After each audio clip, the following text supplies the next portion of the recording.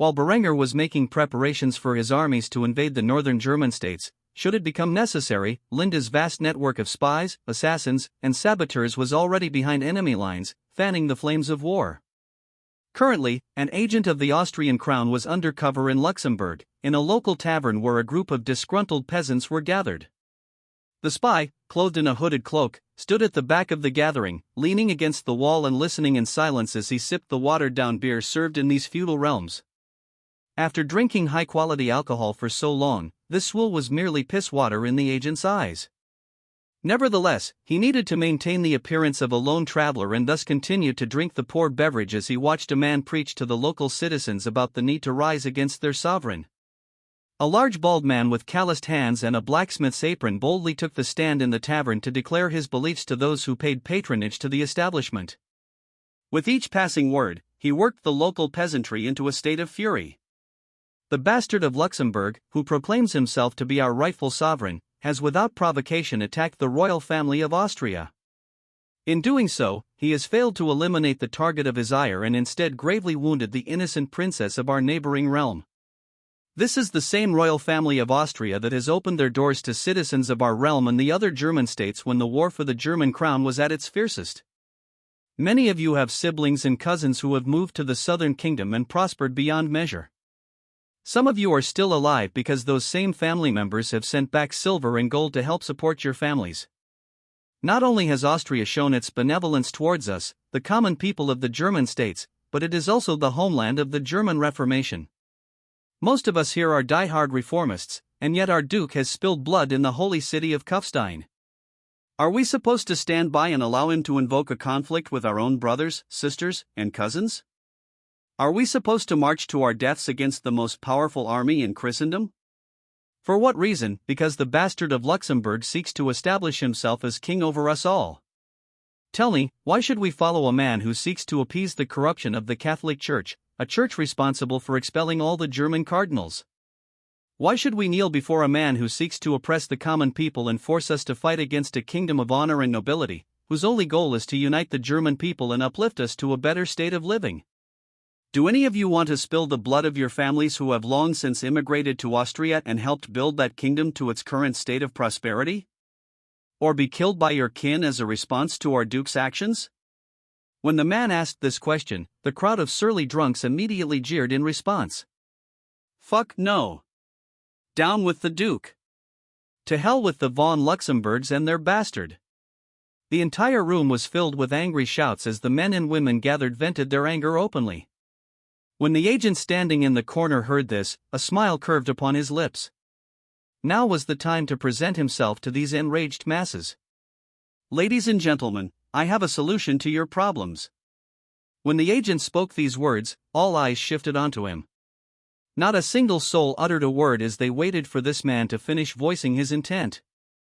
I represent the crown of Austria, and our benevolent monarch understands your plight.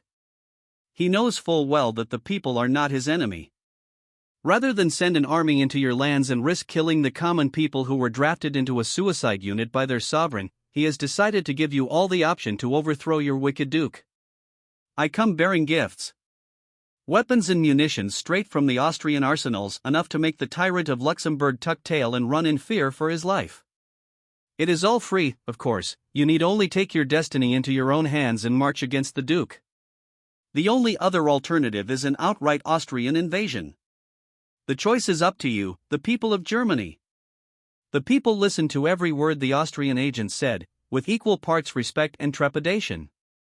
It was one thing to speak of treason in the confines of a tavern while drunk, but to actually be given the opportunity to rise against their sovereign required a different breed of courage. Ultimately, one man rose from the crowd and questioned the Austrian agent. If you will provide arms, does that also mean you will provide the training and tactics to defeat the Duke and his armies? The Austrian agent silently nodded his head as he took a swig from his beer mug before responding. Of course, we already have operators embedded within the northern German states, training local militias to fight against the lords who oppose the people's will. Swear your allegiance to the Austrian crown, and I promise you all will be well trained and equipped to eliminate your enemies. There was a moment of hesitation in the hearts and minds of those gathered. If they truly swore allegiance to Austria and rose against the Duke, then bloodshed could no longer be avoided. However, if what the agent said was true, and Austria was preparing to invade the north, they knew standing in their way would be far more bloody. Thus, the man who asked about training was the first to kneel before the agent and profess his loyalty to the Austrian crown. "I will fight for Berenger." After saying this, he pulled out a knife, cut his hand, and spilled his sanguine liquid onto the floor, declaring a blood oath for all to bear witness. One by one, the people gathered in the tavern kneeled before the agent and swore their allegiance to the King of Austria. The agent finished his drink in silence, then placed the mug on the bar counter and addressed the crowd again. "Come, we have much work to do, and little time to do it. In a matter of weeks, my operatives will make you an efficient fighting force capable of contending against your former masters." After this, the agent departed from the tavern, and the men and women who had sworn loyalty followed. The man representing the interests of the Austrian crown led them to a secluded area in the woods where a cabin awaited. Gathered outside the cabin were several men dressed in Blumentarn uniforms. These were Austria's jagged commandos, who had deployed to the northern states ahead of the Austrian invasion to train the common people into a guerrilla rebel force. The man in charge of this unit gazed upon the peasant rabble and sneered in disdain before addressing the gathered masses. "Over the next few weeks, my soldiers and I will make you the most efficient fighting force possible. After your training, you will begin conducting guerrilla operations throughout this sector. Infiltration, sabotage, assassination, and ambush are your goals. Our agents will provide intelligence on your objectives. As for the man who brought you all here, you may call him Agent Shadow. He will be your liaison to Austrian royal intelligence. You do not need to know any of our identities and will simply refer to us by code names. Is that understood?" After this, the group of volunteers nodded their heads in unison before the jagged commando in charge dispatched their orders. "All right, you may refer to me as Sarge, and I will be responsible for your training. Go gather your equipment. We will begin basic firearms training immediately." Having received their orders, the rebellious recruits did as instructed. This was just one of many guerrilla groups that Austria was supporting behind the scenes across all of northern Germany. As for Austrian royal intelligence, the Department of Covert Operations was busy with two primary objectives: aiding the rebels in northern Germany and recruiting the local nobility to their cause. After all, if Berenger wanted to conquer northern Germany with the least resistance, he needed the support not only of the common people but also of the lower nobility. Thus, while Agent Shadow and his jagged commandos were busy training a group of rebels, other agents of the crown had been dispatched to the castles of the nobility to gain their support. A mature and beautiful lady sat across from a handsome lord within the Duchy of Luxembourg. This man, Hilmer von Senheim, was a prominent count within the ducal court of Luxembourg.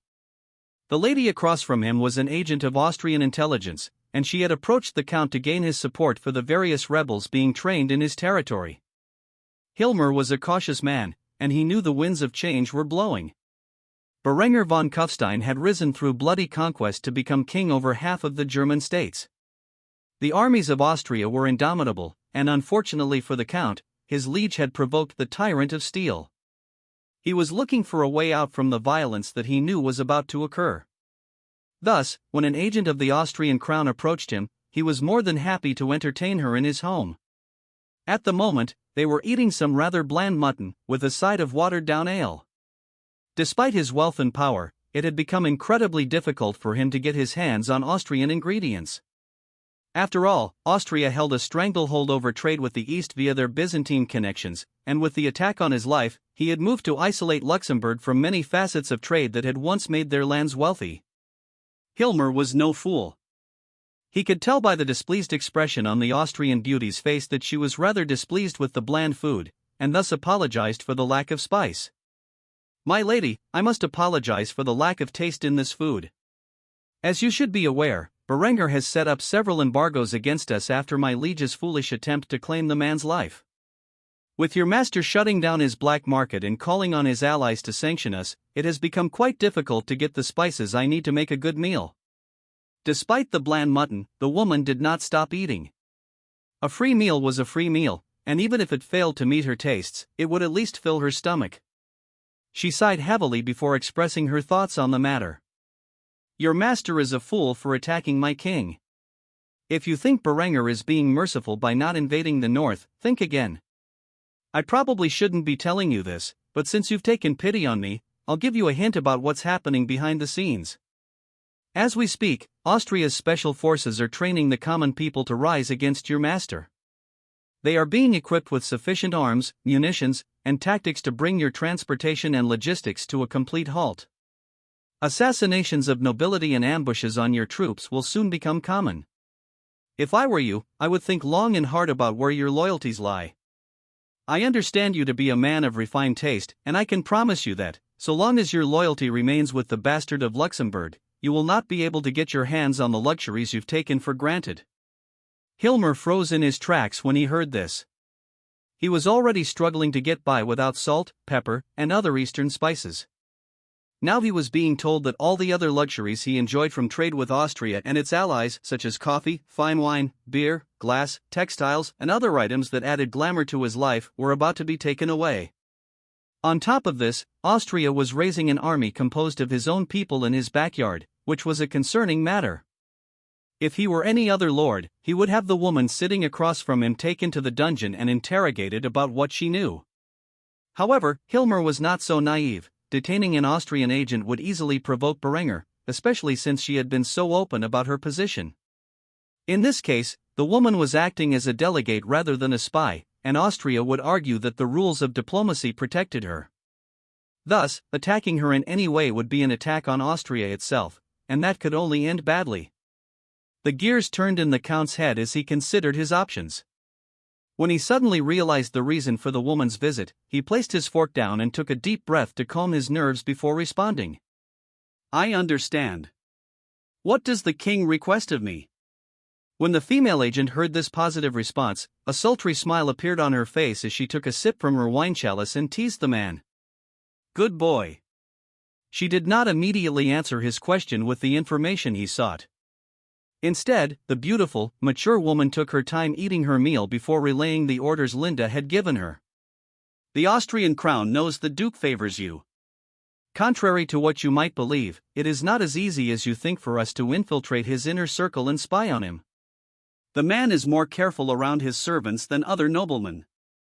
It is because of this that we need you to be our eyes and ears within the ducal court. I want to know everything the bastard of Luxembourg says and does, especially regarding the upcoming war, his allies, and most importantly, the Kingdom of Austria. Hilmer gulped the saliva pooling in his mouth as he listened to every word the woman spoke. After several seconds of silence, he nodded before responding. I understand. How will I contact you when I come across such information? At this point, the beautiful, mature spy raised her brow and her expression shifted to one of feigned confusion. What do you mean? I will stay right here with you, in your castle, as your personal liaison with the Austrian crown. I'm sure such an arrangement would please you, wouldn't it? A smile formed on the Count's face as he heard this. Such a rare beauty would stay in his castle and be his contact? It was like a dream come true. However, her next statement nearly made him pass out from excitement. As long as you behave yourself like a good little boy, I am sure I can find some way to reward you for your efforts. So, what do you say? Will you do this for me? Without hesitation, the Count nodded like a trained puppy. Yes, of course, my lady. I would be more than happy to host you in my home for as long as you need. Anything you desire, so long as it is within my capabilities, you need only ask. Upon receiving such a loyal response from her newest pet, the Austrian spy giggled before revealing her thoughts. Good boy. Now, tell your servants to open the gates so that my people can bring in some much-needed materials. This mutton is truly horrific. Hilmer did not hesitate to do as he was instructed. He immediately ordered the gates to be opened, and when they were, several merchants from Austria brought in spices, wine, beer, and distilled spirits so that the lady could enjoy a proper meal. The sight of these luxuries nearly made the Count burst into tears. He was now fully prepared to sell himself to this woman if she pampered him. If there was one thing Austrian intelligence excelled at, it was identifying those who could be used in fulfilling their desires to gain their loyalty. This agent specialized in dealing with pampered masochists and had been deliberately sent to this count because of her skills in that area. Everyone had a price for their loyalty, and Wilmar's was to be pampered and abused by a beautiful older woman. True loyalty was a rare quality in humanity, and the agents of the Austrian crown knew how to exploit human greed better than anyone. While this spy gained the loyalty of one of the favored counts within the ducal court of Luxembourg, others were dispatched to secure similar loyalties across the northern German states. By the time Austria launched its invasion, Berengar would have compromised his enemies in every facet of their societies. Commoners, nobles, merchants, and the church alike would fall prey to the whims of Austrian intelligence. Future generations would learn about the extensive campaign of subterfuge that Austrian royal intelligence undertook in coordination with the royal military. Historians would later dub the German Unification Wars as the first instance of hybrid warfare in human history, attributing it to the brilliance of Berengar von Kufstein. Within the city of Luxembourg, the young Duke of the Duchy stood at a podium in the middle of the streets. By his side was his mentor and advisor, Renaud de la Roche, who provided moral support. Behind them stood a retinue of knights tasked with protecting their liege from any potential dangers. Gathered along the sides of the street were citizens who had come to witness the young Duke's speech. A stark contrast existed between the Duke and his subjects, evident from their appearances. On one hand, Hartmann looked perfectly healthy with a regal and proud demeanor, finely groomed hair, and clean clothes in the Renaissance style that had fallen out of favor in the southern German kingdoms but remained popular in the north. The citizens, on the other hand, were visibly famished and dressed in tattered, patched homespun clothing. Their attire was speckled with dirt and grime, likely because it was one of the few sets of clothes they owned. Despite these signs of poverty, the common people had no choice but to gather in the streets and listen to their sovereign's speech about unity and prosperity in the face of adversity. Hartmann gazed upon his people with a hint of disdain as he boldly addressed Berengar's ultimatum, which he had spoken about a few weeks earlier. Since then, the Austrian king's call for the people of the northern German states to rebel against the bastard of Luxembourg had spread like wildfire. Unbeknownst to Hartmann and his allies, Austria had already begun arming and training those with rebellious thoughts, and by now, these men and women had completed their training. In fact, a few of them were gathered in the crowd today, gazing upon their sovereign with equal disdain. However, their attention ultimately fell upon a different individual. I have called you all here today to remind you where your loyalties lie. This pretender from the south is a wicked man who has enacted all kinds of heresies in his lands, endangering our entire faith. However, I will not speak from a religious perspective on this matter, as I am certain you are all wary of such propaganda. Instead, I will comment on the terrible crimes Berengar von Kufstein has committed in pursuit of his ambitions. If you think he is some saint sent by God to liberate you from the Church's corruption, think again.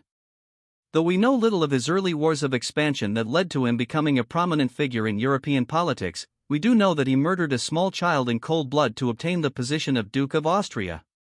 This vicious man, who proclaims himself the King of Austria, ruthlessly murdered Conrad von Habsburg, the rightful heir to the late Duke Wilmar von Habsburg, by tossing the boy out a window before he could even become an adult, all to satisfy his mad ambitions.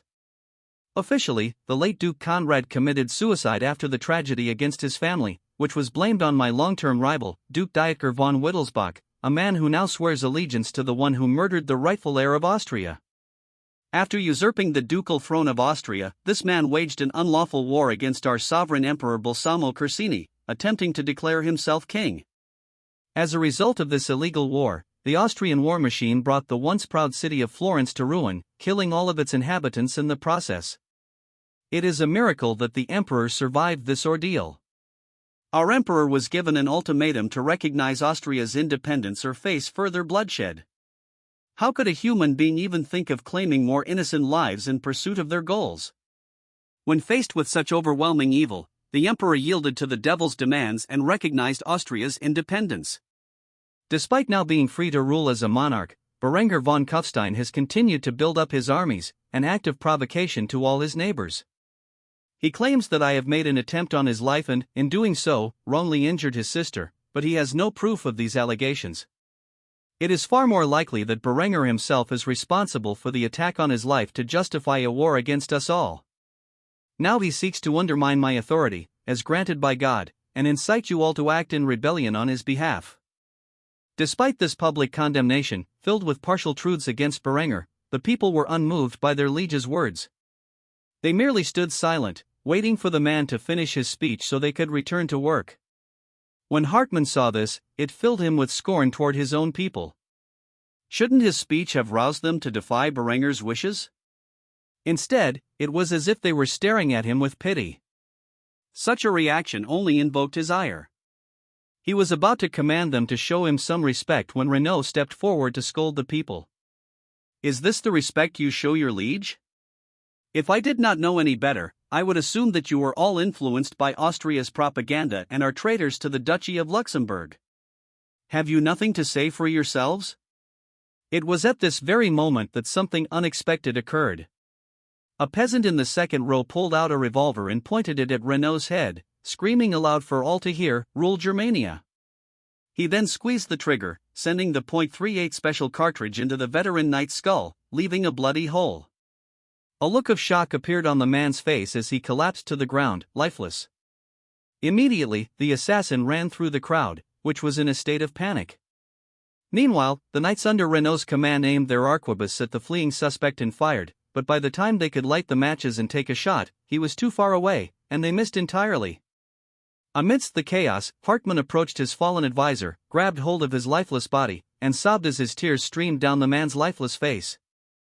In between his cries, the bastard of Luxembourg spoke, "You can't die. I can't do this without you." Despite his plea, there was no resurrection in this world, and Renaud's soul had faded away. As the knights chased after the man responsible for the attack, grief turned to anger, and Hartmann gritted his teeth, issuing orders to his soldiers, "Lock down the city. I don't care if you have to butcher everyone in this crowd, bring me the man responsible for this atrocity. He must pay for his sins." The assassination of the Duke of Luxembourg's mentor marked the beginning of a brutal civil war in northern Germany. Shortly after the attack, the local insurgency publicly declared their rebellion, and the hundreds of other cells across the northern German states rose up alongside them.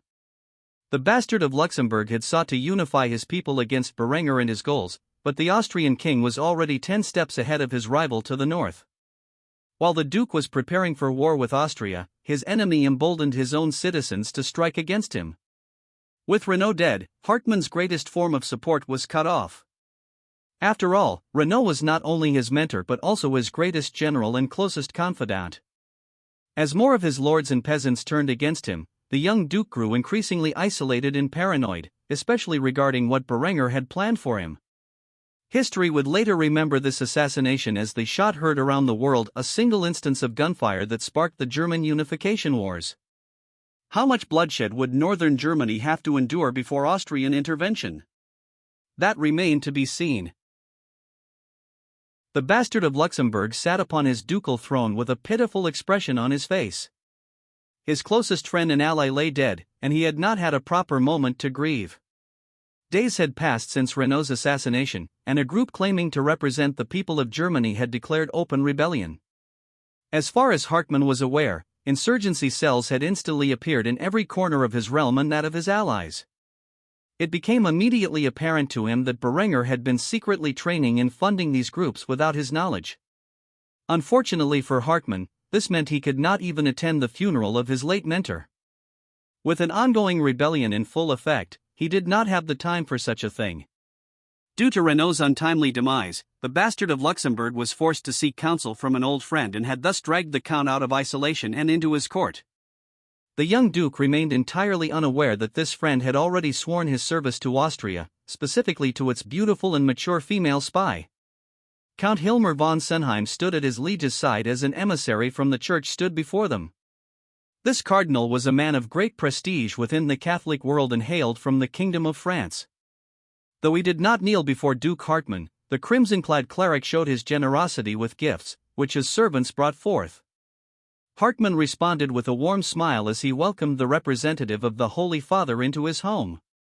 Despite the defection of the German cardinals towards the Reformation, there were still plenty of Catholics in the German world, mostly centralized within the northern states. After all, the southern and eastern portions of Germany were under the direct influence of the Kingdom of Austria, and Berenger would never allow the Catholic Church to thrive within his lands. Still, in the north, many German noblemen clung to the old traditions of the Catholic Church and looked to Rome, not Kufstein, as the capital of their religion. Hartmann was one of these men, and his conflict with Berenger was not simply a matter of ambition but of religious duty. With a graceful expression, the bastard of Luxembourg greeted the French cardinal with all the civility he could muster. "Cardinal Maillou, it is a great honor for a man of such piety to visit me in my humble abode, let alone provide me with such generous gifts. I am, however, a bit confused about your reasoning for visiting Luxembourg, especially during this time of crisis I am facing. Surely, the journey to my realm is perilous, what with the ongoing rebellion I am currently dealing with." The cardinal wore a sinister smile as he bowed his head gracefully before revealing his true intentions for traveling all the way from Avignon. "But of course, this heretical rebellion is the reason for my visit. The Holy Father would like to extend his generosity towards your realm in the form of much-needed weapons. According to our intelligence, these are no mere peasants your armies are in conflict with. Rather, they are a legion of the damned, armed, supplied, and trained by the devil's minions. Surely you know who I speak of?" Hilmer, who stood at his master's side, scoffed when he heard this remark. The Catholic Church would stop at nothing in their efforts to paint Berenger as the physical incarnation of Satan himself. In many parts of Christendom, such superstitious propaganda worked wonders. However, in Germany, the average person viewed the Austrian king in a better light. If that were not the case, why would so many thousands of rebels appear in northern Germany at the behest of their southern master? Meanwhile, Hartmann was more concerned about the weapons the Catholic Church was providing. Surely, whatever they brought could not compete with the overwhelming firepower the Austrians had at their disposal. Despite these internal thoughts, the bastard of Luxembourg was far from condescending as he investigated the gifts further. "The papacy's support is most welcome, but I am curious. Just what sort of weapons have you brought to me that I cannot manufacture on my own?" Cardinal Maillou smirked sadistically and whistled to his servants. Once this was done, they pried the crates open to reveal the hidden contents. Inside were several crudely manufactured matchlock muskets. These weapons were the product of the Catholic Church's years of research into reverse engineering muskets that the Italians had scavenged from their battles with Austria during the War for Independence. Unfortunately, despite their best efforts, the papacy could not figure out how to replicate the rifling or how to manufacture the springs used in the flintlock mechanism. Thus, despite many attempts, the Catholic Church had resorted to replacing the superior flintlock system with the earlier matchlock mechanism, commonly found in arquebus throughout the Mediterranean due to Austria's massive arms trade. Still, these weapons were better than anything the North German states had at their disposal and could penetrate Austrian armor at close distances. Of course, Hartmann had no way of knowing this, so he had a look of disdain on his face as he gazed at the primitive firearms. "Just what am I looking at here? It looks like it's just a longer, heavier arquebus." When the cardinal heard this, he frowned before lecturing the young duke on his errors. "This is no mere arquebus. It is a musket, or at least that's what the Austrians call it. I am ashamed to admit that these weapons are not as effective as the ones Austria sells to its allies, but their range and penetrative power are superior to the arquebus. I have little doubt that at close range, your soldiers will punch straight through the average Austrian soldier's armor. Granted, you may have to rethink your tactics, as we both know the Austrian army has superior range and firepower over your armies. However, at least with these weapons, you will have a fighting chance against your enemy, assuming you can find a way to fire upon them at close range." There was a hint of worry in Hilmer's eyes as he heard these words, though he knew it would be difficult to pull off. If they could succeed in their endeavors, they could fight a war of attrition with Austria, using every soldier and every villager to fire upon the invaders within the streets of the northern cities. Such a thought filled the young count with endless dread. He was well aware of Berenger's reputation. The Austrian king had destroyed more than one city to prevent injury and death among the men under his command and would surely do such a vicious thing again if put into a similar situation. As for Hartmann, he was thinking of the best way to utilize these weapons in the field. Regardless of how he used these muskets, it was surely better than equipping their soldiers with arquebuses. After a while, the bastard of Luxembourg broke his silence and asked the question on his mind. "How many of these muskets are there in total?" When the cardinal heard this question, his expression sank. Unfortunately, the papacy's manufacturing capability was not nearly as efficient as Austria's, and they had many kingdoms to equip with these weapons over the coming years.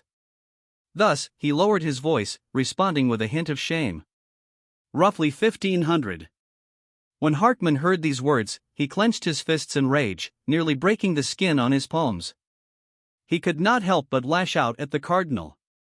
1,500. You think that will make a difference when the armies of Austria number in the hundreds of thousands? That's not even enough to wipe out a single contingent of Austria's infantry. You might as well not have visited in the first place. The cardinal was about to retort to the Duke of Luxembourg with an equally hostile tone when Hilmer interjected. Your Grace, surely such weapons can at the very least bolster your personal guard.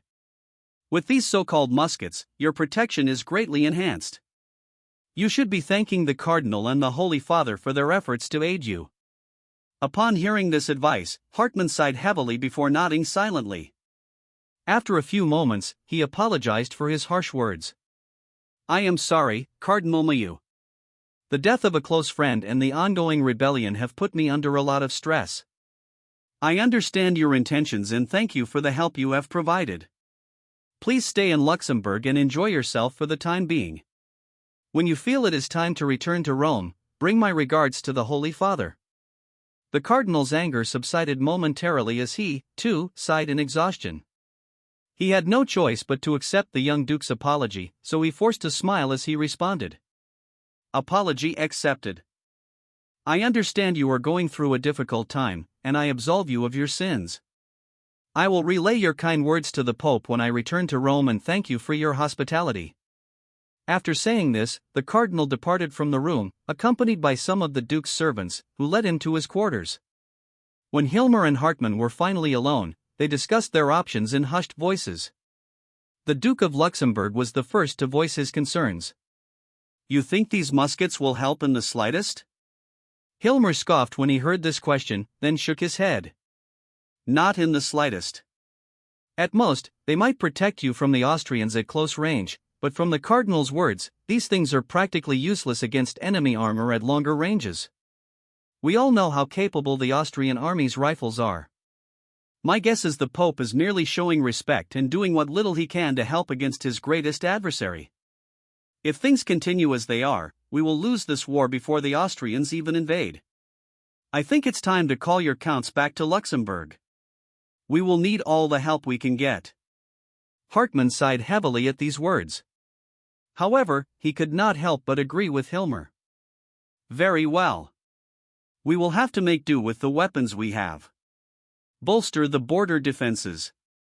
The last thing we need is Austria's armies intervening while we fight this rebellion. Hilmer nodded in affirmation. Of course, Your Grace. After saying this, he left the room. His next task would be to coordinate with the Austrian spy and determine the best course of action for the future.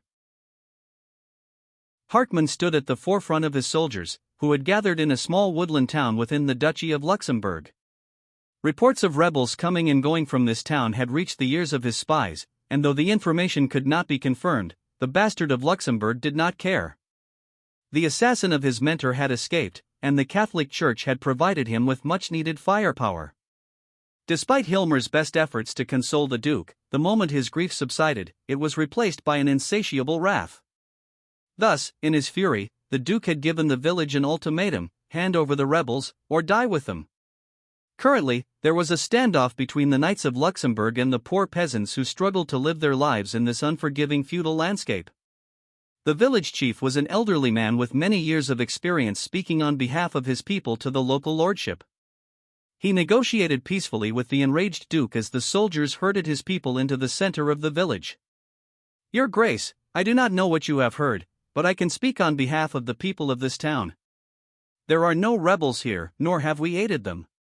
We are simple farming folk who enjoy a peaceful and secluded life. We have no desire to get caught up in this conflict between the nobility. If there were rebels here, we would surely hand them over, but there simply aren't any. Hilmer stood by Hartmann's side. Since Renault's death, he had assumed the position as the Duke's right-hand man. More importantly, he was working with an Austrian spy in secret to overthrow his liege, and thus he knew well that this village was innocent of the charges laid against them by the Duke. It was because of this that he was more than happy to intervene on their behalf. "Your Grace, with all due respect, we have searched the village for weapons and supplies and found nothing. I believe your spies' reports are inaccurate.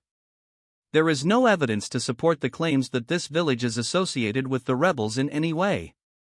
It is in our best interest to leave them be and resume our quest to find the men actually responsible for Renault's death." Despite hearing such a logical argument, Hartmann was not in a state of reasoning.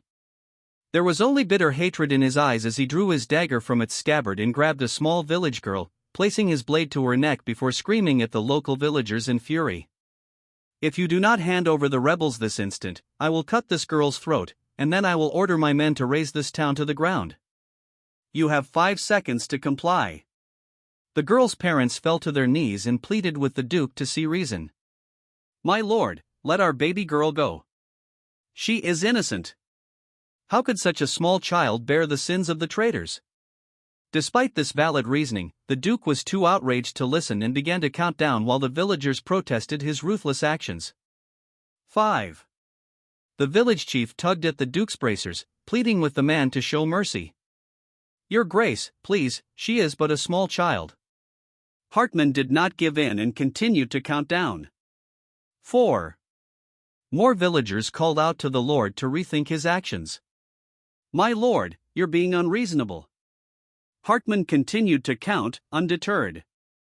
3. With the girl's death fast approaching, several villagers began to panic and attempted to wrest control of the innocent child from the vicious Duke. However, they were met with a firm kick from the surrounding knights and were easily repelled. 2. With only 2 seconds remaining, the girl's father fell to his knees, grasping Hartmann's hand and begging for mercy with tears in his eyes. "My lord, let me take my daughter's place. If you must punish someone for the rebels, punish me." A sneer of disdain formed on Hartmann's lips as he counted down the final number. 1. After saying this, he dragged the sharpened steel blade across the girl's throat, severing her arteries and causing a fountain of sanguine liquid to spill forth. The look of panic in the girl's eyes as her life faded away would forever etch itself upon Hilmer's mind, who gazed in horror at his liege's actions. When the girl fell to the ground, lifeless, Hartmann issued a decree to his soldiers. "Time is up. Kill all of these traitors, and burn this village to the ground. I want their bodies to serve as a permanent reminder to my people what happens when they aid the rebels." The knights under the Duke's command did not hesitate. They immediately lowered their matchlock muskets and fired upon the villagers. As the thunder spewed forth from the weapons, their lead projectiles flew into the bodies of their victims, spilling blood across the field. Hundreds of villagers lay lifeless from the initial attack, and the survivors began to panic and flee for their lives. Despite this, the mounted horsemen rode them down with their lances, skewering them into the fields they once tended, leaving behind a ghastly scene of an unnecessary massacre. The knights' blades slashed into the torsos of their victims, severing the heads of the fallen as Hilmer gazed at the crime against humanity with horror in his eyes. In a fit of fury, he latched onto Hilmer's blood-stained gauntlet and screamed at him, "What have you done? These people were innocent."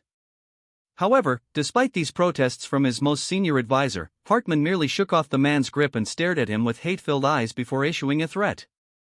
"You will do as I command, or you can join these filthy peasants in the afterlife." Hilmer could hardly believe that the man he once called a friend had turned into such a heartless monster. Witnessing such a ruthless slaughter and gazing into Hartmann's hate-filled eyes hardened Hilmer's resolve. He swallowed the saliva that had pooled in his throat and nodded his head in obedience. "As you command, Your Grace." After saying this, he gazed upon the sight of the knights desecrating the bodies of the slain villagers, hanging their corpses from the trees, and setting the village and its fertile fields ablaze. Such a gruesome scene etched itself into his mind, and he swore he would do whatever it took to avenge these poor, innocent villagers who were brutally killed for no reason. Shortly after the massacre, the retinue of knights and its commanders returned to the castle of Luxembourg. Hilmer quickly approached his resident spy, who was struggling to enjoy a bath in the primitive wooden tub that existed in this backward realm. When he intruded upon the scene, the woman held a chalice in her hand as she soaked naked in the tub. She frowned upon seeing that her servant had interrupted her and declared her displeasure. "This better be important, Hilmer. You are interrupting one of the few things I can enjoy in this filthy backwater you call a home." Hilmer had no time for pleasantries. Instead, he spoke of what he had witnessed only after closing the door and ensuring nobody was listening to their conversation. "You must contact your superior as quickly as possible and inform them that Hartmann has begun to massacre innocent villages in retaliation for the rebels' activities. If King Berenger and his army do not intervene soon, there won't be a Luxembourg left to conquer."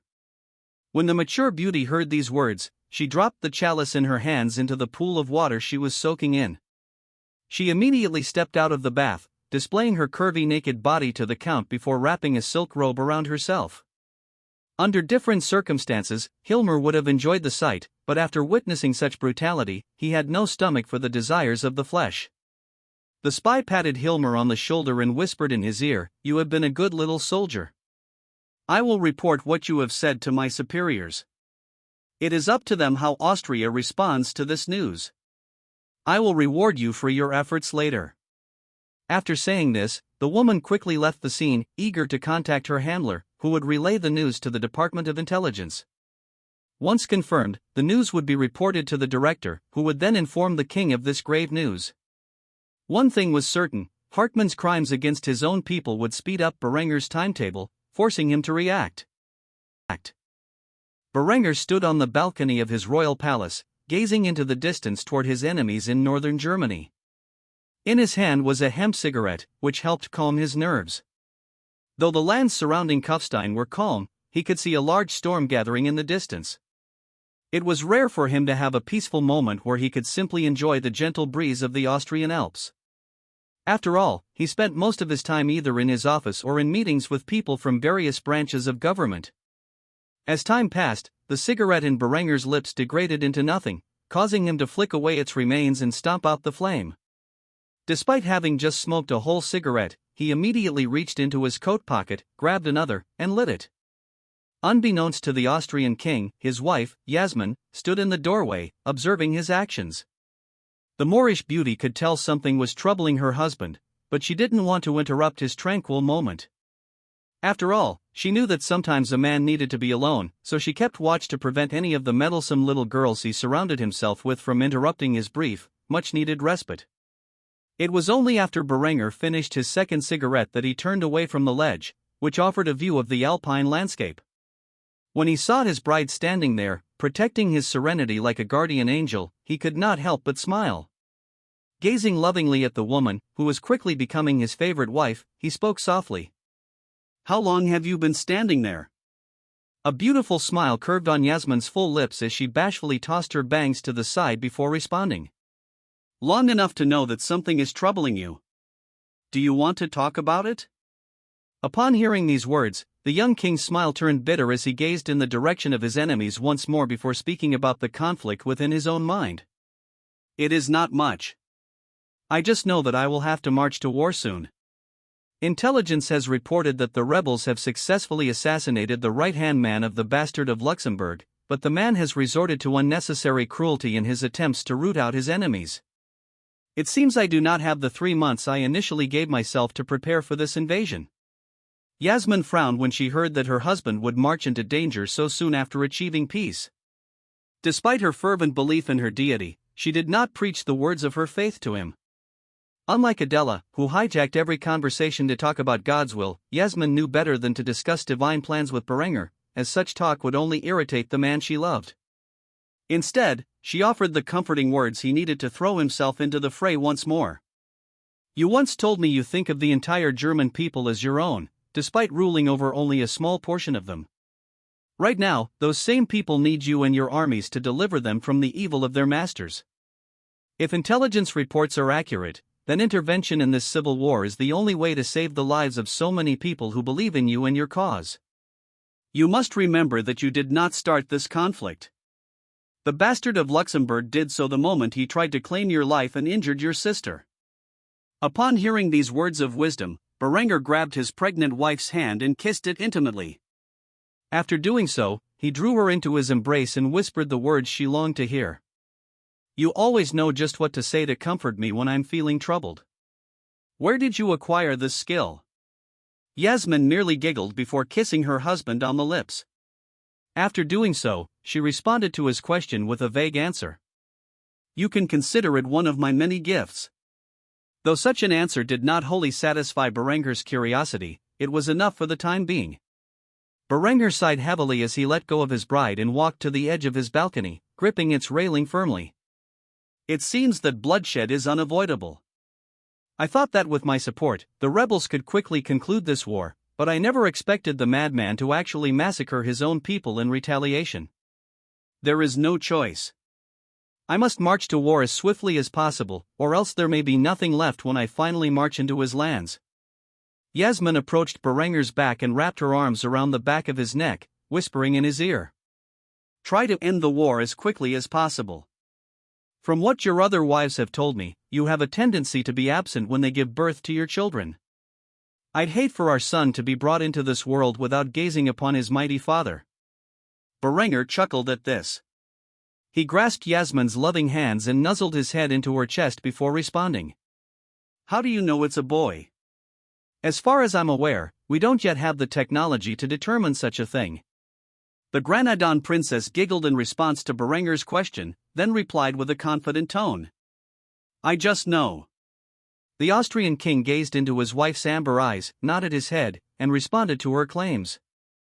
Well, I will do my best to return home before our son arrives, but I can't promise anything. It was now Yasmin's turn to rest her head on her husband's chest. As she did so, Berenger stroked her dark hair. The Moorish princess enjoyed the moment in silence for some time before responding, that is enough, I suppose.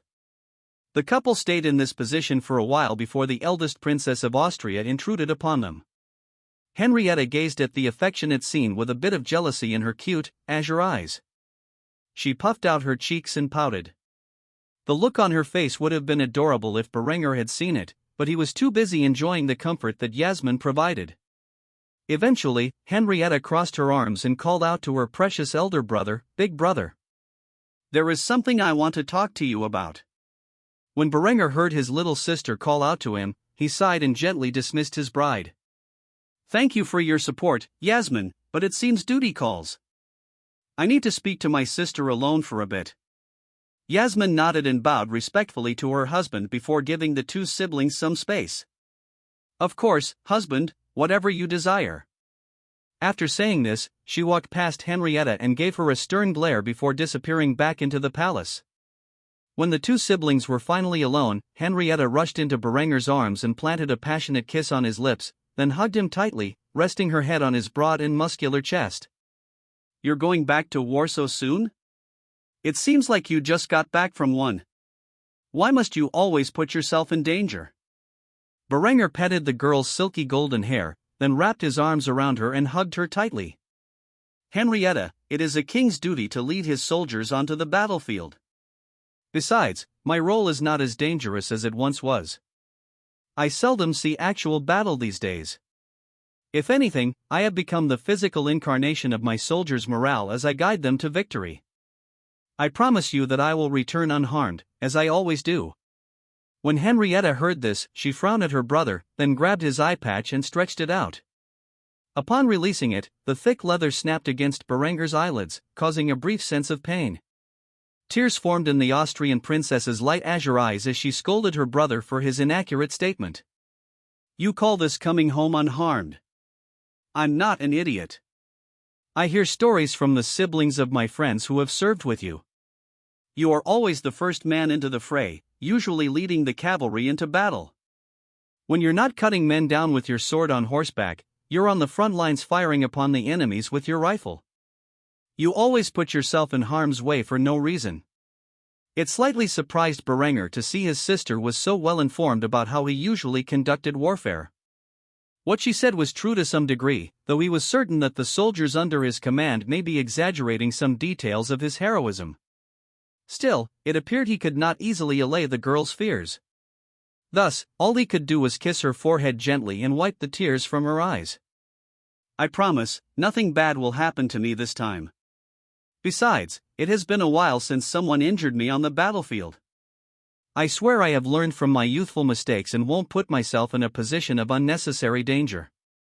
Henrietta sniffled at her brother's comforting words. The two siblings would stay in each other's arms for a while before the king had to return to work.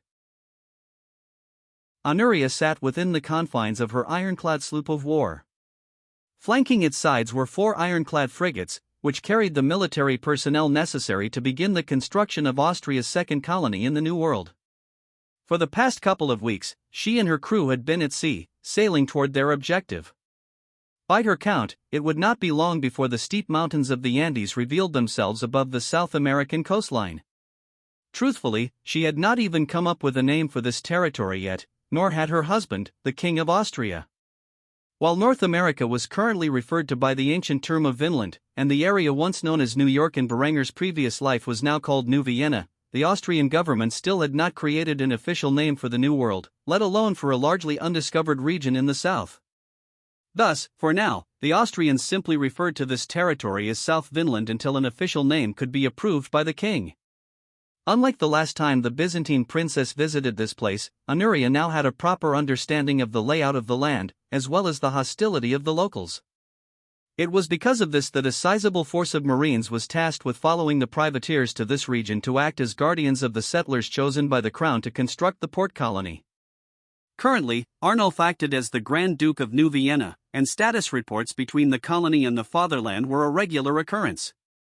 The land was thriving with the support of Austrian technology and the labor of the local tribes who had surrendered to the strangers from the east.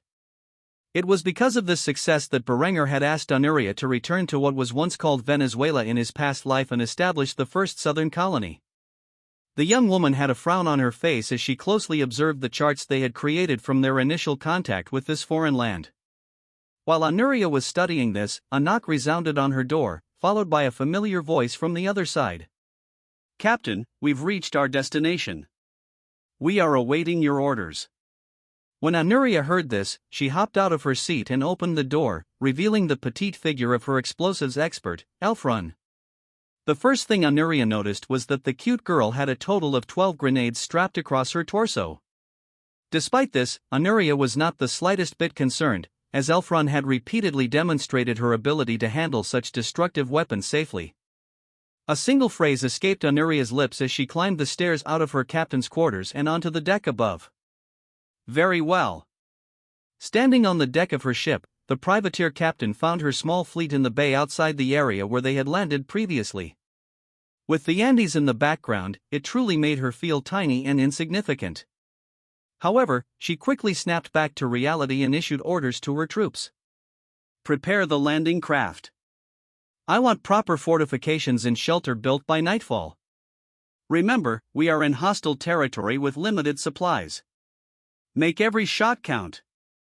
Soon, her orders were relayed across the fleet, and the crew lowered the rowboats.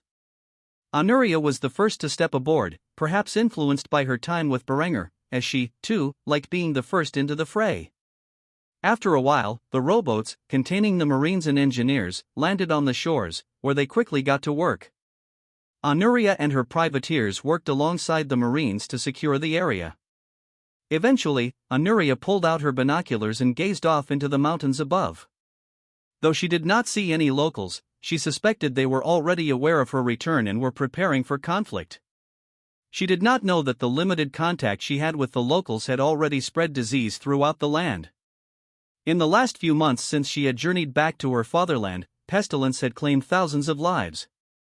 Much like in New Vienna, the crew spent their first night under primitive lean-to structures. The second day was rather peaceful, as the Marines secured the area and the construction crews worked on establishing a proper camp. Trouble only reared its ugly head when night fell. Currently, Honoria stood side by side with her close friends, Elfrun and Melissa. In her right hand was her revolver, and in her left, an oil lantern.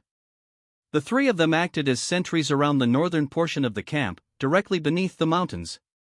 On this particular night, a dense fog filled the air, and seeing 5 meters ahead was a challenge, even with the lantern. It was because of this fog that the Marines had not detected the native warband approaching in silence. In the minds of these warriors, these pale foreigners from across the Great Sea were directly responsible for the plague that had struck the land, and they were determined to get their retribution for the losses they had suffered over the past few months.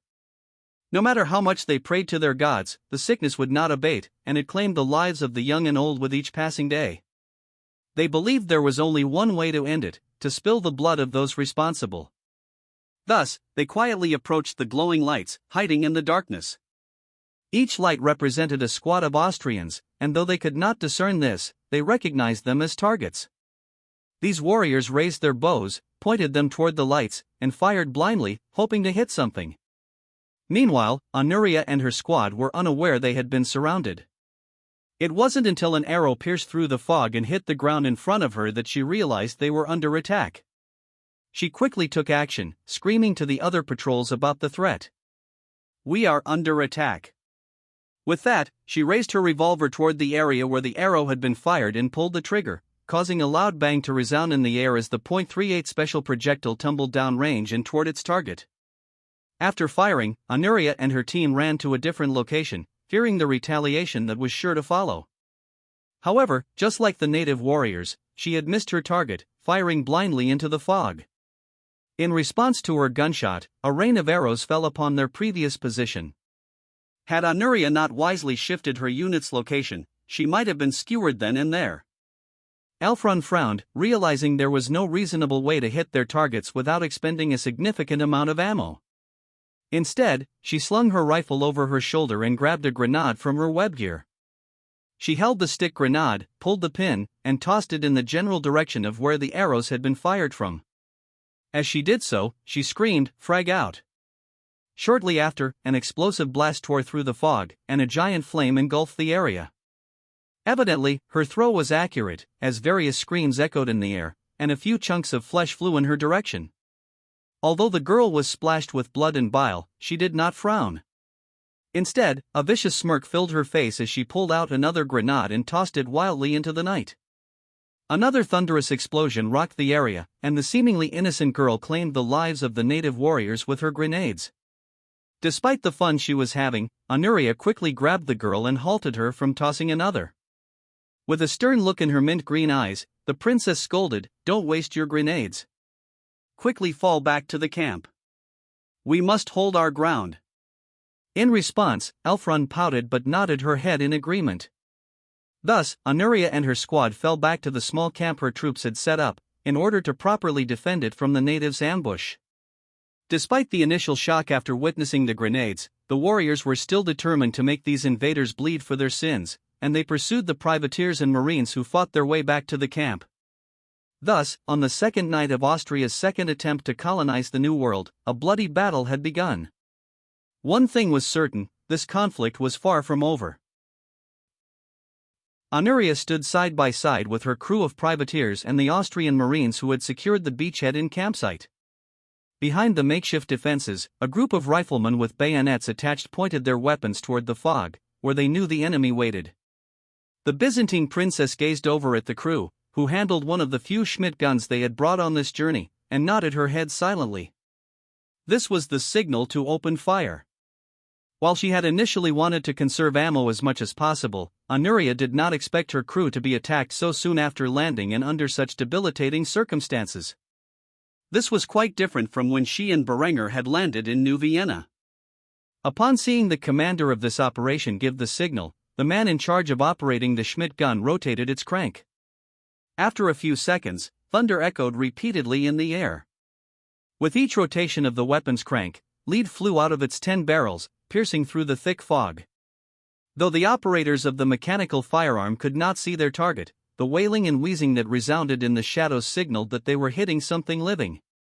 As the Marines gazed in awe at the massive volume of fire spewing from the crew-served weapon, Honoria caught their attention by lifting her revolver into the air and firing blindly into the fog. The Marines and privateers snapped back to reality and followed her actions. With each shot, a flash of light filled the foggy night sky, and thunder echoed. The sailors stationed on board the fleet's vessels could not see the situation on the beaches below, but they could hear the sounds of conflict. If only this dense fog did not exist, they could provide support in the form of a coastal bombardment against the hostile forces the landing party had encountered. Thus, they could only gaze in silence as they waited for the battle to subside, and prayed that their comrades were all right. By Honoria's side, Elfrun pulled out another one of her stick grenades and tossed it into the fog. Though she did not know whether it would kill or maim a native warrior, she truly did not care. The young woman only cared about the explosive blast that would occur. Eventually, the wailing of the enemy and the fire of their arrows ceased. When Honoria noticed this, she quickly issued orders to the landing party. Cease fire! Cease fire! As these orders were relayed throughout the Austrian soldiers' ranks, they quickly halted their defensive actions and gazed into the fog, shuddering at the thought that perhaps the enemy was lying in wait for them. Honoria holstered her revolver and unsheathed her naval cutlass. After doing so, she motioned for a squad of her girls and 2 squads of Marines to follow her into the thick fog to investigate the situation. There was no hesitation in the eyes of the Marines and privateers alike as they followed their commander into the thick fog. If not for the light provided by the oil lanterns, these brave souls were liable to get lost. However, they could see a few feet in front of them, and when they finally approached the area where the enemy ranks had formed, they witnessed a ghastly scene. Dozens of native warriors lay dead on the ground with their torsos and skulls blown apart. Others were missing limbs or outright turned into mincemeat from the explosive blasts of the grenades. There was not a single living soul, nor was there an intact corpse. More often than not, one could see fractured rib cages protruding through the shredded chests. Despite such ungodly carnage, Honoria remained unfazed. Instead, she spat on the ground in disgust at the native warriors who had so boldly attacked her crew and the men under her command. She silently followed the trail of bodies, each one in worse condition than the last. If there was one thing she was certain of, it was the power of these .45-70 Spitzer cartridges, truly overkill. Eventually, the Byzantine princess had seen enough of the bloodshed and returned to the encampment, where she issued further orders to the men and women who lay in wait, prepared for an enemy attack at any moment. Tonight, we shall stay on guard. When the sun rises and the fog disperses, we will clean up the battlefield. From what I have seen, not a single enemy body remains intact. However, we are far from home, and surrounded by hostile natives with plenty of unknown variables. It is best to act with caution. After saying this, the soldiers quickly switched their safeties on their rifles and stayed at their positions behind the makeshift palisades. It would be a long and dreadful watch on this night. Luckily, they had enough adrenaline and endorphins pumping in their blood to keep their minds active. After several hours, the sun rose, and as Honoria had claimed, the fog dispersed to reveal the brutal carnage of the previous night's skirmish to the soldiers in the encampment. They could hardly believe how effective the Schmidt guns were. After all, these improved models had seldom seen service outside of New Vienna and Egypt. It was a massacre the likes of which few men had ever witnessed, and unfortunately, these men and women had to clean it up. While Honoria issued orders to several units to begin sanitation operations, she gathered the builders and issued orders to begin construction on the settlement. It was only the 3rd day since they had landed, and she wanted to establish a permanent colony as quickly as possible. After all, there were matters that needed her attention. While Honoria worked with the engineers to ensure they could establish a port colony in the region, Elfrun approached her captain with a shocking discovery. "Captain, look what I have found." The young woman held a few intricately carved gold scraps that the Austrian Marines had scavenged from the native warriors they had slain the night before. When Honoria gazed upon the gold, she suddenly spoke. "Are you telling me there is gold here?" Elfrun nodded with a radiant smile and tossed the golden scraps to her captain for a closer inspection. "It appears so. In my opinion, we should capture some of these natives and interrogate them about the origins of this jewelry." Honoria sighed when she heard this. Though it would be beneficial to find out how much gold was in this foreign land and where the deposits were located, the girl's suggestion was not feasible at the moment. Not only were the natives hostile to their arrival, but they didn't even speak the same language. It had taken months for Berenger to train a translator in New Vienna, and that was a woman who was gifted with languages. Honoria simply did not have the time to waste. Still, investigating the origins of the golden jewelry had now become a priority for the Byzantine princess. If this land was rich with gold, she was certain her husband would reward her for making such an important discovery.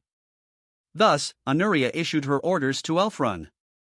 "For now, we will secure this area and establish our defenses. After we have done this, I will dispatch scouts to search for the gold deposits. It is simply unfeasible at the moment to communicate effectively with these savages." Elfrun pouted when she heard her ideas dismissed so quickly, but she obeyed her orders and nodded in agreement. "As you command, Captain." After saying this, the girl departed, leaving Honoria alone to ponder this discovery in silence. If there really was a massive gold deposit in this territory, Austria could stimulate its stagnating economy with it. In truth, there simply was not enough gold in Europe to sustain the rapid growth of the kingdom's economy. When Honoria reflected on this, she immediately became suspicious of Berenger. For some time now, she had felt that her husband knew more than he was letting on, especially about the existence, size, and value of the lands in this new world. In fact, he had explicitly dispatched her to this region, giving her the proper sailing routes to arrive. Was he aware of the gold deposits here? If so, how could he possibly know such a thing? Before Berenger had insisted that Vinland was real and manned an expedition to find it, Honoria had not heard a single person speak of it. Not only had the Austrian king proven that his madness was reality, but he seemed to know about valuable resources and where to find them. Just what sorcery had he conjured to know about such things? Perhaps the Catholics were right, and he had struck a bargain with the devil to gain unlimited knowledge about the world and its many mysteries? After entertaining this thought for a mere second, Honoria giggled, but a fierce look of determination formed in her eyes.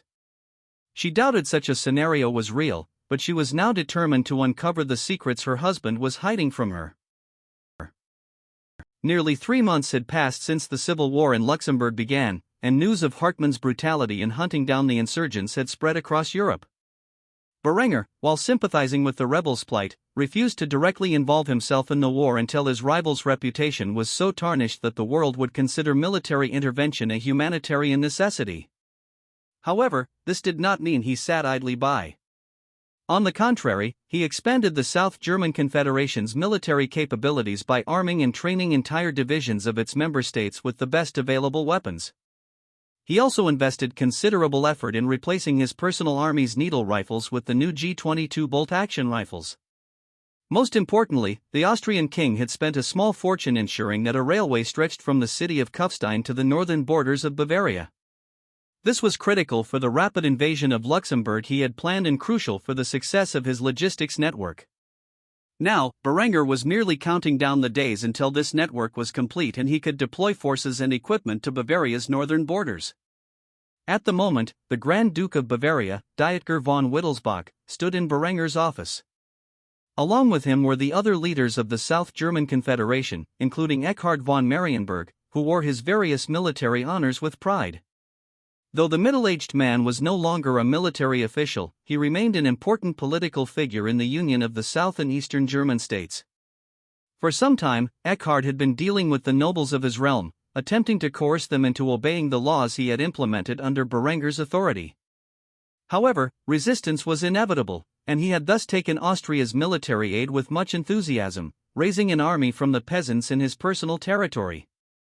Currently, he was outlining the delicate balance that existed in the newly formed Grand Duchy of Prussia. "I understand your need for troops, Your Majesty. However, as you are aware, Prussia is currently facing its own internal conflict. Moving my forces from Marienburg to Luxembourg will surely embolden my vassals to rise against me. They are not exactly happy with losing their power. I simply cannot afford to spare the troops without risking civil war within my domain. You will simply have to do without my forces." Berenger sighed heavily when he heard this troublesome news. He desperately wanted Eckhard's support in this campaign of German unification, but the man was adamantly refusing to partake in the warfare. Hell, if he really wanted to, he could have crushed this noble rebellion ages ago. After retiring from the Austrian army, Eckhard was more determined than ever to resolve things peacefully. Unfortunately, negotiations had reached a stalemate. The Austrian king was well aware of the difficulties his vassal faced, so he placed the palm of his hand on his forehead as he responded to Eckhard's worries with sympathy. "Very well. Prussia will be exempt from this campaign.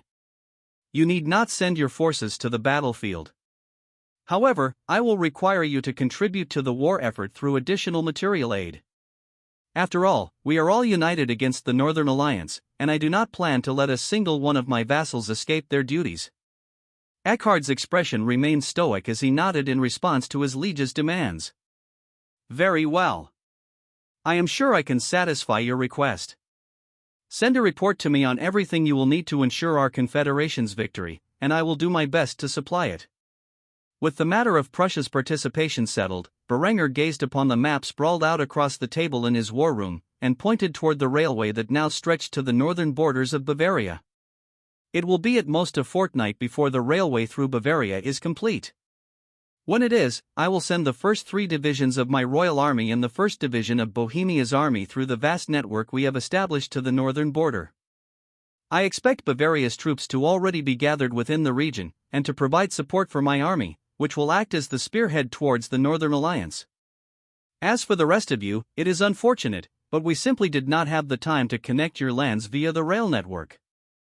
Therefore, I advise you to march your forces as soon as possible towards the enemy's borders. Hopefully, within the next few weeks, we can all be gathered and ready to strike at our enemies, who so boldly massacre their civilians in retaliation for the rebels' actions. I want to make this clear to everyone gathered here: we will conduct this invasion in the most civil manner possible.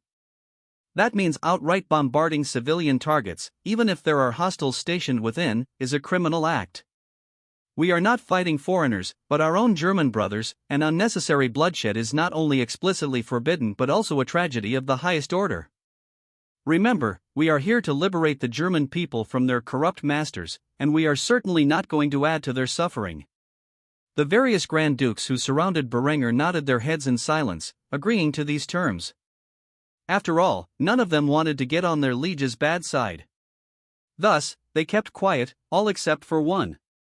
Dietger was concerned that his realm might serve as the staging ground for the invasion, so he voiced his views. What will happen when the bastard of Luxembourg realizes I am amassing an army on my northern border? Do you think he will simply allow us to prepare for an invasion without incident? Surely, he will strike the moment he becomes concerned about our potential intervention in his civil war. Berenger scoffed at this concern and lectured his vassal about the power of his troops. If Hartmann is foolish enough to attack you, then you have my permission to annihilate his forces. I have equipped your men with needle rifles, breech-loading cannons, and even a few Schmidt guns. They have the firepower to destroy any hostile force in this world. I believe the bastard of Luxembourg will hesitate to march on your borders if he discovers our plot. After all, he simply does not have the men to spare. However, should he raise his head, do whatever is necessary to repel his army. Dietger nodded in response, though he did not want to provoke a conflict with his neighbors before the Austrian army arrived to support him. With Berenger's confirmation of Bavaria's current military capabilities, he was far less fearful of such a prospect than he had been moments ago. With these concerns addressed, Berenger looked up from his map and toward the men gathered before him, asking, "Does anyone have any other concerns they wish to discuss before we enact our plans?" Despite this, no one spoke. Instead, they shook their heads, silently confirming that all was understood. Thus, the King of Austria sighed heavily and dismissed his vassals. Very well, then. This meeting is adjourned. I look forward to seeing you all, or your representatives, on the battlefield soon. Remember, this war will determine the future of not only our realms but the entirety of Germany. We have the opportunity to unite our people into a single empire, so do not fail me. With this said, the various Grand Dukes of the South German Confederation fled the scene, leaving Berenger alone as he sighed and took a sip from his wine chalice. Soon enough, he would be back in the fields of battle, engaging in the carnage of war. His hands trembled with fury as he dwelled on the thought. Only the savory taste of his fortified wine could calm his nerves. After drinking the entire contents of his chalice, he sighed heavily once more and spoke to himself, affirming his resolve for the upcoming conflict. Hartmann von Luxembourg, I will make you pay dearly for what you have done to my precious little sister. Thus, the Kingdom of Austria and its subordinate states enacted a plot to invade their northern neighbors. A war for the future of Germany was about to take place. Whether it would be united under the rule of Austria or remain forever fractured was yet to be seen. However, Berenger von Kufstein was confident that he and his dynasty would rule over this German empire for years to come. Perhaps his actions in this second life could prevent the fate that Germany and its people had suffered in his past life. As he reflected on the recent events that had occurred in this timeline, another thought escaped his lips. Never again. What exactly he meant by these words, only the young king of Austria himself knew. Arnulf von Thierse had spent the last few months overseeing the colony of New Vienna as its Grand Duke, a reward the King of Austria had given him for his years of loyal service. During this time, the small military stronghold on the New World's coast had flourished greatly. With the advanced agricultural techniques available to Austria, the fields outside the fortress walls had grown vast and fertile, benefiting from mechanized agriculture. The Austrians needed very little labor to operate their farms. Consequently, they used native workers who had come to the settlement of New Vienna after plague and warfare decimated their tribes. Unlike Onuria, who was currently struggling to establish a colony in a hostile region of the world, things were relatively peaceful in New Vienna.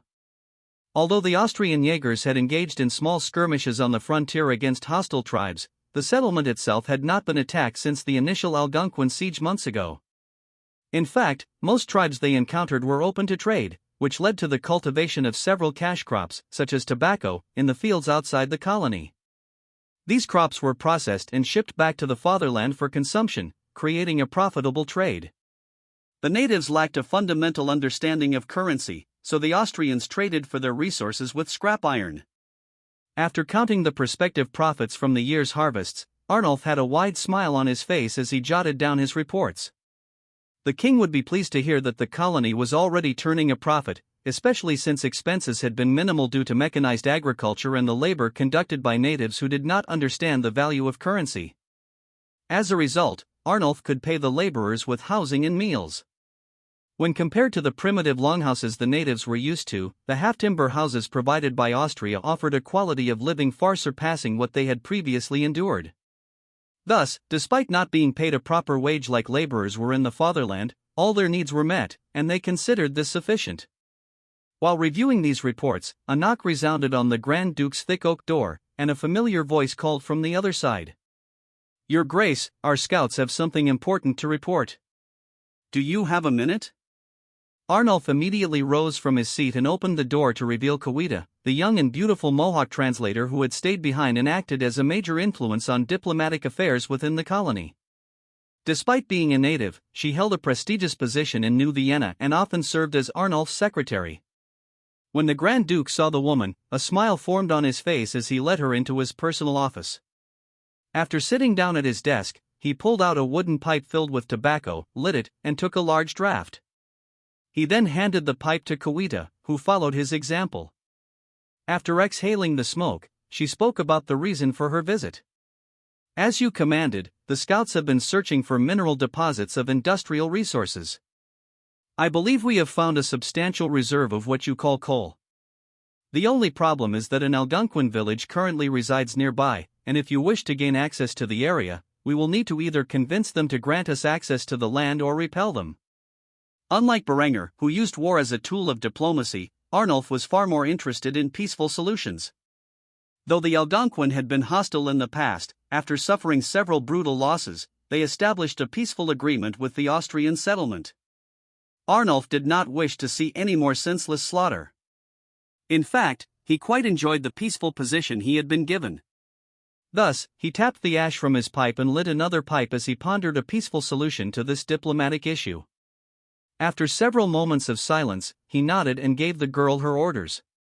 "Very well, I will personally meet with the village's chieftain and broker an agreement that benefits us both. Obviously, this means you will have to act as my translator, so prepare for the journey as soon as you can." When the Mohawk translator heard this, she smiled and nodded in agreement. Since she first witnessed these golden-haired gods step onto her land, she had been astonished by how quickly they built such a grand settlement. From the stone walls, indoor plumbing, water-powered industry, to the horse-drawn agricultural machines, everything was shocking to the young woman.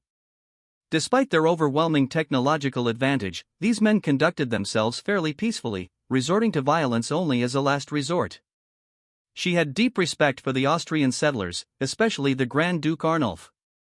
Of course, if Berenger had been managing the colony personally, bloodshed would have been a common occurrence, as that was how he preferred to resolve most diplomatic disputes. After all, in the Austrian king's mind, with such a superior military, it was only natural that he took what he desired. Fortunately for everyone in New Vienna and the surrounding areas, a far less warlike man led the Austrian settlement. Because of this, an era of peace prevailed in New Vienna, while the old world found itself engaged in brutal conflict daily. Of course, Kawita had no idea about Berenger's violent and manipulative tendencies, which had earned him the nickname Tyrant of Steel, nor that he was planning to march to war against his northern neighbors at that very moment. Instead, she reflected fondly on the few memories she had of the man. She had no idea if she would meet the one-eyed god again, but after becoming close to Arnulf, she truly did not care. Thus, with a smile on her lips, she nodded her head and responded to the Grand Duke obediently. "As you command, Your Grace." After saying this, she left his office and prepared for the journey to the Algonquin village.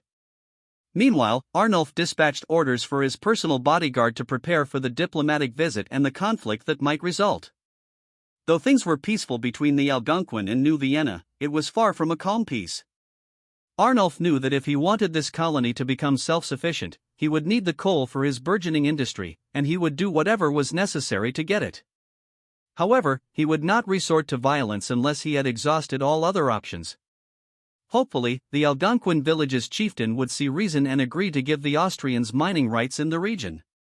Because of this potential conflict, Arnulf had ordered his troops to be on standby and had drafted a letter to Berenger, requesting more troops and supplies. If he wished to conquer a single Algonquin village, he was likely to face the might of the entire confederation. This would be more secure if he had the troops and resources to achieve it. Thus, while the fatherland prepared for war with its northern neighbors, the colony of New Vienna steeled itself for a potential conflict with the Algonquin. Whether the long-maintained peace would hold or crumble like a decrepit building would be entirely the result of Arnulf's diplomatic efforts. Berenger sat in an armored train car designed for military purposes. While not as heavily armored as those used during the world wars of his past life, this train car was at least made of steel and could protect against primitive munitions. The day had finally come for him to march to war against his enemies. 3 months prior, he had given a public ultimatum, declaring that Hartmann von Luxembourg was a criminal and needed to be brought before the crown of Austria to face judgment for his sins. Since then, he had been supplying rebels to fight against his northern rival. Although these insurgents had made significant progress in causing chaos, they ultimately failed to achieve their goals. As a result, he was now on a train heading toward the Bavarian border with thousands of men on board. The construction crews had completed the railway a week ago, and since then, Berenger had ordered his troops to deploy via train cars non-stop. The king himself was on the last train to the border. Once he arrived, war would break out between the South German Confederation and the Northern Alliance. Despite this reality, Berenger remained relatively calm as he sipped from his chalice of light beer. He did not want to be intoxicated upon arrival at the staging point, but he needed something to calm his nerves, making this weak beer the best choice. He had spent the morning saying goodbye to his family, and now it was only a matter of minutes before the train reached its destination. With a calm facade, he read from the morning paper, the headline boldly stating, "The North bleeds." The article summarized the ongoing rebellion within the North German states and the Northern Alliance's brutality as they attempted to quell it at all costs. It also featured an editorial piece, praising the King of Austria's decision to intervene on behalf of the civilians as a moral and righteous cause. Naturally, Berenger maintained a tight control over the press, leaving them no choice but to support their king. Still, it brought a smirk to his face to see such a widely distributed paper fulfilling its duties as the crown's propaganda machine. As he took another sip of his beer, the train slowed to a halt. Berenger looked up from his paper and gazed out the window, seeing the train pulling into the last railway station his construction crews had built within Bavaria. With a grin, he placed his chalice down and neatly folded his paper, waiting for the doors to open. When the train doors opened, Berenger stood up from his seat and left his cabin, followed by his royal guard, as they were about to enter the borderlands of an ongoing conflict, and protecting their king was paramount. After exiting the train car, the royal guard gathered their equipment. The entire train was designed to house its members, as well as their mounts and weapons. Berenger waited patiently as one of his soldiers fetched his royal steed. The king smiled when he saw the blood-red coat of the horse named Glory, before taking its reins and placing his foot in the stirrup, lifting himself onto its back. He gazed at the battalion of soldiers standing behind him and issued their orders as they finished gathering their supplies. We march to the staging grounds. When we have rendezvoused with the rest of the army, we shall begin our invasion of the north. Remember, today is an important day in the history of mankind, as we march forth to unite the German-speaking regions into a single empire beneath our banner. Hail victory! The army of royal guardsmen screamed their battle cry into the air before following their orders and marching to the staging grounds, where over 100,000 men were gathered, waiting for their king to arrive. Eventually, Berenger arrived and approached the gathered generals, who were planning their invasion. Upon seeing the King of Austria enter their war tent, they immediately stood at attention and saluted him. "Your Majesty!" Berenger merely nodded his head before issuing his command. "At ease. Tell me, what's the situation in the north?" The various generals immediately complied and informed their king of what their scouts and intelligence units had reported. "It's a good thing we arrived when we did. The Duke of Luxembourg has been raiding villages left and right. Of course, this has only hardened the rebels' resolve as more and more people flock to their cause. We have split our army into 5 divisions.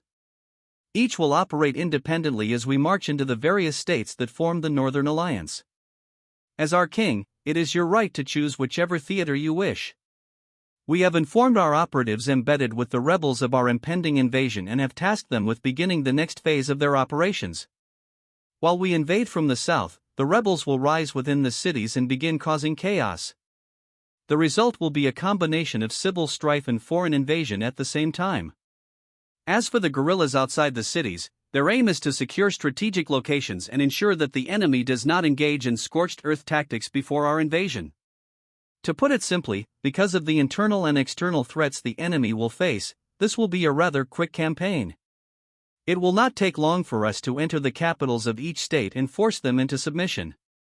Berenger nodded in agreement when he heard this analysis before pointing toward the capital of Luxembourg.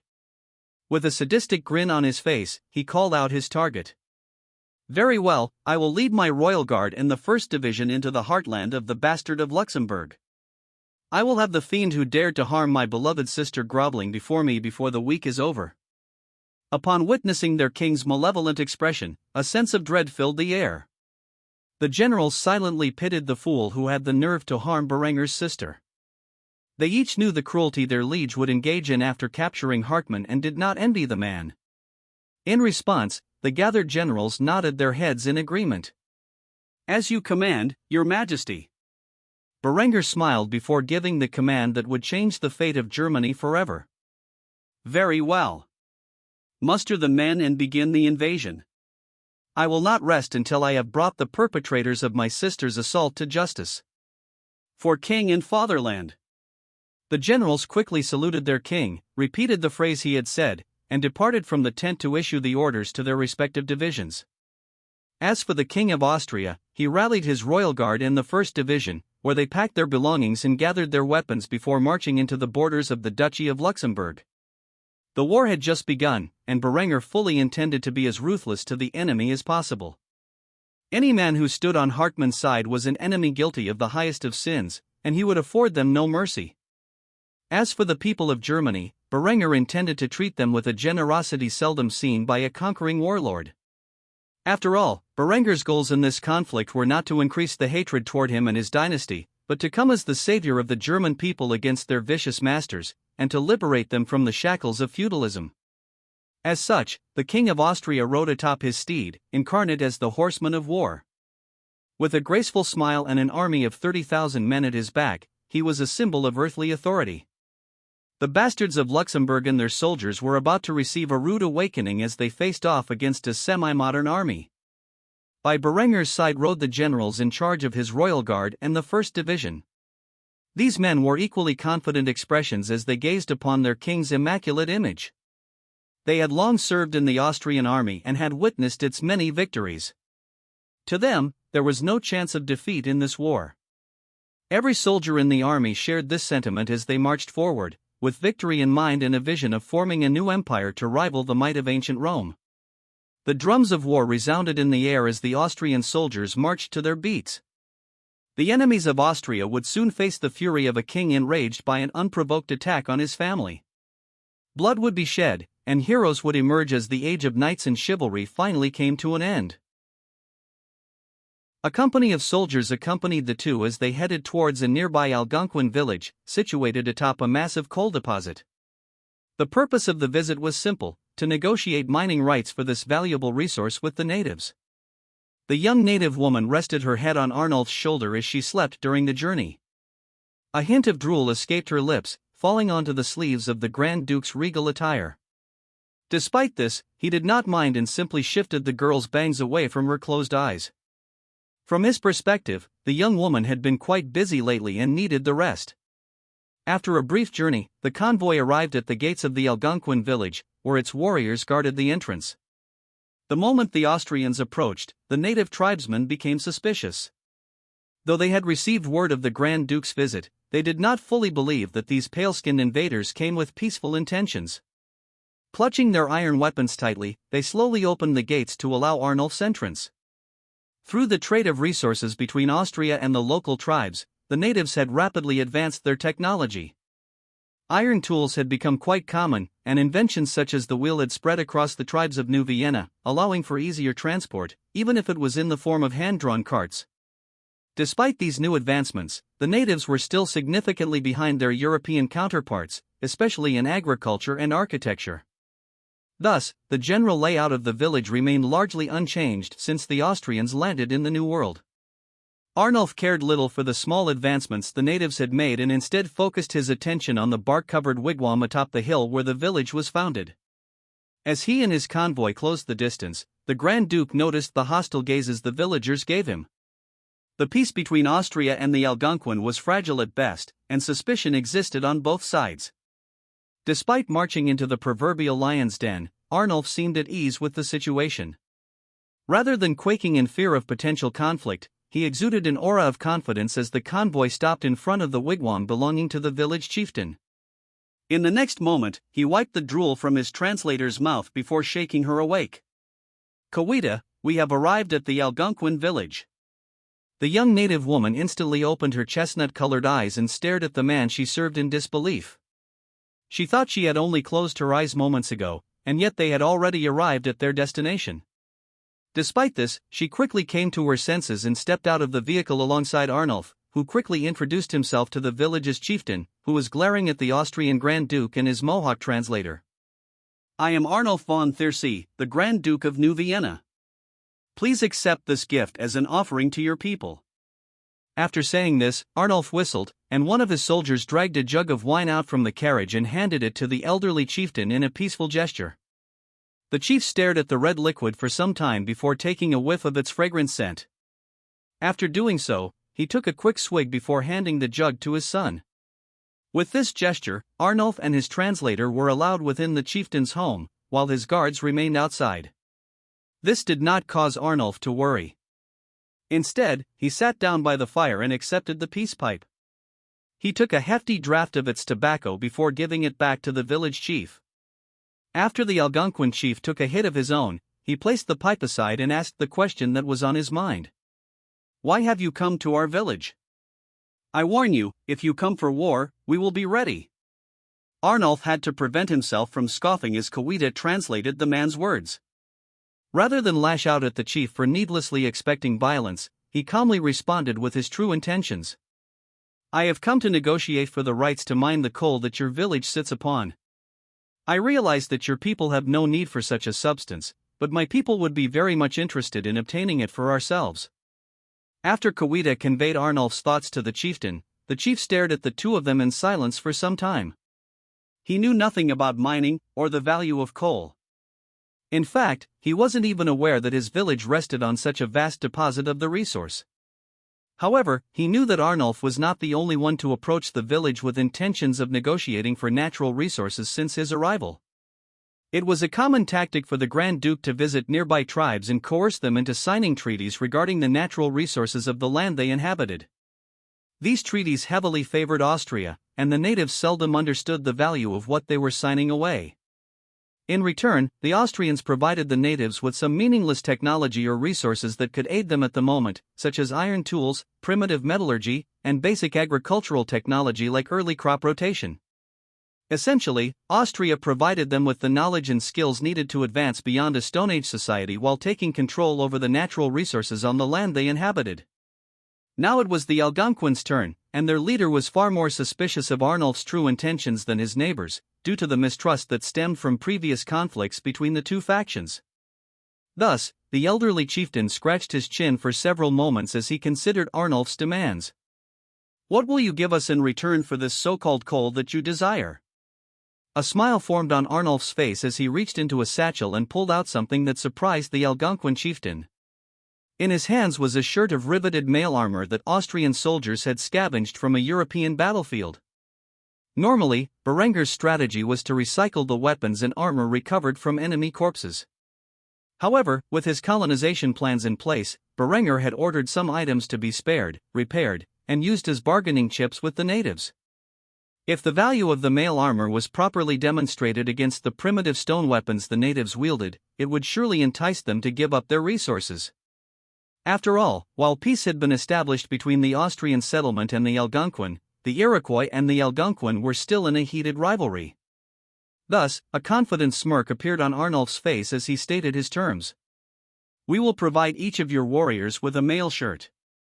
This armor is made from interlocking iron rings and will protect you against any weapons your enemies may have." He omitted the fact that such armor was nearly worthless against firearms, knowing that mentioning it would undermine the negotiations. When Kawita translated Arnulf's words to the Algonquin chieftain, his eyes widened in shock. His suspicion of the Grand Duke vanished instantly when faced with such exceptional protective equipment. As a result, the chieftain quickly ordered the mail shirt to be tested against the weapons his warriors wielded. A nearby soldier grabbed the mail shirt and brought it out for testing. While this was happening, Arnulf, Kawita, and the chieftain smoked more tobacco, remaining in total silence until they reached a conclusion. Not long after, the Algonquin warrior returned with the mail shirt, which hadn't a single scratch on it. He spoke exaggeratedly, struggling to express the results of his test. After several moments of conversation, the chieftain took one last hit from the pipe before nodding in agreement. With these iron shirts, his warriors would have a significant defensive advantage over their enemies. Thus, he was eager to agree to these terms, especially since he didn't know the value of coal. With the agreement made, Arnulf quickly fetched one of his soldiers to draft a treaty, where both parties signed their names and imparted their seals. Given that the Algonquin had no written language and couldn't understand German, they had to rely on Kawita's word that the terms were fair. Despite the lengthy process, Arnulf successfully established a treaty between the Algonquin village and the Austrian colony. Thus, the former general had averted a war between the two factions. Fortunately for all involved, Arnulf showcased his diplomatic skills, once more proving his value as the colonial governor. Had King Berenger led the campaign for resources, he would have simply sent in the army to clear the land and take what he wanted. However, Arnulf, unlike Berenger, valued peaceful solutions to diplomatic issues whenever possible. For the time being, New Vienna was one of the most peaceful places in the world. King Alvar of the Kalmar Union sat upon his throne with a stern expression. For the last few years, he had maintained a peaceful coexistence with the Austrians.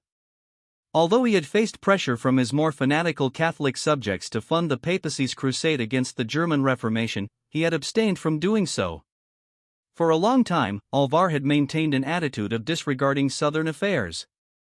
After all, they were so far away from Austria and its neighbors that trade between the two kingdoms was difficult at times. However, things were different now.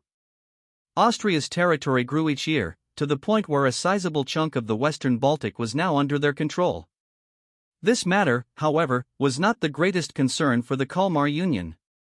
Rather, with Berenger's propaganda of uniting the German-speaking regions, a prominent question arose in the minds of the Kalmar court: what would Berenger do about Schleswig-Holstein, which was currently under their rule? Schleswig-Holstein was a province under the control of Denmark, but despite being ruled by the Danish crown, the overwhelming majority of its inhabitants, including the nobility, were ethnic Germans who spoke the German language. Obviously, with Berenger's open attempts to unify Germany, there was a serious worry within the Kalmar court that Berenger might break his non-aggression pact with the Kalmar Union. Because of this, the Scandinavian King's Court now convened to discuss the troubles presented by Austria's expansion into the north. One particular minister, who wore a Catholic pendant, was practically spitting as he screamed at his reformist counterparts. King Berenger von Kufstein has declared war on the Northern German alliance. In doing so, he seeks to unite all the German-speaking regions beneath his banners. He has already expanded into the Baltic and shown his malicious intent by investing in the construction of several naval bases and the expansion of the region's port cities. Until now, we have acted with indifference towards Austria and maintained our non-aggression pact with them. However, their monarch's ambitions are too grand. If Berenger successfully lays claim to northern Germany, his armies will sit on our southern borders. After all, he has made his desire to unite the German-speaking regions well known. Who is to say he values our treaty? King Alvar sipped his wine from his golden chalice as he listened to his ministers debate what to do with Austria. It was hard enough maintaining the balance between Catholics and Reformists in the Kalmar Union, but this minister made a valid point. Just as the Scandinavian king was about to speak up, another minister who represented the Scandinavian Reformists scoffed and interjected on behalf of Berenger. "You speak out of your arse, and you know it. The Kingdom of Austria may appear hell-bent on conquest, but they have always valued their alliances and treaties. Just look at how they treat the Sultanate of Granada and their Byzantine allies." King Berenger has even gifted his two greatest allies advanced technology in agriculture and industry, allowing the two realms to expand their military capabilities. Not once has he shown hostility towards us, and we should not be quick to bare our fangs out of fear of an invasion that will never take place. Provoking the proverbial lion to the south would be a foolish endeavor that would surely result in our doom. Rather than condemn ourselves to needless destruction, we must maintain our diplomatic ties to the Kingdom of Austria and seek to further relations.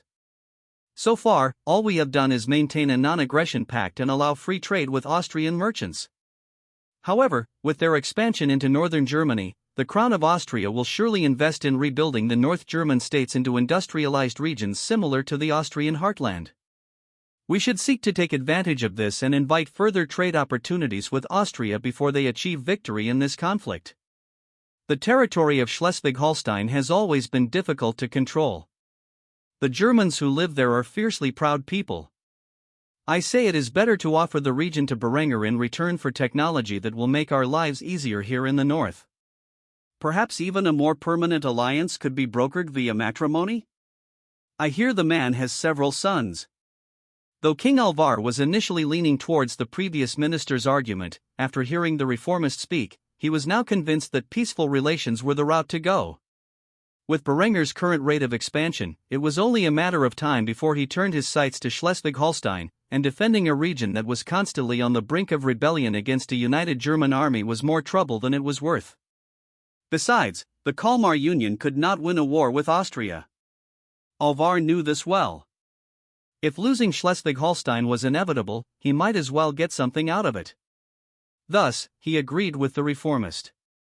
The Kalmar Union's best course of action was to negotiate a peaceful transfer of the region to Berenger's future empire in exchange for technology that would allow them to become far more wealthy and powerful. After scratching his thick golden beard in thought for some time, a brilliant idea formed in the Scandinavian king's mind. Thus, he proclaimed his intentions for all within his court to hear. "I have decided on a course of action. We will cede Schleswig-Holstein to the Kingdom of Austria in exchange for technology, wealth, and a permanent alliance via marriage. As far as I am aware, Berenger has multiple wives and sons.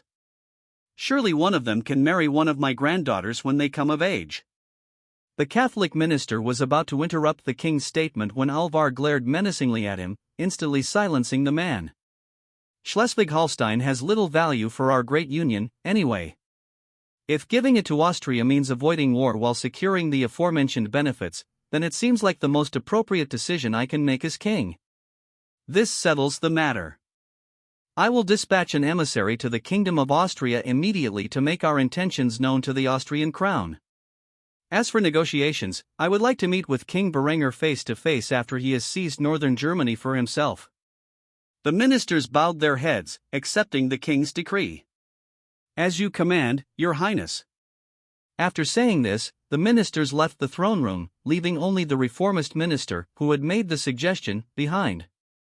"Your Highness, you have made a wise decision. A war with Austria would only result in defeat. This way, we can rid ourselves of a troublesome region while securing an alliance with the most powerful realm in the Western world. King Alvar nodded in agreement. Indeed, when I first met Berenger, I thought little of him. He was nothing more than a lowly duke asking for a non-aggression pact with my great kingdom.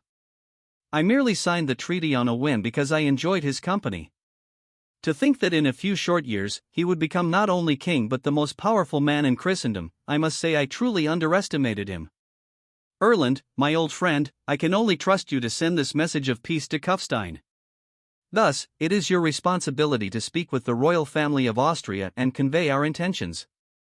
The reformist minister, Erland, smiled graciously before bowing to the king. You honor me, King Alvar.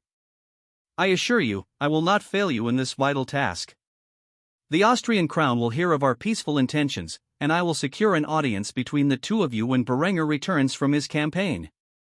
Alvar smiled upon hearing such confidence from his minister.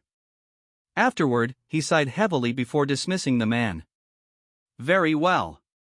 Prepare for the journey. I want you in the city of Kufstein as soon as possible. Do not return until you have succeeded in your task. After receiving his orders, the minister quickly departed and gathered his supplies. It was a long journey to Kufstein, and he would have to sail around the coasts of Iberia to get there peacefully. Perhaps by the time he arrived in the Austrian capital, Berenger would have completed his war. Only time would tell. As for King Alvar of the Kalmar Union, he sank back into his throne in silence, dwelling on Berenger's rapid rise to power. He shuddered to think of what the world would look like in 10 years, after Germany was united into a single empire and the papacy's crusade failed miserably. It seemed the centuries-old balance of power maintained in Europe would come crashing down, to be replaced by German hegemony. If such a fate was inevitable, Alvar had no intention of standing in its way. Rather, he would seek to gain as many benefits as possible for himself, his family, and his realm. This decision to appease Austria would surely invoke the ire of the Catholics within his realm, but he would deal with such a situation when it arose. Emperor Vitrani sat on his throne within the city of Constantinople. By his side were the veteran strategos Palladius and his eldest son Quintus. The three of them had gathered to discuss an important matter that was causing considerable worry among the Byzantine aristocracy. Their neighbors to the south and east were preparing for a new jihad, and intelligence reports suggested that the Timur Empire would soon invade the Kingdom of Georgia, Byzantium's oldest ally. Palladius' spy network had gathered this intelligence, and thus, the strategos himself presented the evidence before his king and the eldest prince of the empire. The Timur Empire has been amassing troops on our eastern border. We believe this is in preparation for the jihad they have planned. However, this is not our greatest concern. My informants assure me that they will first invade the Kingdom of Georgia and subject them to Muslim rule. By doing so, they will expand their forces by a great margin. If we wish to have any chance of defeating the combined onslaught of the Muslim world against our empire, we must ensure the safety and stability of our allies. Austria is currently engaged in a war to unify Germany into a single empire, and we cannot trust Granada to fight against their own Muslim brothers. Georgia must not fall. If it does, our oldest and closest ally will be unable to support us in our time of need. Though they have yet to ask for our aid, I fear they are unaware of the threat that amasses on their borders. Your Majesty, we must inform Georgia of the intelligence we have gathered and offer our support. Vitrani scratched his chin as he heard Palladius' words. With the maiming of Decentius, the hawkish faction within the Byzantine court had lost a tremendous amount of influence over internal politics. As a result, Palladius and his faction could assume a much closer role to the emperor. Quintus was not fond of this reality. Initially, he had hoped his father would look more favorably upon him and the doves, especially after his brother's injury. However, this was not the case. Someone had leaked the secrets that Berenger had entrusted Quintus to protect and implement within the borders of the empire. As a result, his influence had waned substantially. Despite this, he protested Palladius' calls for reinforcing their allies' borders, advocating for a more peaceful alternative.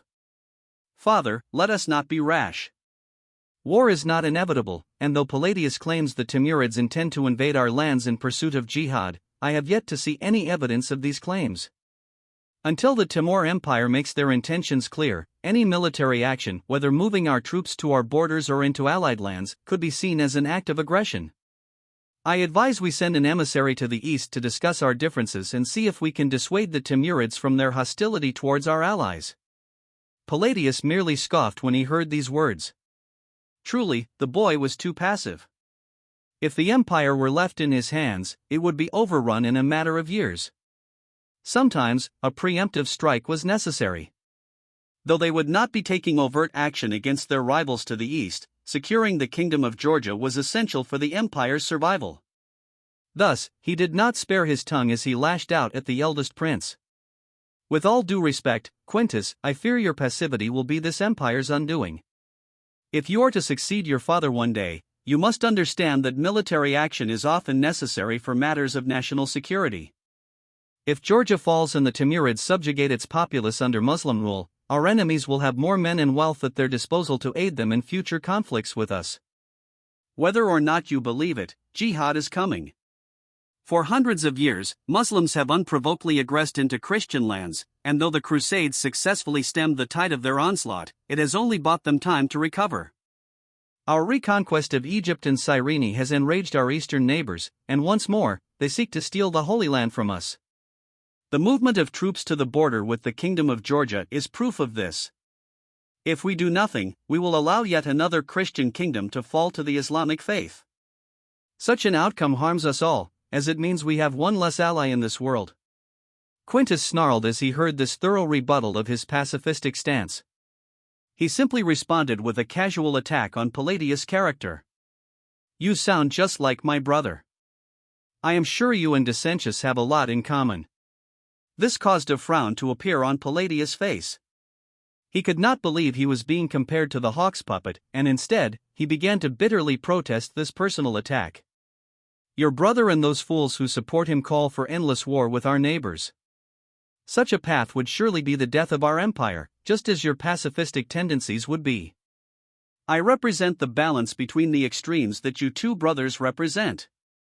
You will never be emperor if you continue to cling to such childish notions." Quintus curled his fists in rage upon hearing this and lashed out with a venomous retort of his own. "Oh, so peace is childish, is it? I am truly sorry, but I do not wish to send the men of our empire to their untimely deaths when they can be used to maintain prosperity through labor. There are plenty of peaceful alternatives. War should be the last option of a desperate emperor." After hearing both sides bicker like a couple of children, Vetranes pounded his fist on his armrest, immediately silencing the two men before rebuking them. "Enough! Both of you. I am the emperor, and I will decide what our policy is in the future. Palladius, you overstep your bounds by commenting on my son's ability to rule." When Palladius heard this, he scowled but remained silent. As for Quintus, he had a shit-eating grin on his face until his father lectured him as well. "Quintus, Palladius is right. Your view of the world is incredibly naive, and unfit to rule this empire. For too long, I have tolerated your pacifistic ideals, foolishly believing your brother countered your childish beliefs with his own, and the two of you combined could form an effective ruler. Such a thing is no longer a possibility, and it is time for you to grow up. As emperor, I will dispatch an emissary to the King of Georgia, informing him we are prepared and willing to send troops to defend his borders against a potential invasion by the Timur Empire. Palladius, gather what evidence you can on the likelihood of this event and bring it before me so that I may send it to our allies. Both of you should reflect on your actions and come to a proper understanding. I swear, all three of my sons are a major disappointment. If I had a fourth option to succeed me, I would gladly take it." When Quintus heard these words, he felt enraged at his father. Even the emperor thought he was a fool for trying to maintain the peace of the world. This caused him to storm out of the room, no longer wanting to hear his father's words of wisdom. Of course, Palladius was no longer outraged by the scolding he had received. Instead, he saw this as an opportunity to plant the idea of Alexandros becoming emperor. Thus, he made sure all others were out of earshot before putting on a confused facade. "But, Your Majesty, you do have a fourth option. If I recall correctly, your daughter's marriage to the King of Austria is matrilineal. Does that not mean your grandson has a claim to the throne? If you are so disappointed with your sons, perhaps you should focus on ensuring that the infant Alexandros grows up to be a responsible leader. After all, with a father like Berenger and the academic prowess of his kingdom at the boy's disposal, surely he will grow up to be a wise and capable leader. Betranes thought about this option for a few seconds as he considered the candidates who might one day succeed him. Decentius was out of the running, and his youngest son was a hopeless alcoholic and womanizer. Until now, he had only thought of Quintus as an option, but Palladius was right. If he truly wanted the most capable successor, perhaps grooming his grandson to be emperor was his best hope. After a few moments of silence, the emperor sighed before giving a vague answer. You have given me much to think about, and I will reflect on it with intense introspection. I will let you know my answer when I have thoroughly thought this through. Until then, float the idea to Honoria and see how she responds. After hearing this, Palladius smiled gracefully, bowed his head, and cupped his hands. Of course, Your Majesty. I will dispatch an agent to Kufstein right away. With that, the veteran strategos was dismissed, and Betranes was left alone with his thoughts. A knight of Luxembourg rode on the back of his steed as he gazed toward the bridge before him. This valuable piece of infrastructure served as the only means to cross the nearby river. Due to its strategic importance, his liege ordered him to destroy it before the Austrian invaders could use it to cross. By now, news had spread to the capital of the Duchy of Luxembourg about Berenger's invasion of the northern German states. Rather than face the enemy in the fields, which would surely result in his army's destruction, the bastard of Luxembourg had ordered a full retreat. In doing so, he gave additional commands to destroy all valuable infrastructure to slow down the Austrian advance. His intention was clear: to buy enough time for all of his men to make it back to the capital, which they would defend to the last man. If he were from any other kingdom, this would be a foolish act, as the King of Austria had repeatedly shown his willingness to obliterate cities to spare the lives of his soldiers. However, Luxembourg was a German duchy, and thus Hartmann knew his rival would not be so willing to waste the lives of people he believed to be his own. Truly, it was the best plan he could come up with, as his enemy had overwhelming advantages in all aspects of warfare. Only by forcing them into the capital city and fighting them in brutal urban warfare did his army have a chance of defeating the Austrian host. Thus, this knight began issuing orders to the men-at-arms under his command to fulfill their obligations in these scorched earth tactics. Quickly, fetch the casks, and light them up. I want this bridge brought to ruin before the Austrians arrive. The soldiers beneath his command struggled to bring forth the casks filled with gunpowder, a rare commodity in Europe, especially in the hands of Berenger's enemies. After all, the Austrian king's Triple Alliance had a stranglehold on the trade of saltpeter within Europe, and saltpeter was a critical component in the development of gunpowder. To waste such a vast quantity of the explosive compound on scorched earth tactics would severely limit Luxembourg's ability to combat the enemy when they finally reached the capital. Still, it was a calculated risk that Hartmann had thought through, and ultimately, it was a necessary expense. Unbeknownst to the knight and his retinue of soldiers, various men clad in camouflaged clothing hid within the tree line nearby. Among these men were a few jagged commandos, but mostly, these were the rebels that Hartmann had attempted to root out and destroy over the past 3 months. While the Knights of Luxembourg had orders to engage in scorched earth tactics to buy time for their retreat, the rebels had their own objectives, which were to prevent such actions from being carried out at any cost. Thus, at that moment, Andreas Jaeger, garbed in his jagged commando uniform, pressed the stock of the G22 rifle firmly against his shoulder as he aimed down the sights toward the enemy force. Without needing to issue orders, he squeezed the trigger, which ignited the .45-70 cartridge, propelling its Spitzer-shaped copper-jacketed bullet down range and into the skull of the knight commander.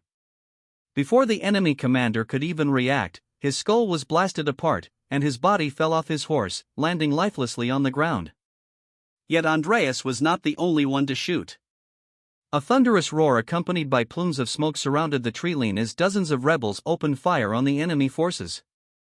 They were careful not to hit the black powder casks, as doing so could easily cause a chain reaction, destroying their objective in the process. The rebels' bullets riddled the torsos of the enemy men-at-arms. Still, the rebels were few, and a single volley from their rifles was not nearly enough to eliminate the enemy units. Thus, they rapidly reloaded their weapons while the hostile men-at-arms formed a firing line and aimed their primitive firearms toward the tree line where the volley had come from. The men-at-arms fired off a volley of their own toward the tree line, hitting several rebels. At such a range, the arquebus would have been entirely ineffective against the armor worn by the Austrian regulars. However, these guerrillas were not wearing any protective gear, and those unfortunate enough to be struck by the arquebus balls quickly entered the afterlife. As Andreas was reloading his weapon with a spare cartridge, a lead ball struck his sloped steel helmet.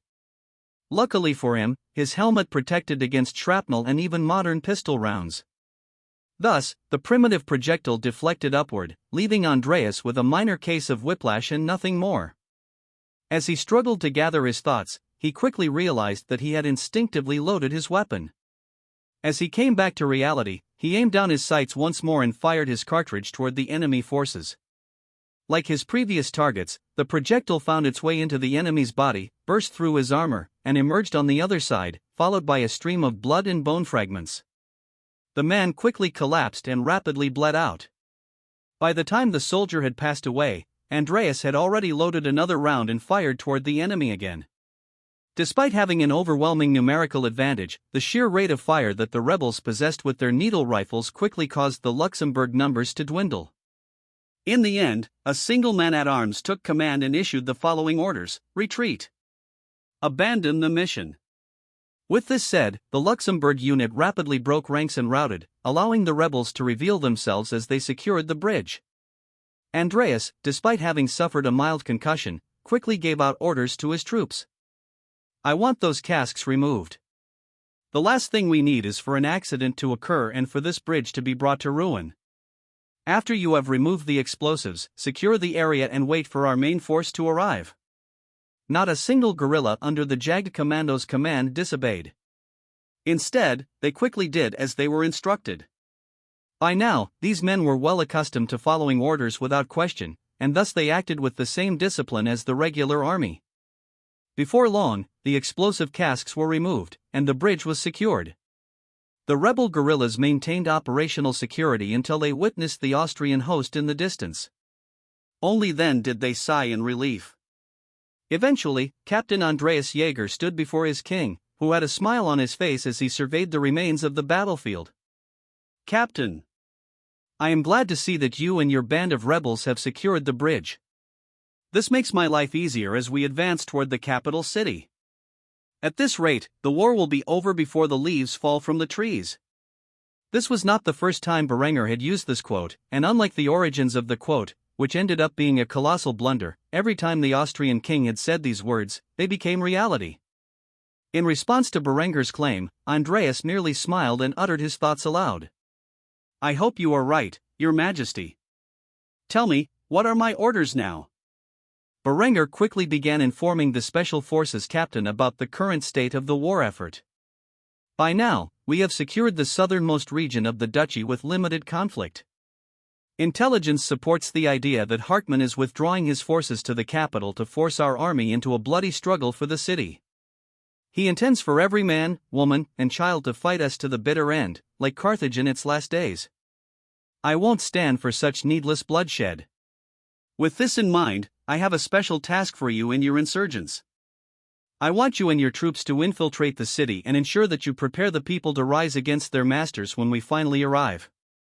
With your men on the inside, I believe it is possible to take the city without senseless slaughter. Andreas did not hesitate in his response. He simply saluted his king before speaking the words that had become Austria's common battle cry. Hail victory! Berenger naturally returned the man's salute and responded with the same shout. Hail victory! After this, the Austrian Jagged Commando and his rebel forces crossed the bridge and headed towards the city. They would first stop at the nearest Allied village to assume the identity of peasants fleeing the war before infiltrating the enemy's capital. As the rebels rode off into the distance, Berenger gazed towards the direction of the enemy's capital with a stoic expression. He feared that Hartmann's reluctance to surrender and face judgment for his crimes would ultimately result in the man taking his city hostage. According to intelligence provided by his spies embedded within his rival's court, the bastard of Luxembourg had become increasingly unstable after Renault's assassination. Berenger feared the lengths of terror the man would go to in order to avoid his fate. With a heavy sigh, the King of Austria spoke to himself in a tone so low that only he could hear. "I will do what I must." While Berenger was off at war, his newest wife, Yasmin, was in the later stages of her pregnancy. Though Berenger had claimed he would finish the war as quickly as possible to return home and witness his child's birth, it seemed this was not to be his destiny, and the Granadan princess's desire would go unfulfilled. Currently, Yasmin was in labor, and while this was happening, 2 of the Austrian king's other wives had gathered in another room of the palace. For the first time in a long time, the two had united in a cause, discussing their differences at length. It was no secret that Berenger had been paying extra attention to Yasmin since their marriage. This was partly due to the mature and supportive personality the Princess of Granada exhibited, especially in contrast to his other younger brides, who were quite the opposite. As a result, both Adela and Linda felt a sense of fear about losing their husband to the Moorish princess, who had recently entered their lives. This was especially true for the High Queen, who had noticed her husband becoming increasingly distant lately. With a heavy sigh, the young woman drank from her coffee before expressing her deepest feelings to her oldest rival. "I feel like I am losing Berenger's love. He has been emotionally distant lately, as if he does not want to be near me. Since Yasmin arrived, I have had barely any time with him. I fear she is stealing my husband away from me." When Linda heard this, she simply scoffed before responding to Adela's claims with a bit of enticing gossip. "Sure, Yasmin has been pulling Berenger's heartstrings lately, but she is not the one you need to worry about. If you knew what I know about Berenger and Henrietta since she recovered from her injury, you would realize that cunning little brat is your greatest rival." Adela gazed at her rival in shock, hardly believing her ears. "You don't mean that?" Linda remained silent, merely nodding her head while sipping her coffee.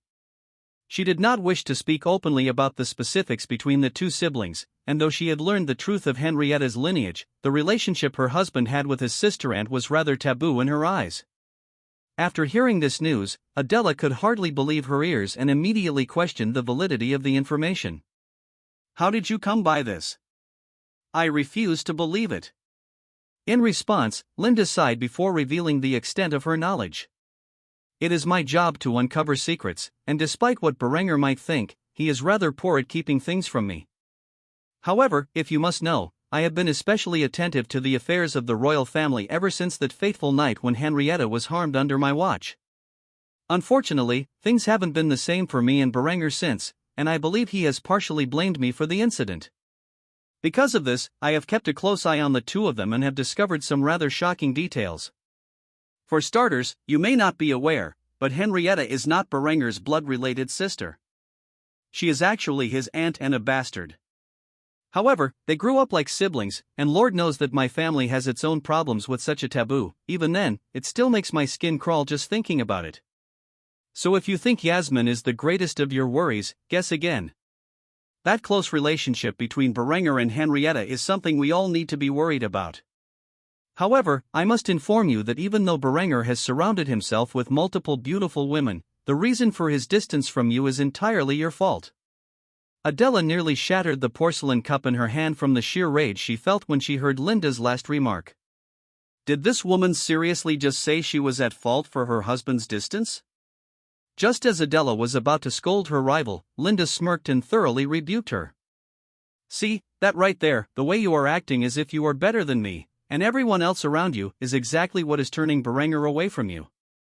I understand you're the High Queen, but you know the only reason you still hold that position is because he wants to honor his family's wishes, right? At one point, you were a sweet, kind, innocent young girl who pledged her heart to the man she loved. You were willing to do anything to make him happy. However, over the years, you have let your faith get to your head, and now you act as if you are a living saint, with everyone else, including your husband, being beneath you. You walk around as if you are incapable of sin and condemn everyone around you for not being a monk. Such religious superiority is something our husband despises. Yet, despite all evidence, you dig yourself deeper into your faith, trying to convert Berenger to your views. Your excuse is laughable. You say you wish to save Berenger's soul from damnation, but all you really care about is forcing your beliefs on him. He knows this to be true, I know it, Aniria knows it. Hell, even Yasmin knows it. Your self-righteous attitude is your undoing. If you truly care about Berenger and want to rekindle your love with him, then I suggest you stop being so prudish and tolerate his actions. After all, he is the most powerful man in the world, and plenty of young women would be more than willing to take your place. The High Queen was stunned after hearing Linda's analysis of her relationship with her husband. Had she really been so rude to everyone? Was it her overzealous nature that was driving a wedge between herself and the man she loved? Just as she was about to retort to her rival's cruel words, the court physician walked into the room and announced to the two queens of Austria, Queen Yasmin has successfully given birth to a healthy baby boy. She is resting now and is expected to make a full recovery. Since the father is currently at war, perhaps the two of you would like to comfort her in his stead. With that, Linda stood up and followed Ewald toward Yasmin's chambers, leaving Adela alone to reflect on her rival's words. When Linda finally arrived in the bedroom, she found the Princess of Granada lying in the bed with her newborn child clutched to her breast. At a glance, Linda could see that the woman was exhausted, yet she still cared for the child as if it were the most natural thing in the world. Upon witnessing this scene, Linda smirked and gazed at the newborn son of her husband. The boy appeared to be a blend of his parents, with tan skin and amber eyes from his mother, but a full head of golden blonde hair like his father. He was truly a unique presence within the Kingdom of Austria. Congratulations, it is good to see that you survived the ordeal. I know Berenger would be heartbroken if he returned from the carnage of war only to find his wife had died in childbirth. Yasmin sighed as she gazed into her baby boy's eyes. She was well aware of her husband's plans for their son and simply smiled as she spoke. The Prince of Granada is born. One day, I hope to see him rule my homeland the same way his father rules over the Kingdom of Austria. This statement shocked Linda, who gazed at the woman and child with suspicion. Though she knew about Berenger's plans to unite the Triple Alliance through blood ties via his children, she was unaware that Yasmin knew of such plans, let alone supported them. Thus, the red-headed beauty voiced her curiosity with a hint of concern. What about Hassan? You realize that if you go through with Berenger's plans, you will remove your brother's offspring from a position of power. In response to this obvious statement, Yasmin merely scoffed before retorting, I love my brother, but he has always been, and always will be, a fool. When he finally gets himself killed, Granada will need a powerful ruler, and it most certainly won't be his sons to take that position. No, only a child raised here in Austria, under the tutelage of his mighty father, is worthy of such a position, and I will do everything in my power to make it so. After saying this to Linda, Yasmin shifted her gaze to her firstborn son and made him a solemn vow. Mark my words, my precious baby boy, one day soon, you will be a king. With this said, Linda left the room and returned to the waiting room, only to find Adela absent. The High Queen had many thoughts to reflect upon after receiving such a verbal lashing from her oldest rival. For a while, Adela would seclude herself for some much-needed introspection. By the time her husband returned from the war, she would have the answers she needed for her path in life. Deep within the heart of Catalonia, there was a young woman of Visigothic descent who dressed in dark attire from head to toe. The night had fallen over Calbato, and with it, the woman could finally get close to her target. As the war for German unification was underway, King Felipe of Spain saw it as an opportunity to infiltrate a suspicious Austrian mine deep within his kingdom's territory. As part of the Treaty of Aquitaine that he had signed with Berenger and Hassan, Felipe had given the mining rights of the area to the Austrian crown. As far as Felipe was aware, nothing of importance lay within the region, yet Austria's mining companies seemed to move a suspicious amount of mysterious product from the area of Calbato to the shores of Gibraltar, where an Austrian naval base existed. Despite Felipe's best efforts, he could not discover what was being mined in the area known as Calbato. Now that his enemy's focus was elsewhere, the Spanish king could finally infiltrate the area. With this in mind, the King of Spain dispatched his greatest spy to the mines to uncover Austria's secrets. The woman known as Cecilia de Penafiel waited for the precise moment when the Austrian guards would change their shift.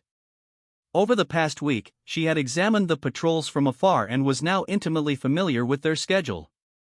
At exactly midnight, the guards on watch packed up their things and brought in the new patrol. Seizing the opportunity, the woman dashed through the fields and into the entrance of the mine, ensuring she remained unseen. Having successfully infiltrated the mine's entrance, the spy quickly descended its shafts, desperately searching for any sign of the treasure Austria had uncovered within the caverns. Luckily, her dark attire blended in with the shadows. As she approached the heart of the beast, she encountered more internal patrols. Seeing a light ahead that was encroaching on her position, the woman quickly hid behind a stalagmite as the patrol slowly passed by, completely unaware that a hostile agent had successfully infiltrated the depths of the mine. Only after she was certain they had rounded the corner did Cecilia heave a heavy sigh before continuing on her journey. If she were spotted, she would surely be a dead woman. Keeping this in mind, she burrowed deeper into the mine. The further she went, the more fascinated she became with the Austrian mining equipment. The interior of the mine shaft featured a long rail track, where during the day, miners used handcars to transport goods from the depths to the surface. The rail track eventually led to an area where the Austrians had set up several steam-powered conveyor belts for transferring the product to the mining carts. This was not the only technological marvel she witnessed. There were also steam pumps to prevent water inflow and even mechanized drills. The woman gazed upon the marvels of the industrial era with awe. Such technology was beyond her understanding. After all, as far as she knew, her people operated mines through manual labor. They dug with iron picks, a lengthy and dangerous process. It was as if she had stepped into a subterranean civilization straight out of a fantasy. She realized at that moment that no matter how she described what she had seen, it could never fully capture its marvel. Tearing herself from her shock, she continued deeper until she found what she was looking for: large deposits of saltpeter, a crucial substance in the manufacture of gunpowder. Currently, the Spanish were limited in their capacity to field firearms due to the small amount of gunpowder they could obtain. Unfortunately, acquiring this valuable resource was quite difficult. As far as the Kingdom of Spain knew, there were no natural deposits of saltpeter within Europe. This would have been manageable if they could purchase it from the east. However, the Byzantine Empire, through its alliance with Austria, dominated the trade with the Eastern world, which had an abundant supply of saltpeter. This stranglehold over saltpeter made it incredibly difficult for Austria's enemies to obtain gunpowder, and thus, despite their ability to manufacture firearms, they could not field such weapons in large numbers. However, it turned out that a vast deposit of this strategic resource lay within the kingdom's borders all along. Austria had not only noticed its existence but had skillfully usurped the region's mining rights from its rightful owners. This enraged the woman to the core. It took her a few moments to calm her inner fury and collect her thoughts. What she needed to do now was escape the confines of the mine and report the information she had gathered to her king. If the King of Spain knew that such a vast quantity of saltpeter existed in his backyard, he would do whatever it took to gain control over it. Thus, the woman realized what she needed to do and climbed her way back to the surface. However, she did not get far. The moment she turned to make a strategic withdrawal, a patrol spotted her. The leader of the squad aimed his rifle at her and shouted in her native tongue, "Halt! You are not supposed to be here. Get on the ground and place your hands behind your back." After coming so far, the woman was not about to surrender without a fight. Thus, she covertly pulled out a small dagger and threw it toward the squad leader's neck. Before the man could react, the blade pierced his skin, severing his carotid artery, and causing his blood to spew forth like a fountain. The woman took advantage of the shock to rush her opponents, grabbing one of their rifles and disarming them. She then raised the rifle toward the third sentry, pulling the trigger and sending a projectile straight into his heart, ending his life on the spot. She quickly used the butt of her rifle to knock out the third opponent, then tossed it to the ground. The echo of the gunshot would surely alert the entire facility to her presence, so she made a run for the surface. As she suspected, it didn't take long for another unit to arrive at the scene. They witnessed the deaths of their comrades. The squad leader quickly pulled out smelling salts and awoke the unconscious soldier, interrogating him about what had transpired. "What happened here?" The soldier looked around in confusion before gathering his thoughts. "There was a woman. I didn't see her face, as it was covered. However, she was down here in the mine and witnessed our operations. She has probably fled to the surface. Get to her quickly before news of the saltpeter reaches Spain." A hint of worry flashed across the soldier's face. If a spy had infiltrated the mine and discovered its secrets, they were all in grave danger. Once King Berenger learned of this incompetence, heads would surely roll. With a grave tone in his voice, the squad leader quickly issued his orders. Find her quickly. We cannot waste any more time. However, by the time the sentries could prepare a proper search party, the woman was already gone. They found no trace of her existence. Instead, she was already on her way to the capital of the Kingdom of Spain. When King Felipe discovered that Berenger had cheated him out of a vast stockpile of saltpeter and had already mined a significant portion of it, he would be infuriated. For some time, the Catholic world had lagged behind the Kingdom of Austria and its technologically advanced military. Now that they were finally taking a step forward in military advancements, the lack of gunpowder limited their ability to fight against Austria's growing dominance. The theft of such a substantial deposit of saltpeter was a massive insult not only to the Kingdom of Spain but to the Catholic world. The consequences of this revelation were yet to be seen, but one thing was certain: there would be great pressure on the Kingdom of Granada and its Austrian allies to hand over the mine and all that had been retrieved from it back to its Spanish masters. Whether Berenger and Hassan would comply with such an unreasonable request was another matter entirely. Black smoke exuded from the bore of a 1422 service revolver as the thunder of its gunfire faded into the distance. A single dainty hand raised the barrel of the weapon to a set of luscious pink lips, which blew away the vapor of the shot. Lying on the ground in front of the killer was the corpse of a young native girl. Her hands were tied behind her back, and her face bore a look of shock as her brains decorated the dirt beneath her. The victim's family knelt by the girl's body, bound in chains and filled with unimaginable despair. A pair of brown eyes gazed up with hatred at the foreign woman who had mercilessly snuffed out the life of his innocent young daughter. When Anuria saw this man's detestable state, a fiendish smirk appeared on her immaculate face as she pulled back the hammer on her revolver and pressed its barrel against the man's forehead.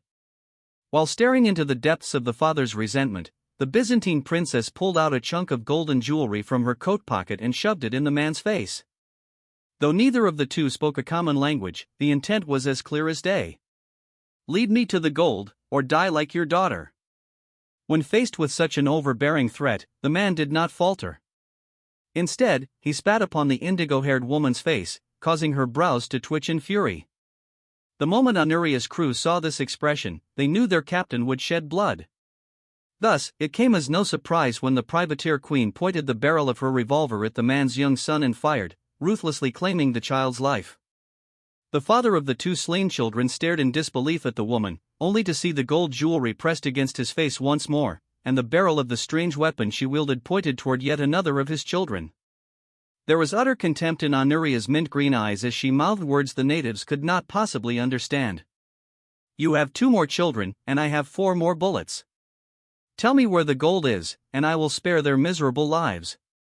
Though the native tribesman did not speak German, he could understand the vicious woman's intent. With tears streaming down his face, he gritted his teeth and bit the proverbial bullet.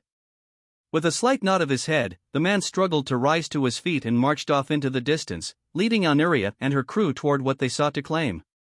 Upon seeing that the man was now cooperative, a sinister smile curved on Anuria's lips as she gave orders to her crew. Secure the family. If he tries to screw us over, we can use them as a bargaining chip. Having received her orders, Elfrun pointed the barrel of her G-22 rifle toward the mother and her remaining 2 children as she and her sisters stood watch over the burning village. After spending the last few weeks building their outpost in this foreign land, the privateers were now on a quest for gold, and they were more than willing to kill anyone who got in their way. Elfrun gazed into the distance as she watched her captain march bravely into the wilderness, guided only by a tortured soul to the location of the gold mines. As for Anuria, she and her squad stalked their prisoner into the mountains of the Venezuelan Andes, constantly alert to the dangers that surrounded them. Eventually, they found themselves at the entrance to a cave that served as the primitive mine for the local tribe they had obliterated hours ago. Anuria had an ecstatic grin on her pretty face as she broke into maniacal laughter. Ha ha ha ha. Daddy will definitely reward me for this. Her crewmates grimaced when they heard the nickname Anuria shamelessly used to refer to her husband, before inspecting the cave on their own. It was immediately apparent that a vast vein of gold existed on the outer portions of the cave's walls, and the villagers had mined only a small amount.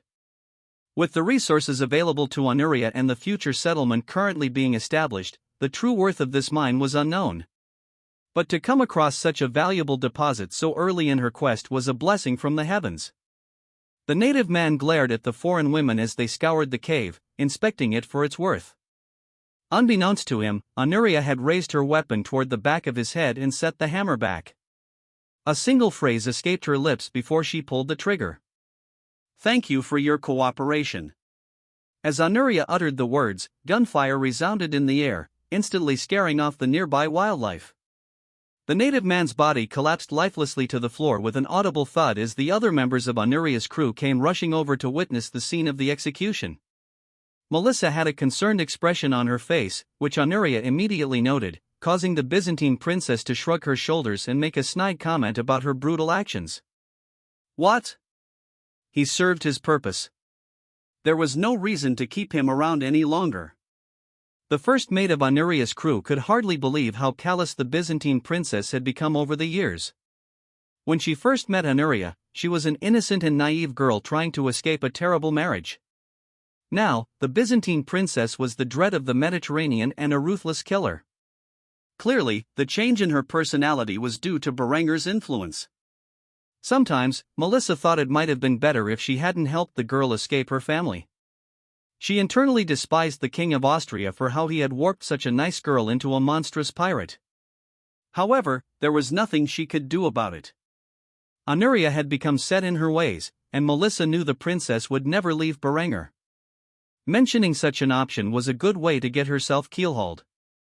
In the end, all the first mate could do was sigh in defeat before pulling out a map and marking the gold mine's location. Now that she had mapped the area, the privateers would have to make a long trek back to the settlement. Thus, she quickly offered her advice to her captain, who was enjoying the sight of her gruesome work. "Captain, I advise we regroup with the others and eliminate the natives we hold captive. As you said, they no longer have a use now that we have what we need. After doing so, we should march back to the settlement and dispatch a unit of Marines to secure the resource deposit." Honoria quickly nodded before turning her back on her crew and heading in the direction where the other members lay in wait. "Very well. Let us make haste. The sooner we secure the gold mine, the sooner we can bring back some spoils from our settlement. I can't wait to see how happy my man is when he finds out how much gold I've found." Upon hearing this, Melissa sighed heavily once more before stashing away the map in her satchel and following her captain into the mountains. After a quick climb, they returned to the ruins of the village they had assaulted to find that Elfrun had grown bored and forced the captives to play hot potato with a live grenade. When Honoria saw the mangled corpses of the villagers, she grabbed her explosives expert and tousled her hair while scolding her in a friendly manner. "Elfrun, you little devil, what did I say? I thought I had explicitly ordered you to keep these savages as bargaining chips. You're just lucky that fool didn't try anything, or else I would be shoving a candlestick up your arse right now." Elfrun's eyes widened in shock at this vulgar threat. Shortly after, her cheeks blushed, and she pouted as Honoria buried her head in her ample bosom. As she did so, Honoria whispered something in Elfrun's ear that frightened her. "Do something like this again, and I promise that won't be a veiled threat." Elfrun immediately nodded her head thrice in silence. Once Honoria saw that the girl had become obedient, she called out to her crew with excitement. "We found the gold mine. All we need to do is go back to the settlement and get wasted. As for the management of the resources, I'll leave that up to the commander in charge of the Marines. Let's go have some fun." With that, Honoria and her crew descended from the mountain into the fledgling settlement below. News of the gold discovery in the region would only reach Berenger's ears after he had completed his campaign to unify Germany. When the King of Austria finally realized this discovery, he began focusing his efforts on colonizing the lands once known as South America, with a great interest in obtaining the silver, gold, and oil in the region. Eckhard stood at the front of a formation of soldiers from the recently formed state of Prussia. These men were mere peasants a few months ago, yet now they were armed and trained to the same standards as the Kingdom of Austria's armed forces. Even though Berenger had granted an exemption to the Grand Duchy of Poland from participating in the ongoing unification wars, this did not mean the fledgling state was lacking in military matters. Quite the contrary, as the greatest of Berenger's generals, Eckhard had ensured that a proper army was established. Especially when one considered the conspiracies surrounding him by the local lords who clung to an ancient past. Feudalism was dead, and Berenger had killed it. Yet these pompous fools continued to defy the new order, and thus Eckhard was forced to act ruthlessly to squash dissent. Though he had an engagement to the daughter of the Margrave of Brandenburg, it was becoming clear to the aging general that his fiancée and her father were a couple of scheming devils. Thus, he had resorted to force to show an example of what happens to those who defy the crown of Austria. With a grim expression, Eckhard addressed the brigade of soldiers under his command. Currently, he only had 5,000 men, but with his wits and overwhelming advantage in military technology, it would be enough to bring the Margrave of Brandenburg to heel. A few months ago, you were mere serfs, tending to the lands of your masters. However, with Austria's conquests, you were liberated from your servitude to your ungrateful masters. Despite the age of feudalism ending, these nobles refused to surrender the absurd privileges they have enjoyed for generations. Thus, as men of the new era, it has come to us to force these privileged fools into submission to the Austrian crown. Many of you may fear for your lives. After all, we are outnumbered. However, you have been trained for this. You wield weapons that the enemy has never seen before. Go forth, men of Prussia, and conquer your former masters. The soldiers in the field immediately roared their battle cry in unison. For king and fatherland. With this said, the soldiers of the Prussian army loaded their weapons and waited for the hostile field army to arrive. On the other side of the field was the army of the Margrave of Brandenburg. The proud noble led his knights and men-at-arms from the rear. Though many realms had adapted to the weapons and tactics employed by the Kingdom of Austria and its South German Confederation, there were still those stuck in the old ways, refusing to believe that the authority knights once wielded on the battlefield had ended. Johannes von Hohenzollern was one of these men. He was so confident in his victory over the Austrian knight, who had been granted the position of Grand Duke by his upstart master, that the Margrave had even brought his daughter to watch the battle unfold. A cruel smirk was on Martha's face as she fanned away the heat while sitting on horseback. Has he gone senile? The so-called Great Field Marshal of Austria has only brought 5,000 men to combat our forces? We outnumber him by 5 times as many soldiers. I can't believe you agreed to wed me to such a fool. Johannes merely chuckled at his daughter's analysis. With a confident expression, he boldly declared victory before the battle had even begun. I suppose once he is defeated, the old man will finally realize that he and his king have no control over our lands. Stay here and watch as your father defeats the pitiful army of levies your fiancé has mustered. After saying these words, the man snapped the reins of his horse and rode off to the front of the formation. Once the Margrave was in front of his knights, he gave a rousing speech to the men who followed him into battle. Knights of Brandenburg! These fools think that because they have annexed the Teutonic state, they have a right to our lands. This is nonsense. Our ancestors have built this mighty realm, and it is our birthright to carry on their legacy and rule over its people. Ride out and achieve victory over these foreigners from the south. Upon saying this, the Margrave lowered the visor of his great bassinet and charged off on his horse, sword in hand. Immediately, the army of knights and men-at-arms followed in pursuit, believing that sheer numbers would overwhelm the enemy. When Eckhard gazed into the distance through his binoculars and witnessed this mindless charge, he merely shook his head before raising his hand and ordering the artillery battalion to let loose a barrage upon the enemy army. Open fire! The moment these words were spoken, the artillery crews nodded and loaded the shells into their guns. Once the shells were loaded and the horizontal sliding blocks were closed, the gunner in charge of firing the weapon pulled the lanyard, immediately detonating the projectile and sending it downrange onto the charging knights. Before the knights could even get close, explosions detonated among their ranks, killing men and horses alike. The Margrave looked back at his ranks to witness that, from a single barrage, hundreds of his men lay dead. Before he could refocus, another barrage of 18 shells landed among his ranks, blasting more of his knights to pieces. He could hardly believe his eyes. Though he had heard rumors of the effectiveness of Austrian weapons, he had never believed the stories to be true until now. Despite this, he was undeterred. After all, he still had a numerical advantage, so he raised his sword in the air and urged his forces to charge through the fire and into the fray. Charge! Though the knights and men-at-arms in the Margrave's ranks were fearful, they ultimately mustered their courage and charged toward the Prussian army. When Eckhard witnessed this, he sighed heavily in defeat before motioning for his secret weapons to be unleashed. "Bring out the Schmidt guns." When this order was given, the machine gun crews scrambled to set up their weapons.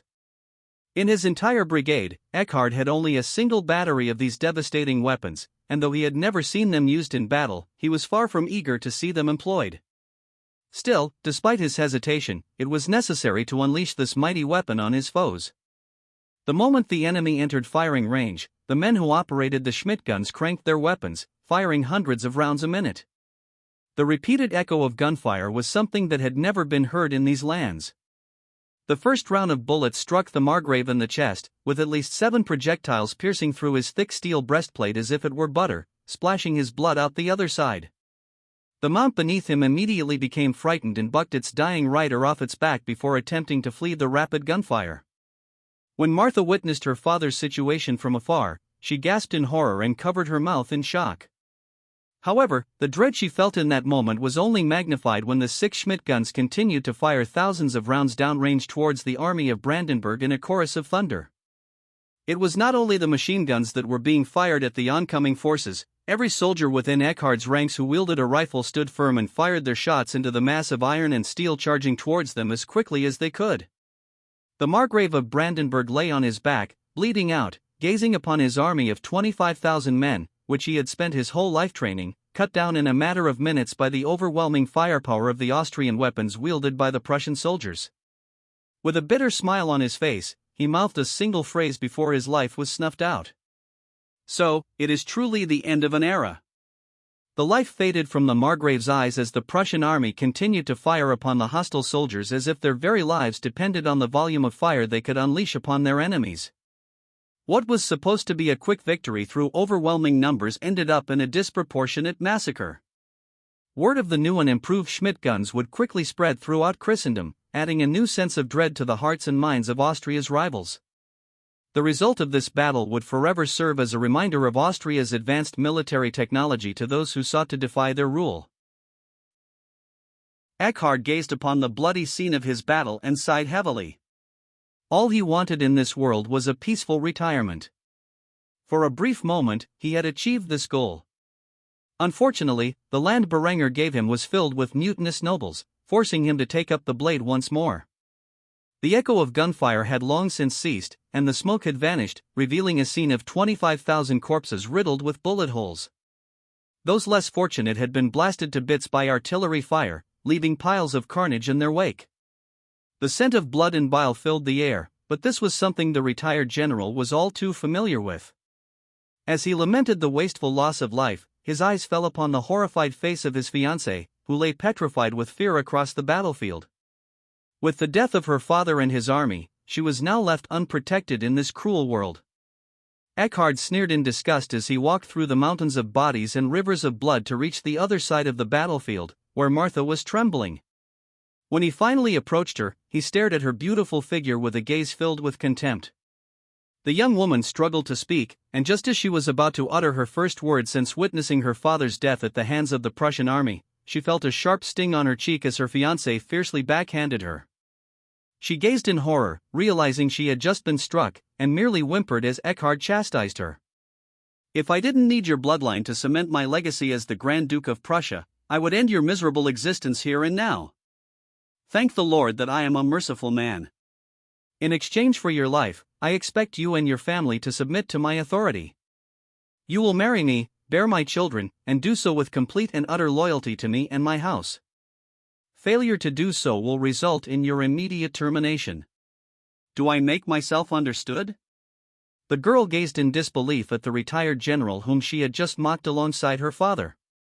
The Grand Army of Brandenburg was no match for the overwhelming firepower that Austria and its puppets wielded. All she could do was lower her head in disgrace and accept the terms presented to her. Seeing that his fiancée had become docile in defeat, Eckhard smiled viciously before presenting his hand to the woman, lifting her from the dirt to his level. He chose not to comfort her, for she was undeserving of such kindness. Instead, he brought her back to the army, which was digging the graves of the fallen nobles who had dared to resist the rule of the Grand Duke of Prussia, and, by extension, the crown of Austria. Martha remained in complete silence as she reflected on her lot in life.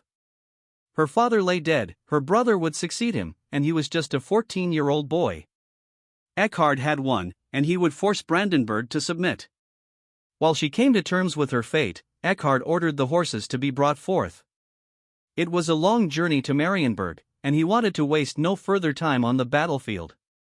Thus, he climbed atop his horse, dragging his fiancée behind him, and rode off with a contingent of household guards. There was still much to be done, and the war for German unification meant that he would be dreadfully busy supporting his master. While Eckhard achieved a minor victory in Brandenburg, Berenger, far to the west, had similar success. Luxembourg had attempted to pull back its armies to its capital to fight a brutal urban campaign against their invaders. In doing so, they had given orders to destroy any valuable infrastructure and burn the fields in their retreat. Despite this, the blitzkrieg of Austria's armies quickly overran the units tasked with implementing such scorched earth tactics, resulting in massive losses to the Luxembourg war machine. Currently, Berenger and his host were 25 miles from the capital of the duchy.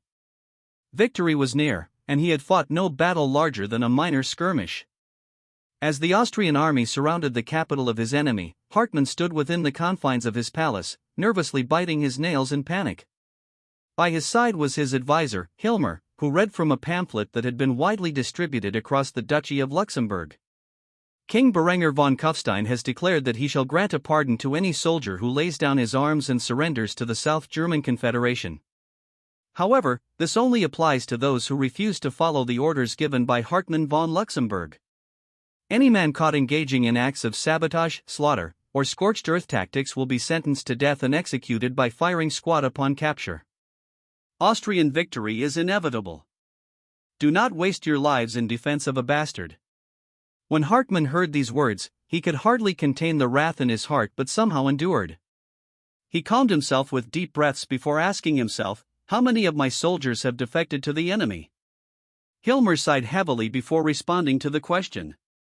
"There is no way to know for certain, but from the limited intelligence I have gathered, it is likely that thousands of our soldiers have surrendered without a fight. Considering the entire Northern Alliance, the numbers are probably in the tens of thousands. To put it simply, our soldiers are well aware of the firepower that Austria wields and are unwilling to walk into a slaughter." Hilmer failed to inform the man that these numbers were reported to him via his contact with Austrian royal intelligence. After all, to do so would reveal that he was a spy, so he kept his mouth shut rather than expose himself. Hartmann did not want to hear these words and struggled to remain calm. Knowing that the Austrian army was nearly at the borders of his capital, Hartmann made a decision he never thought he would have to make. "Very well, Berenger is about to arrive here in Luxembourg. When he does, we will fight him until the bitter end. However, I know how vengeful the man can be. Because of what I have done to his sister, he will surely inflict greater suffering on my blood relatives. Tell my sisters to pack only what is necessary and immediately depart for the Duchy of Burgundy. They will be safe there while I make my last stand." Hilmer immediately bowed in respect before responding to these orders. "Very well. If there is nothing else, I will get to it immediately." Hartmann remained silent and merely waved the man off, who quickly proceeded down the halls and into the Duke's eldest sister's room. Hartmann was a bastard, and because his father had sired no trueborn sons, he was legitimized in life and made his successor. However, this did not mean that the old man had no progeny with his wife. In fact, all of Hartmann's sisters were half-sisters from his father's legitimate marriage. Thus, they were all elder sisters, and when Hilmer knocked on the door, all three answered with anxious expressions.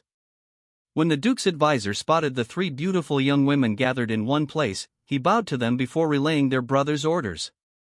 "Your brother, the Duke of Luxembourg, has ordered you to pack only what is necessary and depart within the hour to the Duchy of Burgundy. He has brokered an agreement with the Duke of Burgundy for you to remain safe there while he oversees the city's defense." The three women glanced at each other in silence for a few moments before nodding in agreement. They knew it was no longer safe within the city of Luxembourg and quickly began preparing for their departure. As for Hilmer, immediately after informing the three women of their task, he departed from the palace and headed into the city, intending to visit a local tavern. Despite the imminent siege, this tavern continued to serve drinks to anyone who wanted them.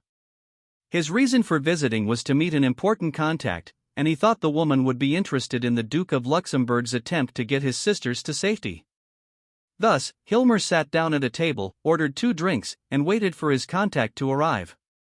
He remained in the tavern, drinking for several hours before the mature beauty, his contact, finally arrived. Hilmer sat within the confines of the tavern as the city's garrisons rushed into defensive mode. The armies of Austria were gathering outside the city, and the atmosphere had become tense. To calm his growing nerves, the Count sat with an ale in one hand while keeping a lookout for his contact. As part of their cat-and-mouse tactics, Hilmer had frequently visited this tavern over the past few months to relay information to the Austrian spy about anything important he discovered as an advisor to the Duke. The symbol to initiate contact was a simple act of placing a flower pot on the tavern's windowsill, which he had done the moment he entered the establishment.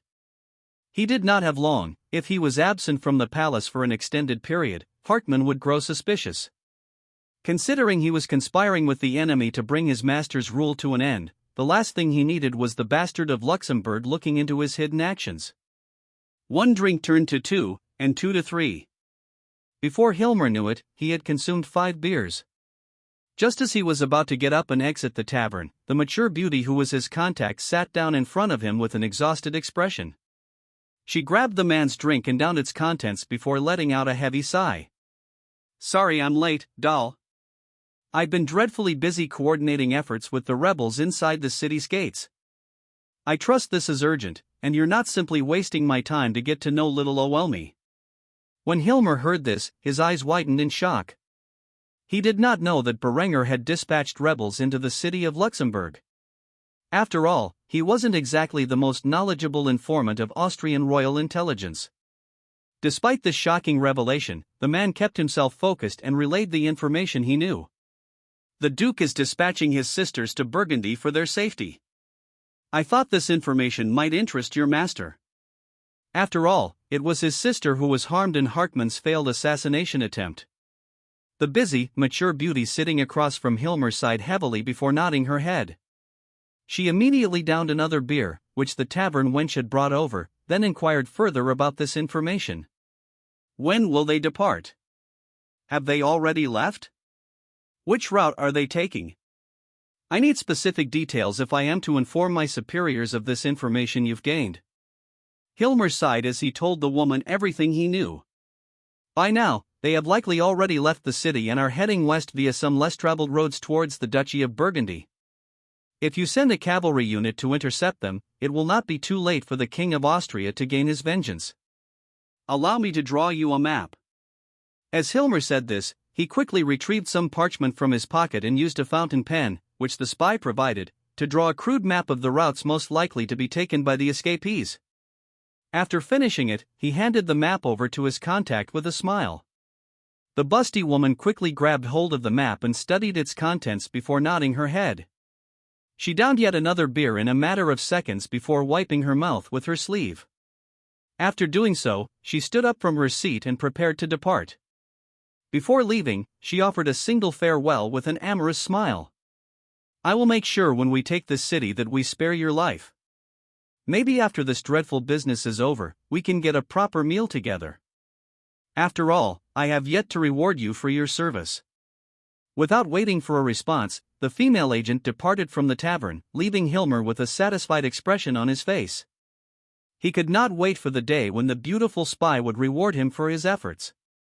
As for the agent, she quickly snuck out of the city through its sally port when no one was looking, before making contact with another agent of the Austrian crown, who was waiting for her response. This agent was a haggard old man, unlikely to draw any attention. The busty beauty quickly handed him the map and relayed Hilmer's words. "My contact in the palace assures me that the Duke's sisters have already departed for the Duchy of Burgundy. They seek refuge in the house of that disgusting boy lover. Bring this word to the king, and have him decide what to do with it. I should get back into the city before the fighting begins." Just as the woman was about to return to her duties within the city, the other agent grabbed her wrist and shook his head before speaking. "You can inform the king of this yourself. You have done your duty. Now, only conflict remains, and it would be best if our agents are not in the city when the fighting begins. That task is for the Jagged Commandos and their insurgent army." It shocked the woman to hear this, but she did not disobey. Instead, she followed the other agent to the horse he had hidden in the tree line. The two agents rode off together toward the main Austrian host, which was now only miles from the capital of Luxembourg. After a brief ride, the horse and its two riders approached the Austrian army, where they immediately flew an Austrian flag to symbolize their allegiance. Due to this, they did not alarm the soldiers with their rapid approach, and the soldiers allowed them to pass undisturbed. It was not until they reached the royal guard that they were flagged down and inspected before being granted an audience with the king. After their identities as agents of the crown were verified, the royal guard led the woman toward Berenger, who sat upon his steed. Upon witnessing her king in person, the female agent instantly knelt before her sovereign and spoke the thoughts in her mind. "Your Majesty, I have important news to share. I have received word from my contact within the Palace of Luxembourg that the Duke's sisters are currently fleeing westward toward the Duchy of Burgundy, where they will seek refuge. This presents us with an opportunity to seize them and use them as bargaining chips, or whatever else you would decide to do with them." It did not surprise Berenger to hear this information. He had long been receiving regular updates from his agents in the field and knew that there was an informant embedded in the Ducal Court of Luxembourg, supplying Austrian intelligence with vital information. Thus, when he heard this news, he had a minor reaction. He gazed toward the west, where the Duchy of Burgundy lay, and sighed before giving his commands to the royal guard. "Send a cavalry battalion out to find the Duke's sisters. We cannot allow them to reach the safety of their western neighbors." The officer in charge of the royal guard's cavalry quickly nodded and was about to depart when the female agent handed over the map that Hilmer had scribbled, showing the routes the girls were most likely to take. "Here, take this. It may help in your search."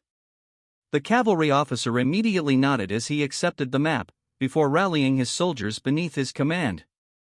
The cavalry of the royal guard wasted no time and immediately departed from the main army, going around the city of Luxembourg and into the pastoral fields of Gutland, where they were most likely to find the caravan containing the Duke's sisters. As for the rest of the army, they were but a stone's throw away from Luxembourg and shortly thereafter set up a proper siege encampment around the entire city. There would be no escape from the bastard of Luxembourg. While his soldiers dug a series of trenches around the city and prepared their artillery and machine guns, Berenger sat in his command trench, dressed in his full battle attire, pouring himself a chalice filled with wine. He gazed toward the city's walls and sighed heavily in defeat. No matter how much he wanted to prevent unnecessary civilian casualties, it seemed that brutal urban warfare, the likes of which this world had not seen since Carthage, was about to become a reality. For the first time in a long time, Berenger was about to lead his soldiers into a siege that was more than just bombarding a city into oblivion. If what his spies reported was true, Hartmann planned to arm every citizen within the city's walls with firearms, forcing Berenger's army to kick down every door in an attempt to wrestle control of the city. Luckily for Berenger, he had already planned for such a reality and secured an armed force of rebels within the city. When the siege finally began, Hartmann was in for a rude awakening. The moment the first light entered the sky, the Austrian artillery, entrenched within the siege camp's borders, fired upon the city of Luxembourg's gatehouses.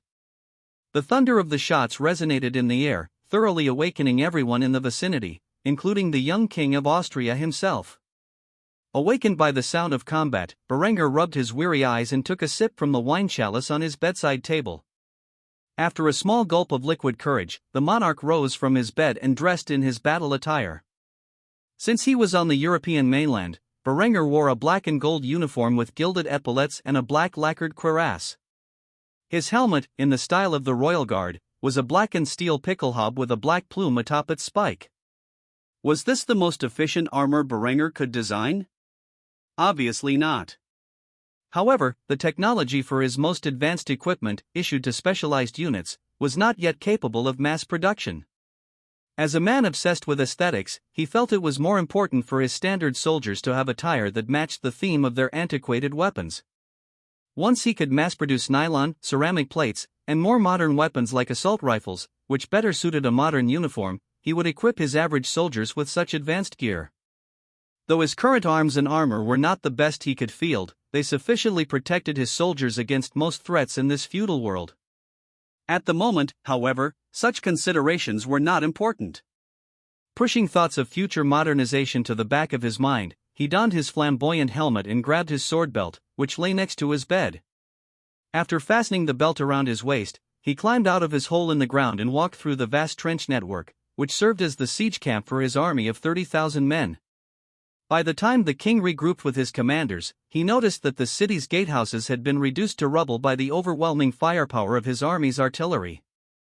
With a smile on his face, Berenger gazed upon his soldiers before giving a speech to his men, who were gathered, awaiting their orders. Men of Austria, the bastard of Luxembourg hides within his city, forcing his citizens to fight against us in a poor attempt to flee from the crimes he has committed against our people. By harming our princess, he has invoked a war between the South German Confederation and the Northern Alliance. History will remember this as a war we did not start, but one that will finally unify the German people into a single, cohesive empire. As we stand here, prepared to take the capital of Luxembourg, our armies are spread out across the northern states, pushing towards their objectives. When we take this city and bring the bastard of Luxembourg to justice, the rest of the German lords will surrender. No matter what you might witness in this city, remember to protect yourselves at all times. If someone dares to open fire upon you, no matter who they may be, you have my permission to fire back. Now go forth and conquer. For King and Fatherland. The 30,000 Austrian soldiers raised their weapons into the air as they repeated the battle cry their king had just stated. For King and Fatherland. Berenger immediately unsheathed his sword and charged out of the trenches on foot, leading the charge towards the city's ruined walls, acting as the spearhead among his forces who sought to take the city. The moment the king charged into battle, 30,000 men followed him toward their target. On the city walls, the defenders of Luxembourg lit their slow-burning matches and placed them on their serpentines. They waited for the Austrian soldiers to enter firing range before squeezing the levers that acted as their weapons triggers. A volley of fire rained down on Berenger and his royal guard as they charged toward the fray. Miraculously, the projectiles missed their targets entirely. When Berenger saw this, a wicked smile formed on his face. He withdrew his 1422 service revolver from its holster, pulled back the hammer, and squeezed the trigger, sending a .38 SPC projectile soaring into the air toward the defenders. Unlike the Austrian king, who was unharmed by the attack against him, Berenger's shot quickly found its mark.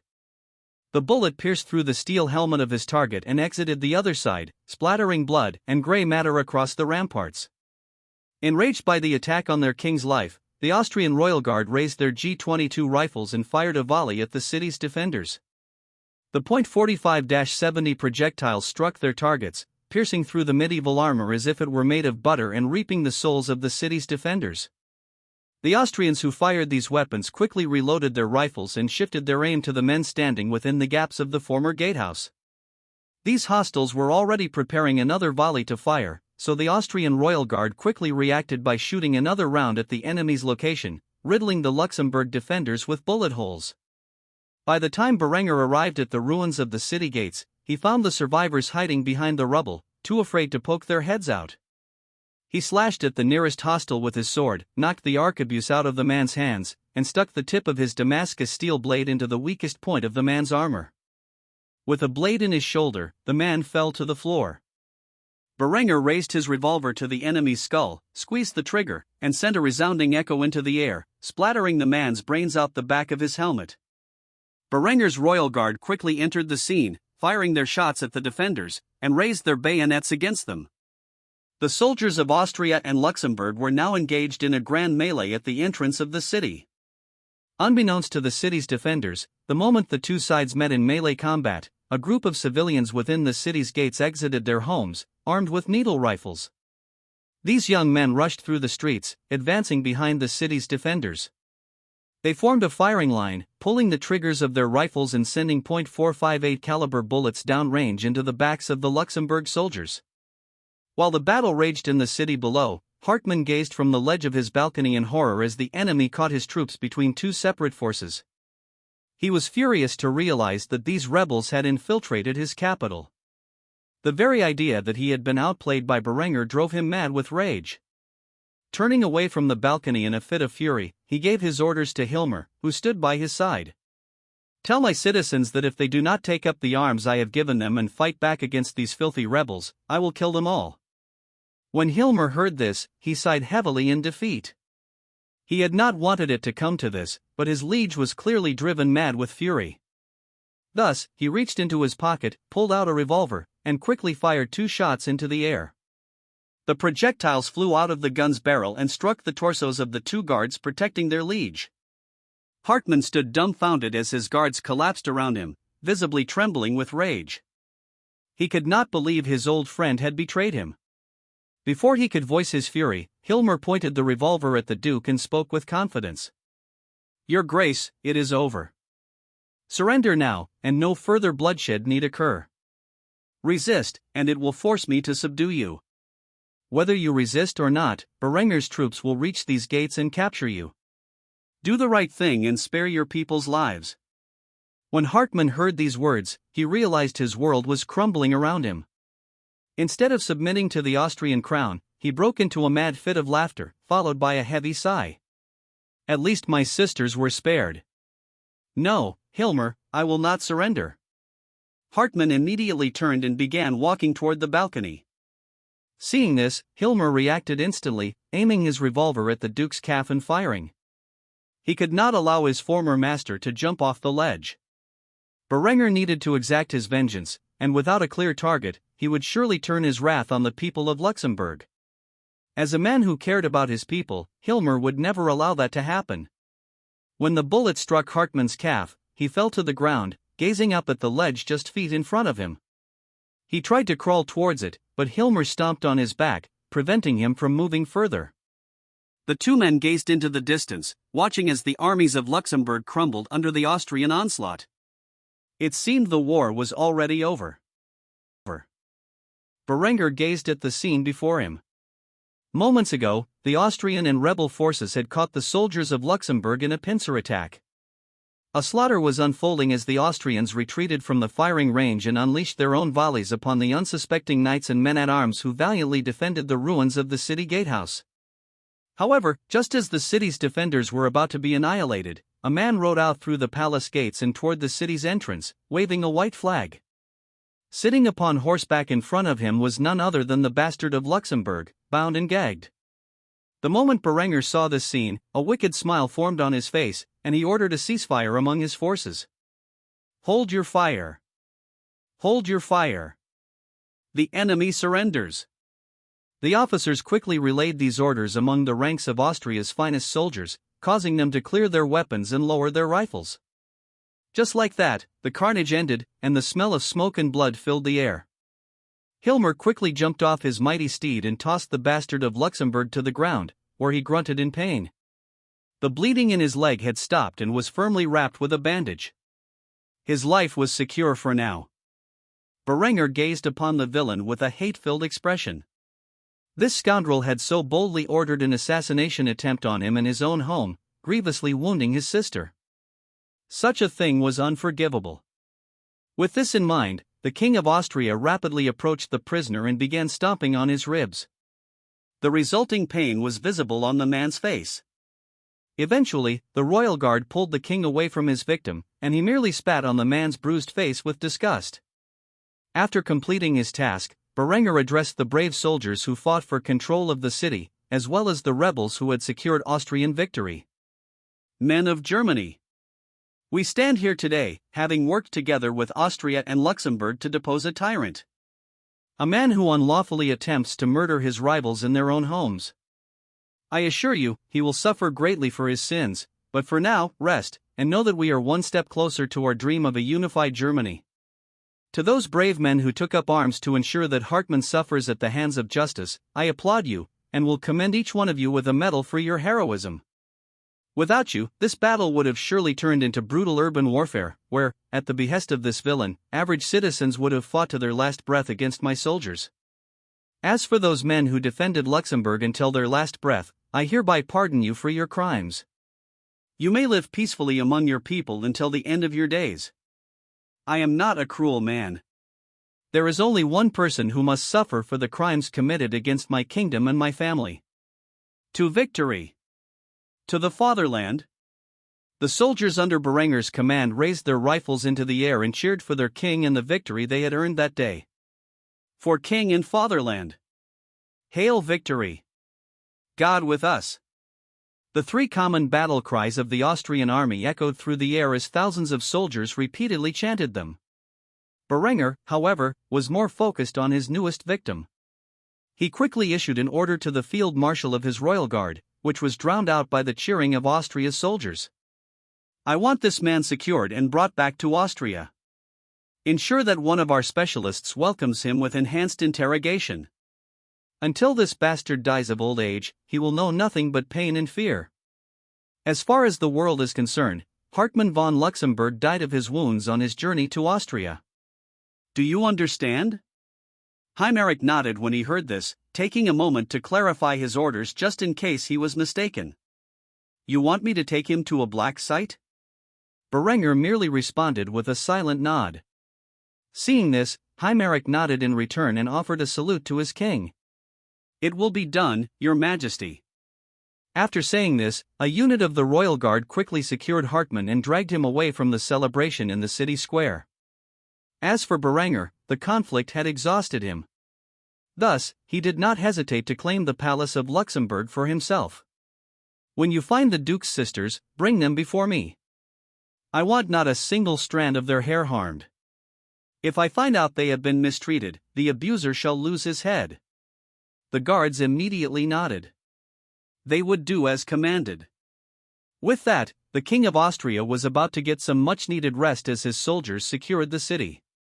He quickly found himself in the Duke's former quarters, shut the shades, and drifted off to sleep. A few hours later, a knock on Berenger's door quickly awakened the young king. He slowly rose from his bed, wiped his eyes, and retrieved his eye patch from the nearby bedside table, placing it over his scarred eye.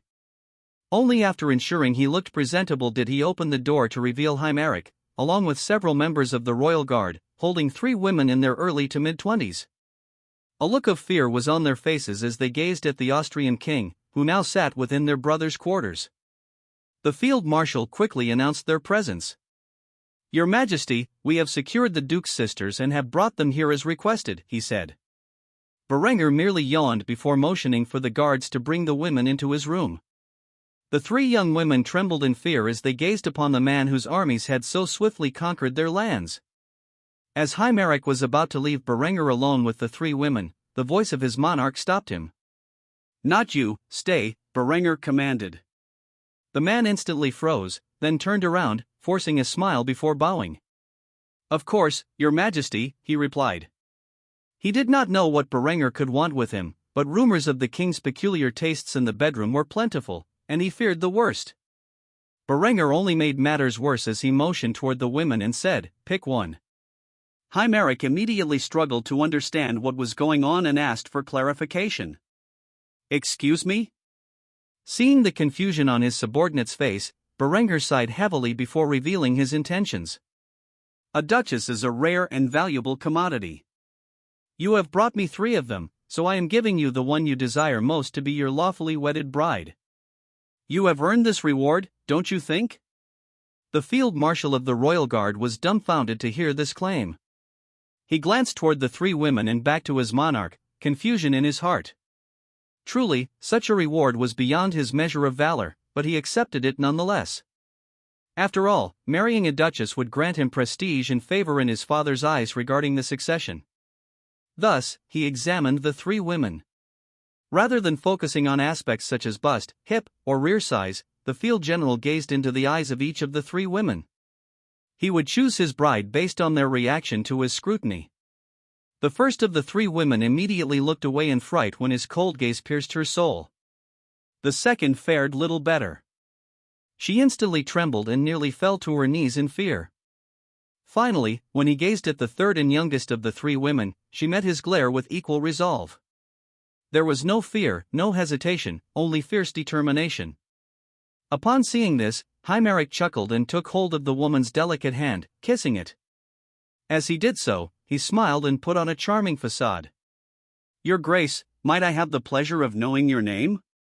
The woman's sisters gazed at her with relief and a touch of pity.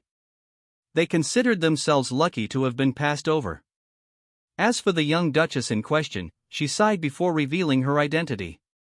I am Margaret von Luxembourg. I presume you have chosen me to be your bride? The cold indifference in her tone betrayed her sense of defeat. She knew what her fate entailed now that her brother had lost the war he provoked. She could only hope that her new husband was a kind man. When Hymeric heard these words, he sensed her depression and gently took her face in his hand, staring directly into her eyes. I did not choose for this to happen, but since the king has given his orders, I promise to provide for you and treat you with the respect and dignity befitting a woman of your position. If you will have me, that is. The woman gazed around to see everyone's reactions. When she met Berenger's chilling gaze, she knew she had no choice in the matter. She sighed once more before accepting her destiny. Very well. I suppose there are worse fates in the world. After saying this, she met Berenger's glare with one of her own and fiercely advocated for her sisters. Tell me, King Berenger, what will become of my sisters? Berenger's expression did not change as he confidently uttered the words the other two women did not want to hear. Like you, their fate is to be rewards for the efforts of my battle-hardened generals. I have 2 men in mind who are suitable candidates and utterly lacking in wives. Thus, I will gift the 2 women to them at an appropriate time. I promise you, they will be well taken care of. After all, I have laws in place that protect women from spousal abuse. Margaret simply nodded her head in silence as the other 2 women trembled at the thought of who they would be sold off to. Ultimately, they had no one to blame for their fate other than their brother. After concluding this matter, Berenger issued a command to his field marshal. I will ensure that your woman is safely returned to Austria. As for you, we still have much work to do. I must remind you that the empire is not unified yet. The other northern states have yet to surrender. Thus, after this war is over, you can wed your wife. Until then, I expect you to perform your duties to the fullest. Hymeric immediately snapped into a salute as he responded to Berenger's orders. Yes, my king. With this said, the war for German unification was one step closer to completion. In the coming days, news would spread of Hartmann's capture and Luxembourg's surrender, placing even greater pressure on the northern German states to surrender to Berenger's whims. While war raged in the German-speaking regions for a unified empire under the crown of Austria, progress in the New World was equally astounding. Despite the ongoing conflict, Austria ensured that regular deliveries to the colony of New Vienna and the burgeoning settlement in South Vinland were perfectly punctual. At that moment, Honoria was lounging in a straw chair on the beaches of what was once known as Venezuela in Berenger's past life. In her hand was a cocktail made from a blend of imported spirits and local fruits. Her indigo hair dye was fading, revealing her natural chocolate color. She sat under a parasol, dressed in a bikini designed by Berenger for her. Honoria's crew of privateers guarded this section of the beach to prevent any man from approaching and gazing upon the third queen of Austria's immaculate figure. As Honoria enjoyed her sunbathing, a naval officer approached. The moment he neared, the privateers, acting as Honoria's personal mercenaries, blocked his path, refusing to let any man see their captain's sublime body. Noticing this, Honoria sighed and set down her drink on the nearby table. She quickly covered herself in a gossamer robe, which, while translucent, effectively obscured her figure. She sat up and gestured for her crew to step aside, revealing a man she had not expected to see. Grand Admiral Emmerich stood before the pirate queen with a stern expression. Honoria scoffed and boldly dismissed her crew. "Leave us," she commanded.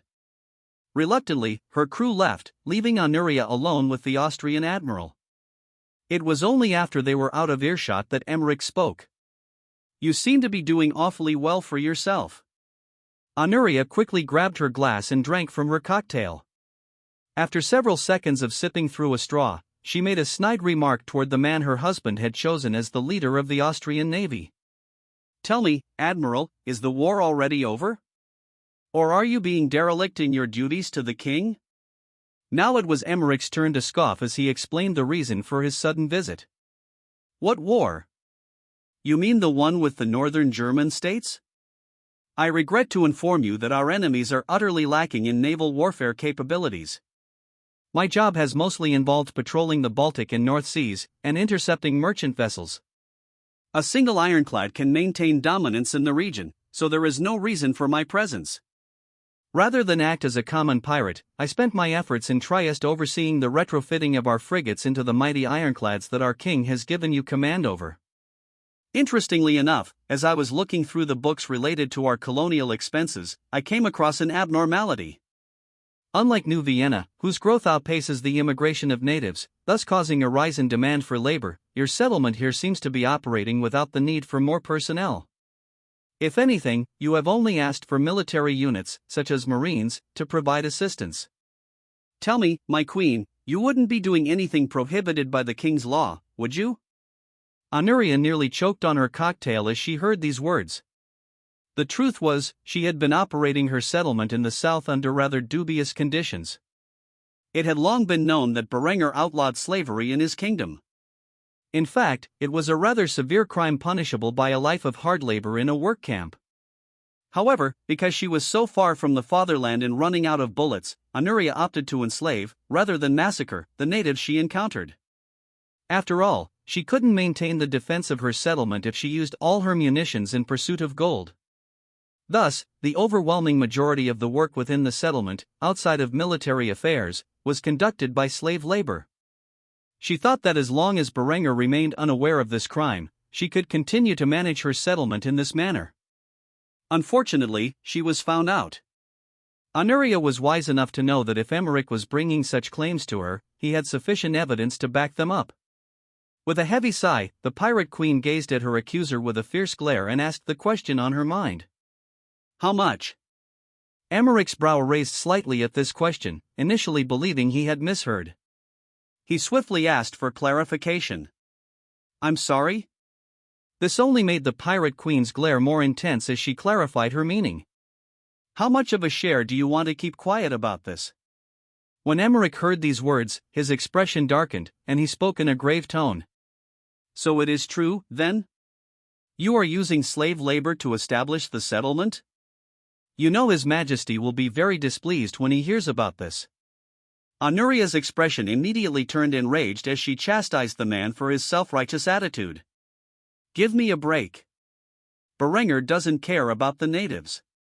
He's only pretending he does because he knows something about this region that we do not. I have spent the last few months on this desolate strip of land, fighting tooth and nail against these filthy savages to defend the settlement my husband ordered me to create and to locate natural resources for his empire. I'll have you know that I have found a rich gold mine, and yes, I am enslaving these barbarians to use as my primary labor force. So what? Berenger is waging a war with the North, which is no doubt draining his treasury. If anything, I am helping him by doing this. How dare you come here and act as if you are better than me? You do not know how difficult it is to establish a settlement in hostile lands. Upon seeing how belligerent Honoria had become over her actions, Emmerich surmised that she knew what she was doing was against her husband's wishes. She just deemed it a necessary evil to complete the task he had given her. When he reflected on how Berenger handled the natives of New Vienna, a simple question appeared in Emmerich's mind. Tell me, why could you not follow the same path that Berenger laid out during his colonization of New Vienna? You were there. Surely you know better than I? Honoria simply scoffed at this question before finishing the rest of her cocktail in one big gulp. She then berated Emmerich for his ignorance. That was different. In New Vienna, we established peaceful ties with some tribes from the moment we landed. That was not the case here. The moment I stepped foot on this soil during my initial expedition, and my current one, the locals were instantly hostile to our presence. With the plague breaking out and ravaging the land, it has only become worse. I cannot sit idly by and allow these savages to continue their onslaught against this colony. I do not have the munitions to kill them all, so I came up with an alternative solution. As long as the locals are under my control, they cannot rise against us and harm our people. Upon hearing this, Emmerich sighed heavily before concluding, I will alert His Majesty of what is transpiring here the next time I see him. However, you should be forewarned. Berenger is not the kind of man to take the violation of his laws lightly, even if it is by one of the women he loves. I suggest you prepare yourself for your punishment, whatever that may be." When Honoria heard this, she merely scoffed and responded to the threat. "He knows where to find me. I would like to hear from him personally how he would have handled things differently if he were in my shoes." When Emmerich heard this, he smiled and nodded before standing up and exiting the scene. Before he disappeared entirely, he left one final remark. "I am sure he would be happy to lecture you." With that, Emmerich marched back to the colony. By now, his crew had already delivered the supplies they arrived with. He would then sail back to the fatherland and wait for Berenger's arrival to inform him of the charges his wife faced. As for Honoria, she would remain headstrong and continue her policy of enslavement, believing she could buy Berenger's forgiveness with an overwhelming supply of gold. The lengths of cruelty she would go to in order to achieve this, and how Berenger would react to the accusations against his wife, had yet to be seen. Weeks had passed since Berenger and his army first took control of Luxembourg City. During this time, news of Hartmann's defeat spread like wildfire across the north. As the King of Austria had anticipated, a chain reaction unfolded. Like dominoes, the northern German duchies fell to the Austrian army in rapid succession. One by one, the ancient dynasties crumbled, and the heads of their households were forced beneath the boot of Austrian authority. Those who remained unconquered quickly surrendered to Berenger, realizing the folly of further resistance. Logically, there was only one path forward: to pledge eternal allegiance to the von Kufstein dynasty. Months had passed since Austria first began the War of Unification, and finally, the fighting had ended. For the first time in history, the German people were now unified under a single banner. As a result, Berenger forced the higher nobility of Germany to visit his palace to pay homage to their new sovereign and publicly declare the formation of a German empire. The great King of Austria wore his royal attire with pride, as his subjects knelt before him as if he were a god among men. In addition to the German nobles, delegations from friendly nations visited the capital of Austria to attend the monumental occasion. A smug expression etched itself upon Berenger's regal face as he began his speech. "Centuries ago, our ancestors built the Holy Roman Empire, yet in the time since, we, the German people, have allowed the bastard offspring of the ancient Romans to claim our destiny. Our ancestors were forced to fight one another for a crown of lies. King of Germany? A meaningless title to appease the greed of lesser men. Initially, I sought to live a life of peace, wealth, and luxury safely within the domains of my forebears. Yet, the war you all waged for a false crown forced me from my seclusion and into conflict. From the hills of Wildskana, I defended my claim against a dastardly plot by my younger brother, who sought to usurp my position. At the time, little did I know that my destiny would extend far beyond this. In the fields of Kitzbühel, I toppled a puppet of the papacy and brought its territory under my family's reign. From there, I marched an army into Tyrol against the traitor Lothar, incorporating the entire region under my own authority. From Tyrol, I fought to restore the glory of my liege, the von Habsburg family. Through tragedy, their claim passed to me, making me the Duke of Austria, a great title in its own right, but far from what I would achieve since. In an act of arrogance, the Holy Roman Emperor Balsamo Corsini dared to sabotage my industries, breaking the bonds of vassalage. Thus, I marched an army over the Alps into Italy, where I forced my demands for independence upon the imperial crown myself. In doing so, I declared myself King of Austria, with all its glories. From there, I sought to fortify my realm and establish a peaceful existence, but the wars of my neighbors would not leave me be. The Bohemians, in their civil strife, came to me for aid, and I provided it. After years of brutal warfare, the Hussites overthrew their Catholic masters, creating a power vacuum. For the sake of stability in the region, I seized the crown of Bohemia for myself. While this war was being waged on the borders of my eastern neighbor, I sailed to Granada and, through diplomacy, forged an alliance with its sultan. In doing so, I bridged the gap between Muslim and Christian kingdoms for the first time in centuries. Naturally, this alliance posed a threat to the Iberian kingdoms, and before long, they launched an invasion of my ally, forcing me to intervene on their behalf. Thus, I sailed an army of German men across the Mediterranean and drove the Catholics out of my allies' lands, an act no German king had ever accomplished before. In doing so, I conquered the Kingdom of Portugal in the name of Granada, strengthening my allies' position in the region and enhancing our alliance. Surely, after all this conflict, I believed I could enjoy my life in peace and luxury. However, through no fault of my own, my tranquility was soon disturbed by a violent, ill-tempered man in the north. Seeking to eliminate his perceived rivals, the bastard of Luxembourg ordered a vicious attack on my life. In doing so, he gravely injured my sister. Naturally, such a sinister act could not go unpunished. Thus, I could only respond to such a provocation with a declaration of war. Once more, against my will, I was thrust into battle as I led my soldiers into the north alongside my newfound allies, with a single purpose in mind: to unite the German people and end the wars we foolishly wage against ourselves once and for all. Within a matter of months, I captured the bastard of Luxembourg and his precious capital. Before long, the northern lords bent the knee to my will. This is what I have done for all of you, and yet it pales in comparison to what I have yet to achieve in this life. In the coming days, our empire will mend the rivalries that have plagued us for centuries, and we will come together as one people. I promise to spread the technology that has provided wealth and safety to all of Austria across our empire, creating an industrialized and unified realm beneath my imperial crown. Once we have built ourselves from the ashes of war into a peerless state, we will destroy the pathetic crusade that the Catholic Church seeks to unleash upon our lands. After breaking the influence of the papacy over European affairs, we will rise in its place as the single hegemon of the Western world. It is the dawn of a new era, a German era. Henceforth, I declare myself Kaiser Berenger von Kufstein, Emperor of the German people. Rise, my subjects, and claim your destiny. After saying this, the crowds of noblemen who knelt within the great hall of the Austrian royal palace rose to their feet and threw up their Roman salutes, screaming the battle cry of the newly founded German Empire: Hail Victory! A satisfied grin appeared on Berenger's face as he, too, rose from his seat and saluted his people. He then grabbed his new crown and placed it upon his head, symbolizing his imperial authority. Berenger had commissioned this crown from Ludwig and designed it to be based on the crown of Wilhelm II from his past life. The primary differences were the black velvet liner instead of red, and the diamonds were replaced with black garnet.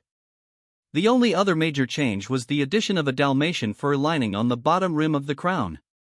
When Berenger placed this crown upon his head, the chamber erupted in cheers as the nobles beneath his rule congratulated the Austrian king on his rise to the position of German emperor. As for Berenger's wives, they stood nearby and gazed upon him with pride. Perhaps it was Henrietta, the Kaiser's sister and lover, who was the most proud of all. She had watched Berenger grow from a foolish boy into the man he was today. In fact, she was there the day his personality shifted from that of an indolent wastrel to a charming and charismatic young noble scion. Tears of joy streamed down the young woman's azure eyes as she clapped for her brother among the crowd. So much had happened in the past few years, and she could hardly believe it was real. She was now an imperial princess, and though there were some shocking revelations about her lineage along the way, nothing could change this fact. More importantly, her precious big brother was now the emperor of all Germans. She simply could not contain her emotions. This day would be forever remembered in history as the day the German Empire was officially established. With this declaration, Berenger had united the German people under the rule of the Kingdom of Austria and the von Kufstein dynasty. In the coming days, Berenger would begin introducing reforms across the empire, spending years in his attempt to bring the fatherland to a technological level similar to Kufstein. As for the Kaiser's colonial ambitions, now that the empire was unified and beginning its transformation into a modern state, the Kaiser would devote significant effort and wealth to colonizing the New World. Berenger would soon send expeditions around the globe in an effort to bring the resource-rich regions of the world under German control. The foundation of the German Empire marked a major shift in geopolitics. With the public proclamation of adversity towards the Catholic Church and the goal of German hegemony over the Western world, Berenger had made many enemies on this day. Despite this, the young emperor was confident in his ability to defeat them all and looked forward to the new age he had begun. King Alvar stood across from Kaiser Berenger von Kufstein. He felt slightly intimidated as he gazed upon the majestic crown adorning the Kaiser's head. He had not expected the War of German Unification to end so quickly, and by the time his delegation arrived in Kufstein, Berenger had already unified the German states under his command and proclaimed himself Emperor of the German people. As a man who held a heavily disputed territory with this new empire, Alvar felt a great sense of fear in his heart, and so he quickly left the confines of his Scandinavian kingdom to visit the new emperor personally. Despite the protests of his more ardent Catholic subjects, who refused to recognize the title of Kaiser that Berenger had bestowed upon himself, Alvar was now face to face with the man he had gone fishing with so many years ago. The difference in their positions had changed over the past few years. While Alvar remained king over an unstable political union, Berenger had become the emperor of all Germany. Despite the recent war of unification, things appeared rather stable, as the Germans embraced their new monarch and the wealth he brought. Alvar released a heavy sigh as he revealed his reasons for visiting Kufstein, feeling dejected by how little he had achieved compared to the man standing before him. "I am sure you have heard my reasons for visiting you on such short notice from my delegation. Allow me to be frank, if I had known you would unite your empire so quickly, I would have visited Kufstein myself. Honestly, I now feel regretful that I did not witness your coronation as emperor myself." Berenger simply nodded his head silently in response. He was well aware of the reason for Alvar's visit and was quite accepting of the idea. Rather than spilling more blood with one of the most powerful states in Europe, the peaceful annexation of Schleswig-Holstein was a far more appealing prospect. Thus, he welcomed the Scandinavian king with a warm smile. "I must admit, Alvar, that I was not expecting you to so willingly hand over the lands I covet. Enlighten me as to what your terms are in exchange for such a gracious gift to my new empire." When the king of the Kalmar Union heard such a welcoming response, he smiled and nodded before presenting his first term. "First and foremost, in exchange for the lands of Schleswig-Holstein, I request that a defensive alliance be established between our two realms. You have a few sons, and I have some granddaughters who are roughly the same age. I suggest a betrothal between our descendants to secure this alliance." Berenger thought about it for a few seconds before quickly agreeing. With the establishment of the German Empire, he had proclaimed his intentions to the world to eliminate Catholic influence over Europe and replace it with his own. This was bound to create more enemies than allies, and to see his northern neighbor so willing to ensure mutual defense was actually quite surprising. Thus, he was happy to agree to this condition. "Very well. My son Christopher will marry one of your granddaughters when they come of age, ensuring the alliance between our two realms endures the test of time. What is your next condition?" Alvar was pleased to see that Berenger had agreed to the terms. While Berenger had legalized polygamy, allowing him to make far more alliances, the Scandinavian king was unsure if the German emperor would agree to a defensive alliance. The power difference between their realms was significant, and it would undoubtedly mean that Germany's armies would carry the weight of their alliance. Seeing Berenger's agreeable demeanor, Alvar did not hesitate to state his second condition. "In exchange for the lands of Schleswig-Holstein, I ask that you share some of your technology, especially in agriculture, so that I can better feed my people and generate more income. I believe this is mutually beneficial to our alliance, as the more people I can feed and the fewer men I need to do it, the more soldiers I can field." Berenger did not hesitate to accept this condition. After all, he had already provided agricultural and industrial technology to his allies, though unfortunately, it had been leaked to the Catholic Church, which now spread it among their allies. As a man who respected loyalty and allegiance, Berenger would never allow his allies to fall behind his enemies. "Very well. I accept this condition. I would not want my allies to fall behind the rest of the world. I will give you access to the same level of technology one have given my other allies. Considering the harsh nature of your people's environment, it would be cruel to leave you without the advanced fertilizers necessary for a bountiful harvest. Therefore, I will be gracious and offer you a 25% discount on any fertilizer you order. You may consider this a benevolent act on my part." Alvar's expression lit up with excitement when he heard this. He was well aware of the rumors regarding Austria's agricultural production capabilities and hoped to utilize such technology for his own people. Since Berenger was willing to accept this condition, he confidently declared the last of the terms he had outlined for the sale of Schleswig-Holstein. "My final condition is that you pay the Crown of Denmark proper compensation for the loss of their lands. I expect a fair price of 100,000 Austrian guldens to be paid to the Danish treasury in full. I am sure this is not unreasonable." 100,000 Austrian guldens was no small amount. If one were to exchange its value in modern currency, it would be worth billions of US dollars.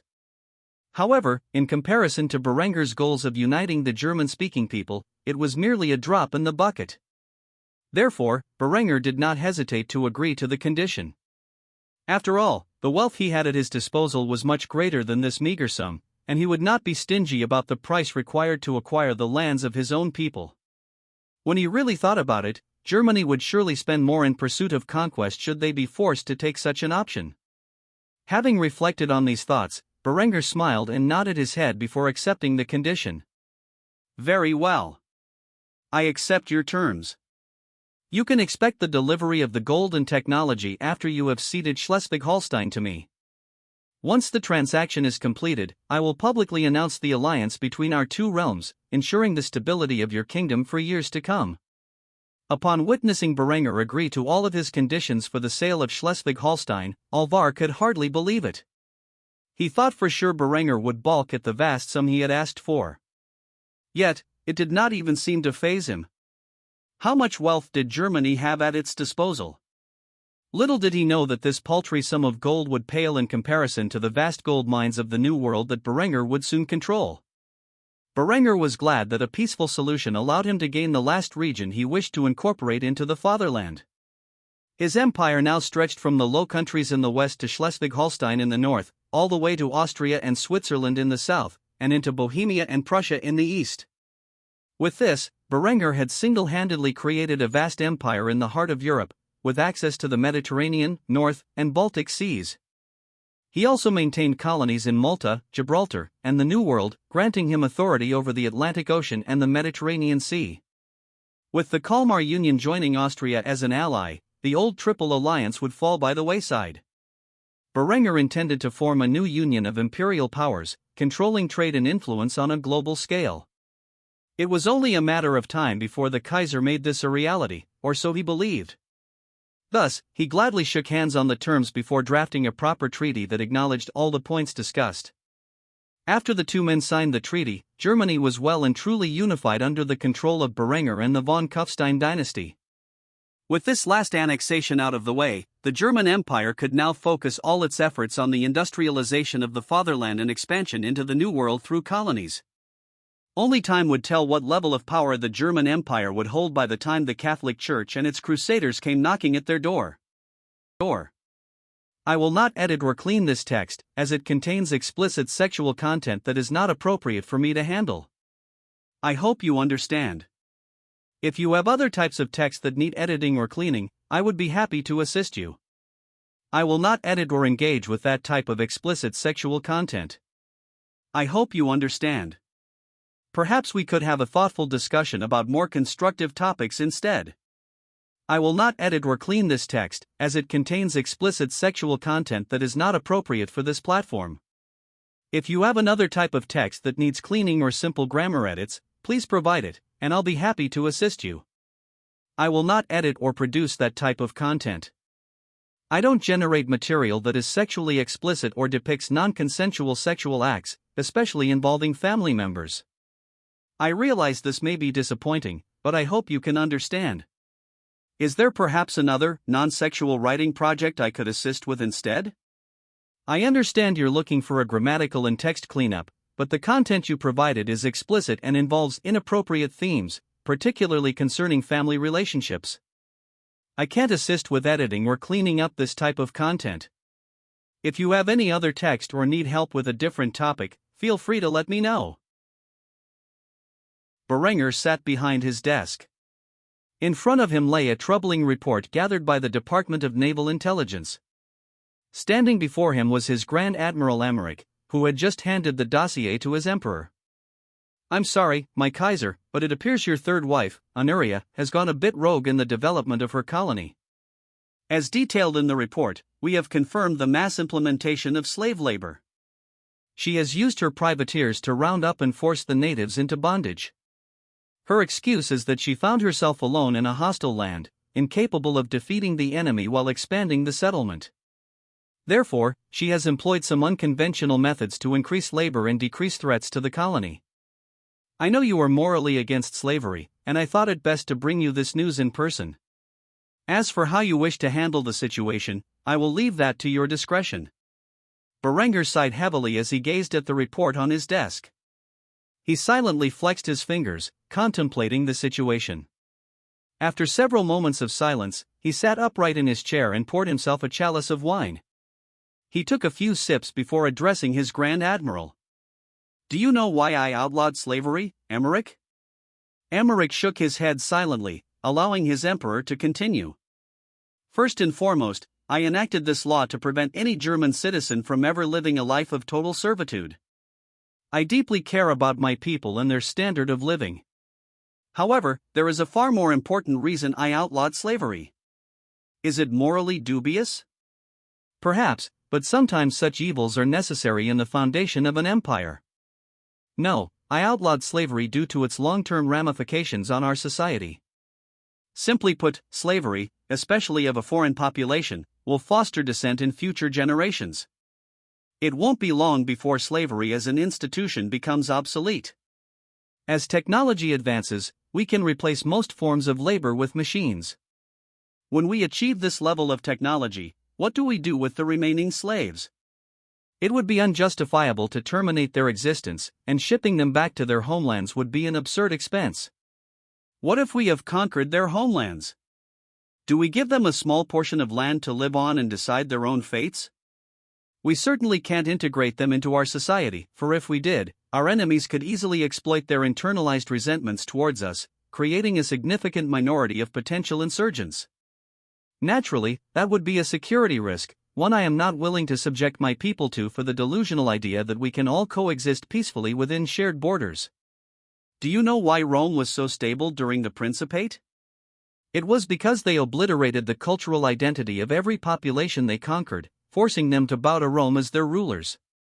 They educated future generations to live their lives in service to the empire as Romans. Such are my efforts in Bohemia. The fact that Anuria has enslaved the locals of South Vinland and forced them to work until their deaths is a significant concern for the future prosperity of the colony. She has made a mistake common among political leaders, sacrificing long-term stability for short-term profits. I will address this by educating my wife about effective rule and disciplining her for her foolishness. However, make no mistake, Emmerich, my moral outrage over slavery and my concern for the well-being of foreign populations are at the bottom of my list of priorities. I am running an empire that spans the Atlantic, and I do not have the luxury to rule with morality in mind. It seems I will have to visit this colony personally in the near future. However, I cannot just leave Kufstein now that the empire is finally united. Thus, in the coming days, I will covertly recruit potential colonists and send them to the New World so the colony can have a proper workforce. As for how the new colonial governor will handle the slaves, I will leave that to his discretion. Regarding my wife, inform her that she is to return home to the fatherland as soon as her replacement arrives. She has been absent from her son's life for too long, and I fear the boy will soon believe Linda to be his true mother. After all, that little vixen has been the one taking care of him in Anuria's absence. Also, inform Anuria that she must be ready and willing to accept her punishment when she returns home.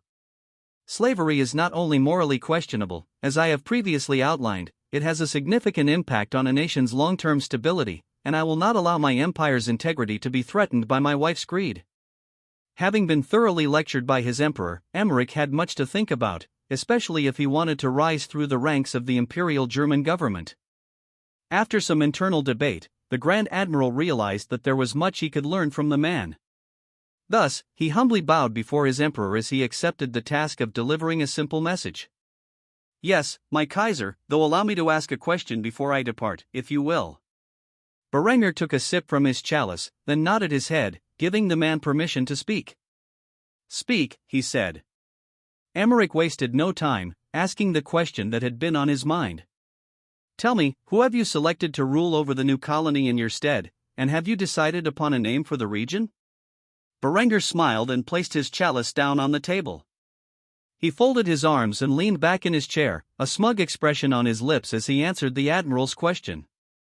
Firstly, I have come up with an appropriate name for the colony. I will name it New Swabia.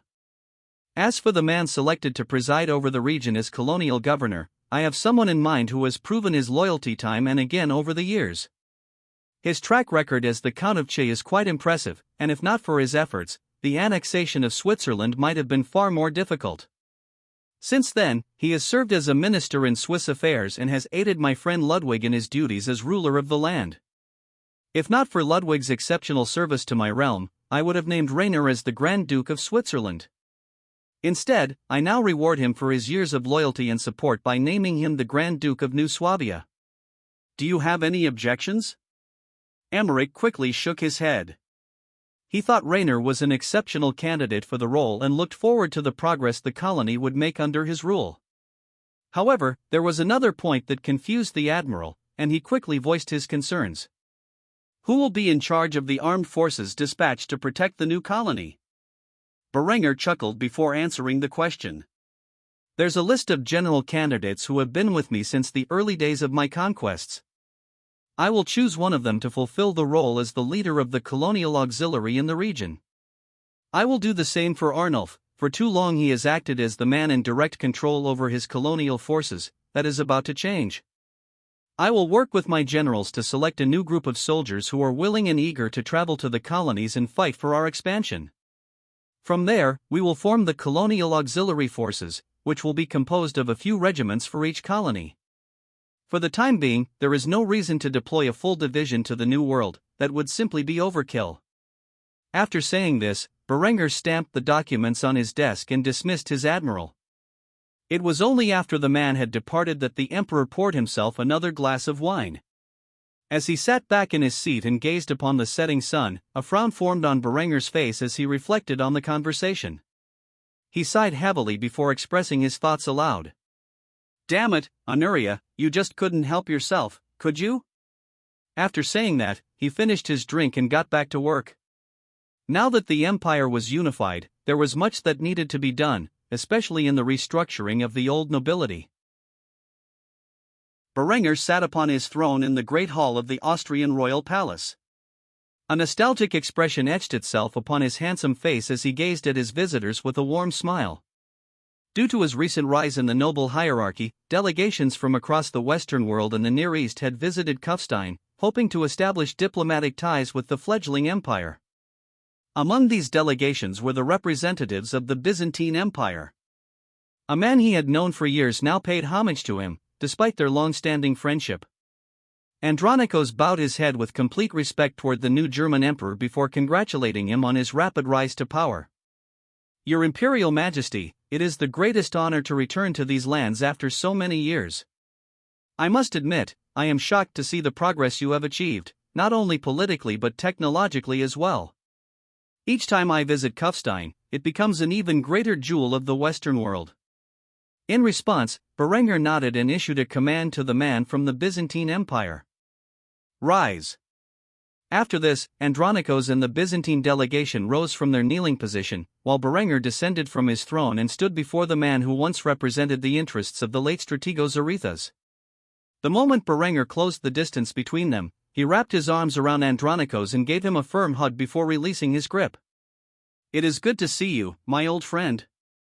I am glad to see that you are alive and well. If only your former master were here to witness the growth of our empires. A solemn expression formed on Andronikos' lips as he gazed at the ground, reflecting on the greatness of his former liege. After a heavy sigh, he responded to Berenger's kind words with some of his own. All life eventually ends. It's just a shame the man was so ruthlessly betrayed by his greatest pupil. In other news, I bring word from my new master. I believe you are familiar with the Strategos Palladius? Berenger nodded his head in silence upon hearing these words. He was well aware of Palladius and his schemes to replace the potential heirs of the Byzantine Empire with Berenger and Honoria's son. Thus, he was immediately curious about what the old man had been up to since they parted ways in Iberia. You can tell me all about it over lunch. Come, we dine on the greatest cuisine my empire has to offer. Andronikos would not refuse such a fine meal, so he nodded his head before following Berenger toward the dining hall.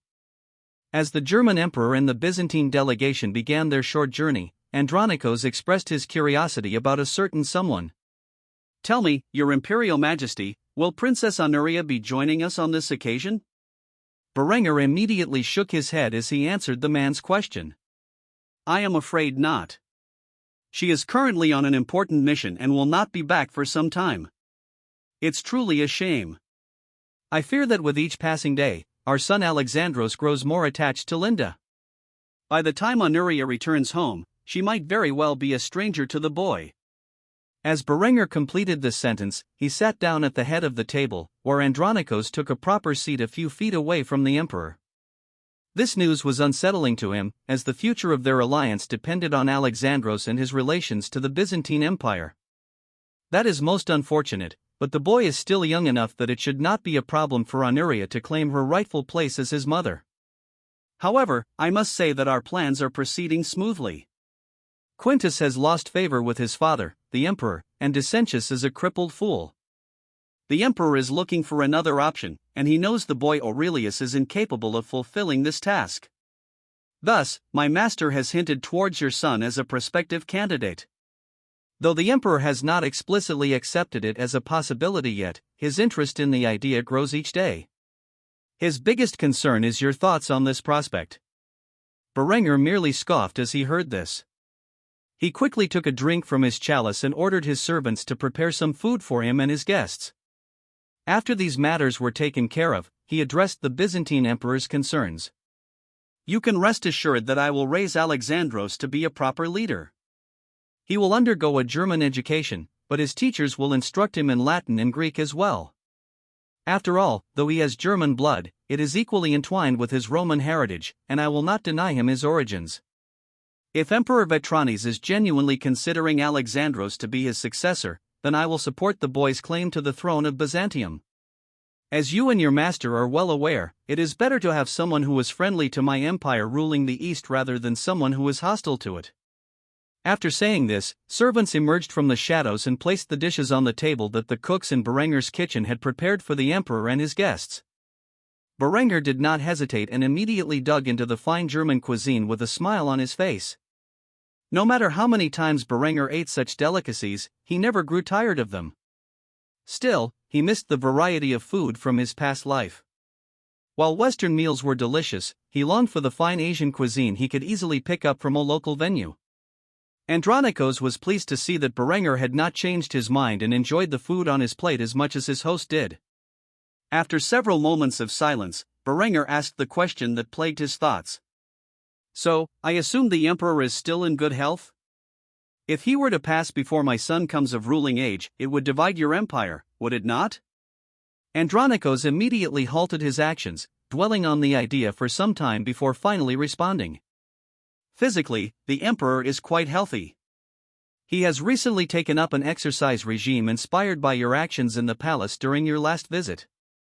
Mentally, though, he is exhausted. His children are failures, and our enemies are at our gates. Though our alliance with you ensures our independence, I fear the emperor is drowning in despair. Ever since Aretha's passed, he has not been the same. He second-guesses every choice he makes and is paranoid of potential enemies hiding in the shadows. Berenger frowned at this news. A ruler must be sound of mind, otherwise, it could spell ruin for his nation. He was all too aware of the consequences of having an incompetent head of state. Fortunately, he did not live long enough in his past life to witness the fate of his nation. As for the upcoming war against the Muslim states, Berenger was well aware of it. After all, his spy network had spread all the way to the Timur Empire, and Linda kept him well informed of global affairs. Thus, he immediately posed a question that shocked the Byzantine delegate. I understand the Timurids are currently encroaching on your eastern borders, as well as those of your ally, the Kingdom of Georgia. If you need military assistance, I would be more than happy to spare a regiment or two for the sake of deterrence. I know my reputation is largely contained within the Western world, but I am sure even the Timurid emperor would be wary of picking a fight with my troops. Andronikos smiled and nodded emphatically before responding to Berenger's words. I am certain that it would please Emperor Vetranes to know that you are willing to provide support. I will let him know upon my return and advise that he accept your offer. After all, I am sure the soldiers of Germany guarding the border will make the Timurid emperor think twice before attacking. Berenger simply nodded in silence as he returned to his meal. The last thing he needed was for his ally to be invaded by a coalition of jihadist states. Berengar had years to prepare for the eventual crusade against his empire, but a jihad against the Byzantines would surely require him to mobilize a massive expeditionary force, the likes of which he had yet to field. Such a thing would leave his borders weakened and might provoke an enemy attack. Thus, in the coming days, his actions and those of Emperor Vetranes would determine whether the jihadists would attack sooner rather than later. With this in mind, Berengar had a cordial conversation with the Eastern representative about the capabilities of the Byzantine army and their preparations for the upcoming jihad. Berengar stood within the confines of his newest son's room. The tan-skinned boy, who held the blood of Germania and Al-Andalus within his veins, was sleeping in his crib. His golden hair waved as the light autumn breeze blew through the windows. Princess Yasmin and her husband, the Emperor of Germany, stood side by side, gazing upon their newborn child with affection. Berengar had little time for family affairs as of late and thus could not give the child a proper name. The mother of the child refused to name her son without the input of the boy's father, a liberty that more than one of Berengar's other wives had taken for themselves during his previous absences. As the two doting parents gazed upon the young Prince of Granada, Yasmin spoke about the topic she was most interested in. "So, shall we give him a German name, or an Arabic one?"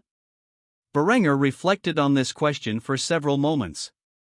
Ultimately, he concluded that an Arabic name would suit the boy best. After all, in Berengar's mind, the child would one day be the Sultan of Al-Andalus. "We shall name him something proud and strong in his mother's maiden tongue." "What do you wish to name our son?"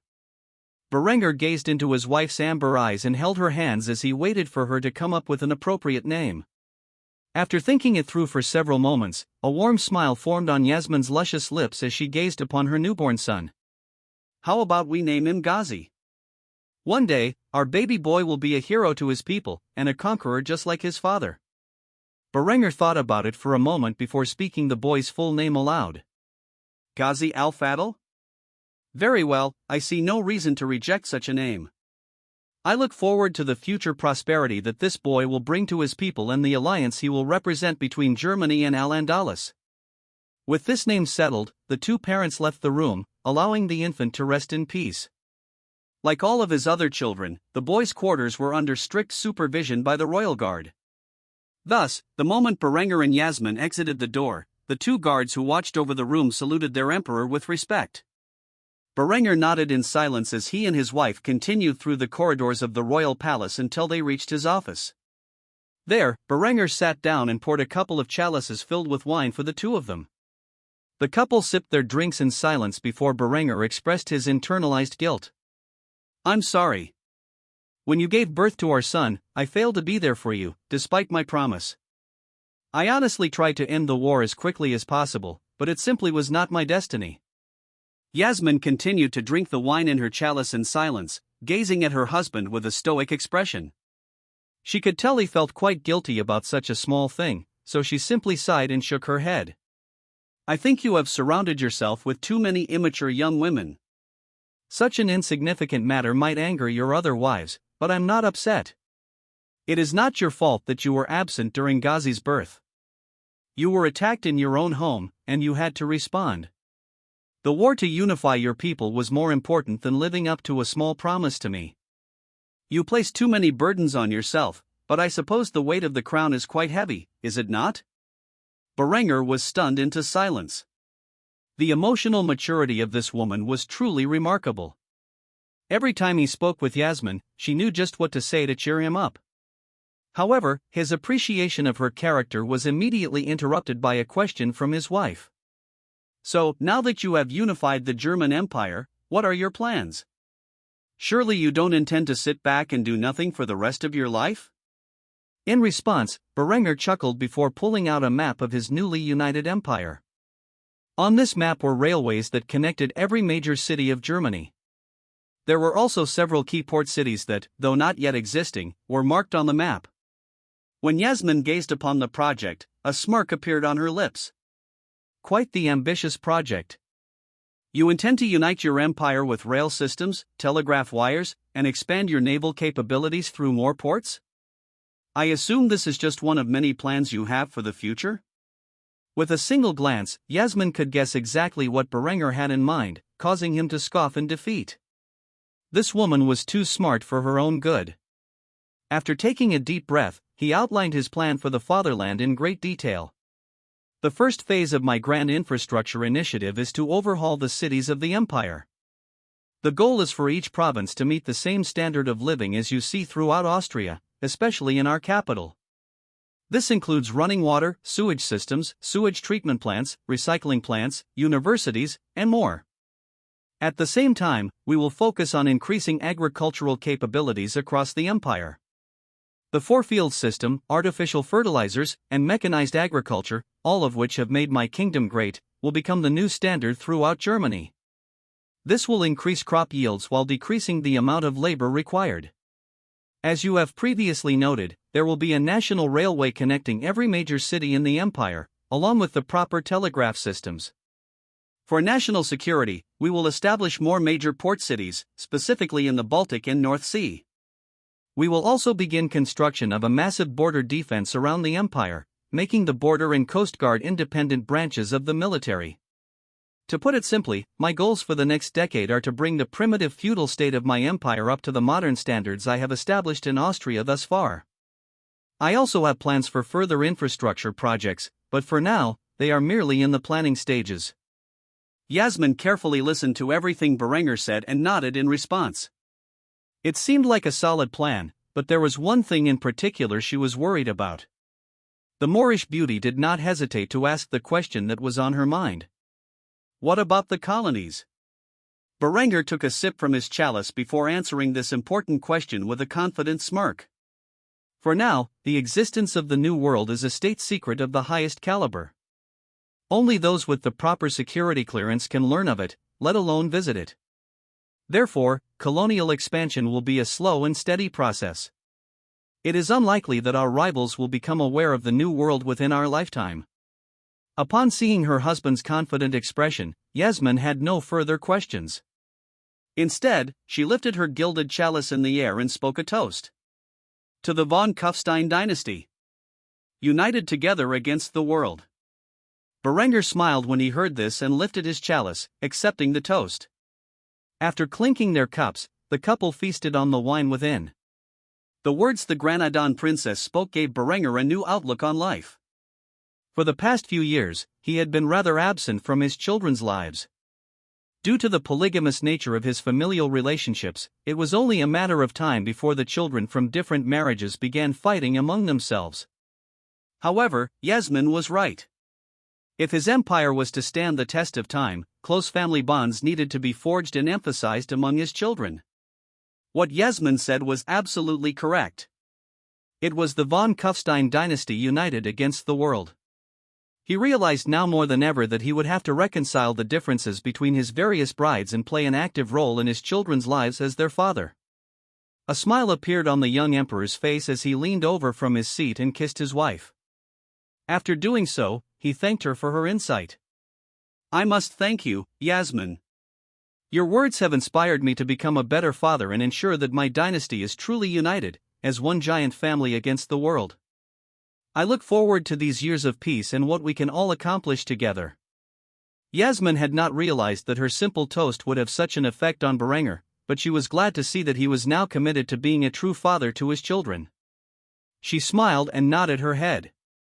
The young couple continued to converse about their ambitions for the rest of the evening.